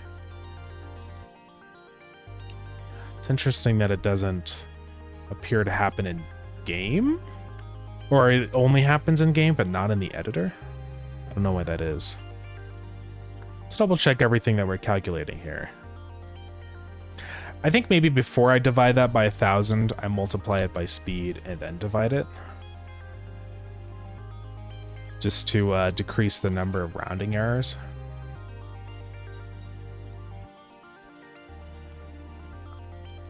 That'll probably help.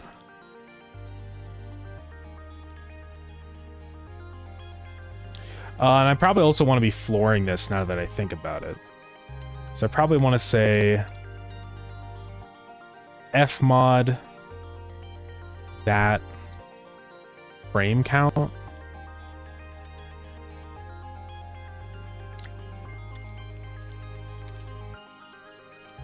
And then after that, I want to say lore. because I never wanted to get larger. I think that's the issue probably, is that our frame count was like too high. So we'll try that and see if that fixes that issue. Otherwise, everything down there should be fine, I think. No, it's still bugging out. I don't know what's going on. Let's go ahead and print what our new frame is.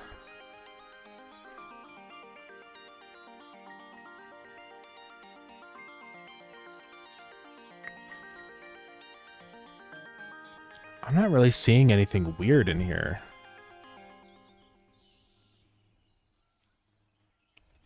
One, two, one, two, one. Okay, though that's the issue.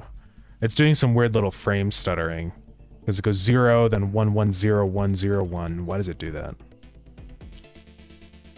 So wait, let's get out of the player scene in there and just make sure that's not the one printing. Oh, that might have been the issue. It might have just been printing what was in the editor. This all seems fine. It just jumps from 3 to 0.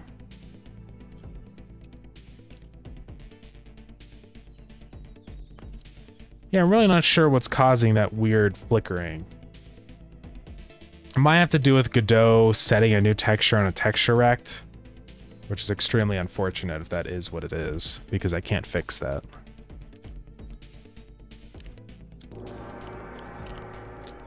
So Archimedes, thank you for the follow. Appreciate it. Yeah, I mean, if that is the case, then I can't do anything. I don't know what else I would do about it.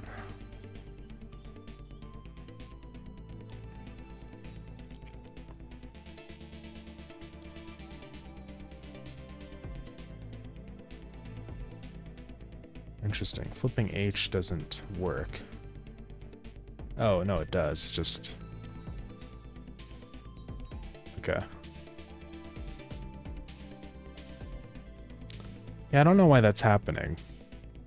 It's just a very minor thing. You can see, like, it's... I'm trying to figure out which spot it is.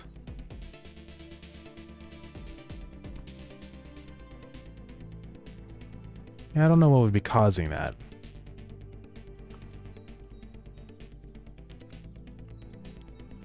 I mean, we're just saying if new frame is not equal to the last frame in here.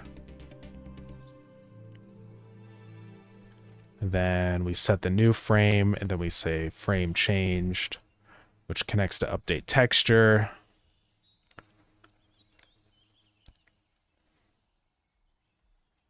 Seems like all the positioning stuff is fine, so I don't think it's anything in here. But yeah, it's hard to say.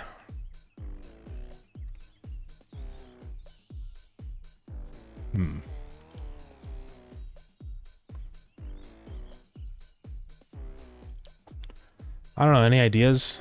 I might just have to restart the game or something, maybe. Let's do that.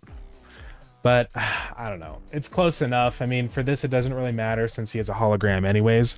It almost looks like it's intentional. So I'm not going to worry about it. But if I do want to make this like a reliable node that I use everywhere, I do want to find out why that's happening. Yeah, I might have to do with like some kind of weird Godot thing.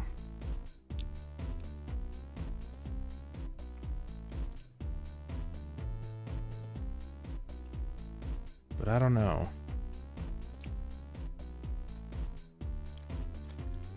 Unless it's something like for a frame, it's like...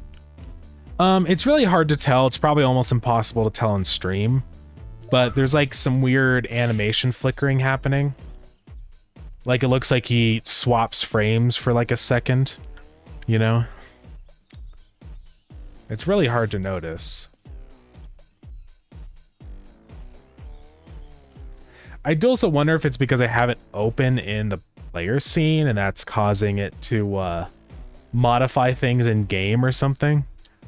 That could be really interesting if that's the issue. I don't think that would happen, but let's open up the game again and make sure. Wouldn't that be crazy if that was what was happening? I mean, in that case, I would just make it not a tool script or whatever. Or if we're not in the editor, then make it not do anything.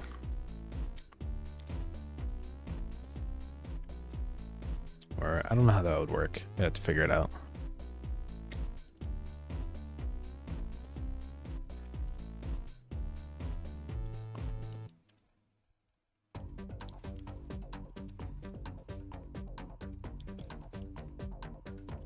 All right, let's see. With the player scene closed, is it normal? No, you can definitely see it's doing something weird. So I'll keep trying to troubleshoot and figure out what's happening. It almost looks like it's just not doing the frame, which is really weird.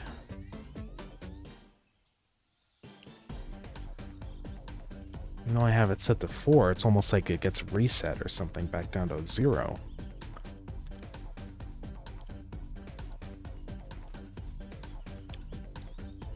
Maybe out of curiosity, I'm just going to make it not a tool script anymore, in case that's like doing something weird.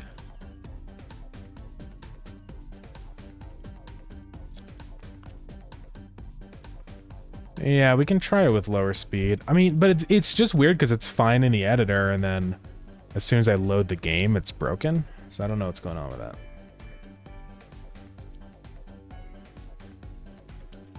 I'll just stay closed out of the player scene. I'm not going to worry about it. I mean, we'll continue on with the rest of everything else, but I'll look at it later, try and figure it out. Probably just off stream. There's gonna be a lot of printing and stuff, checking values. Although it seemed fine, like when I was printing the values, I didn't really see anything odd, so I don't really know.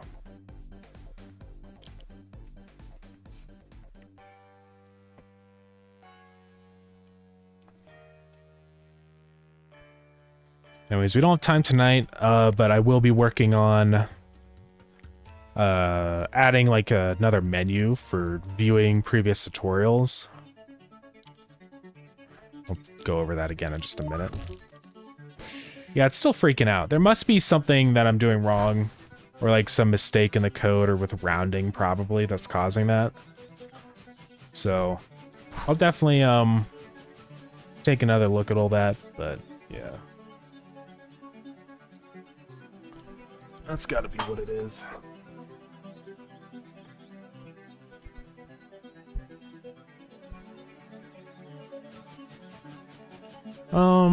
Alright. But I do like how that looks. It definitely, I don't know. Just make things feel a little more polished, that there's actually like a guy talking to you instead of just random text from nowhere.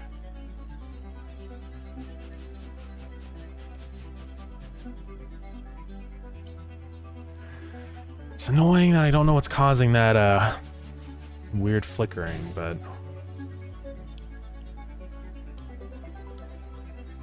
I mean, I can start changing the values in here in game.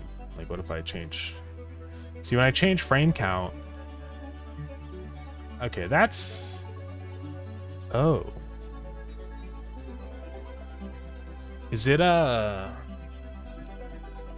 doing something weird here? You see that, right?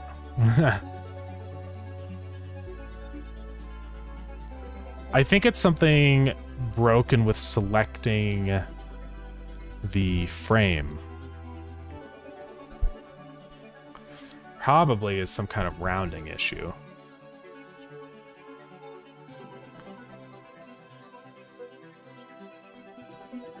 Because, like, dividing that by an int, height is fine. Source rect is going to be...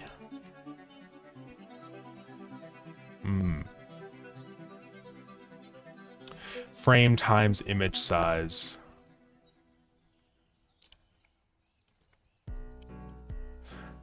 So I bet it's something with this frame count right here. Maybe if we set a... like, keep this in terms of floats right now.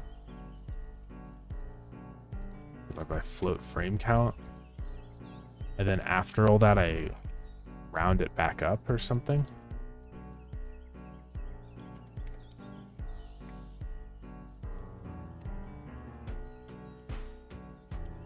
Because why is that like changing its frames, right? It's set to frame count of 1.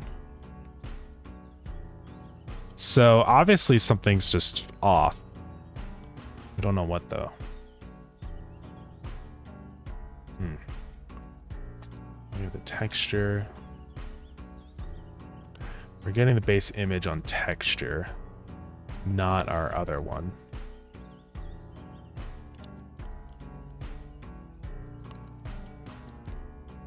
Empty one, image size X, image size Y. Thank you for the speed. I feel like it's the image. It's clearly getting the second frame somehow, which doesn't make any sense. It's frame count of 1. It should just be fine. And base image is, yeah, text.getImage, which is this one.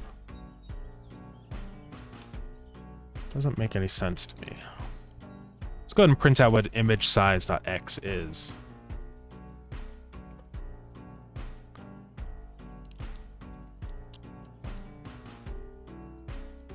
Okay, so it's not calling that function?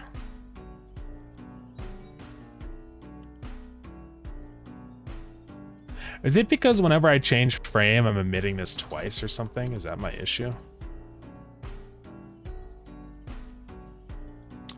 Do I have to say like frame.set? New frame?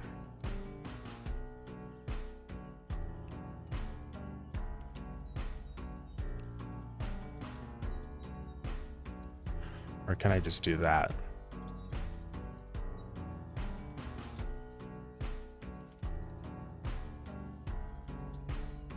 I don't know.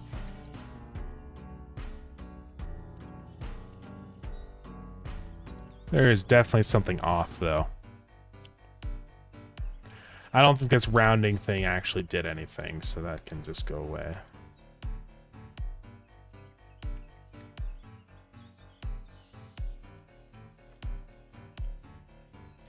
Yeah, that's so it looks like it still does do this stuff even if you set like change it in code, which is actually really nice to know. I should implement that more. You could do some awesome signals and stuff. And the horizontal size and everything seems to be okay. I almost think it might have to do with the source rect of our frame times our image size. I think that might be our issue right here. So if I print out whatever our source rect is,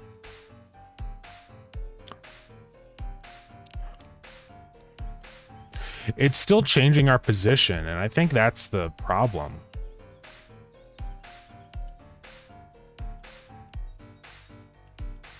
It doesn't make any sense what's happening here. Yeah, the position of the source rectangle is still changing somehow. I mean, the starting position is frame times image size. So somehow that's being still changed, even though I've set the frame count.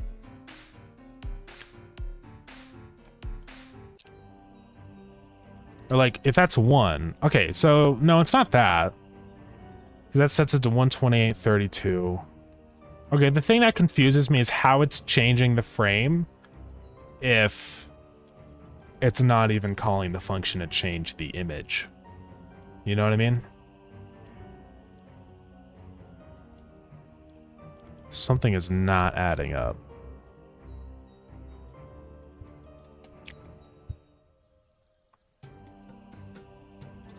How does that even happen?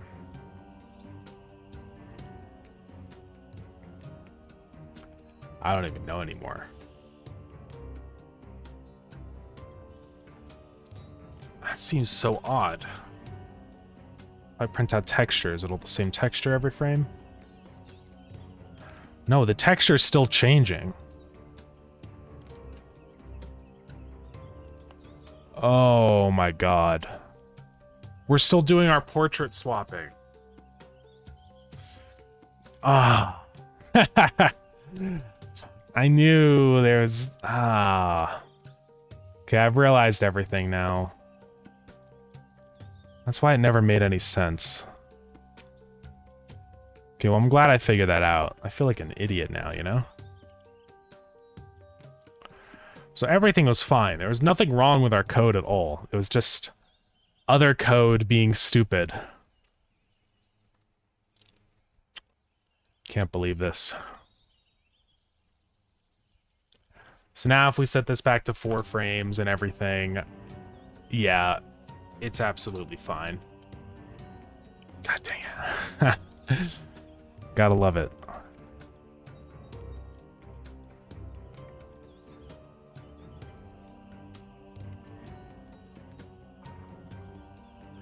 Oh well.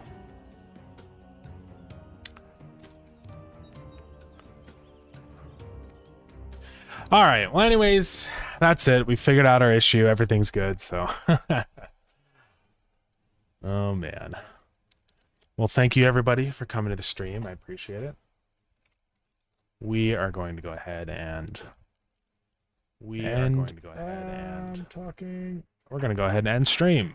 So, man, I can't believe that was the issue still. I feel insane. Oh well. Alright. Thank you everybody for coming. We'll be live again tomorrow. Probably working a little more on Starground stuff. Maybe on our little maze game. We'll see. But yeah, let's go ahead and raid somebody. Let's see what we got here.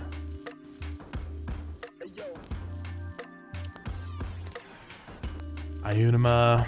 Are they working on the spider game? I believe so. So we'll go ahead and raid them. If Twitch would load. There we go. Alright, well, thank you everybody. I will be live again tomorrow. Feel free to buy Starground, join the Discord. This update with the new tutorial system and everything will probably be out pretty soon, actually. The year Steam anniversary is on the 19th, so I'll probably put it up then. We also go on sale on the 20th, by the way. Apparently not the 19th, because there's a sale cooldown, just as a warning to everybody. But yeah. Anyways, I'm gonna start the raid. Thank you, everybody. Sorry that was stupid and forgot that my old code was the problem after all, but it's okay. Sometimes that happens. All right. Goodbye, everybody. Bye-bye.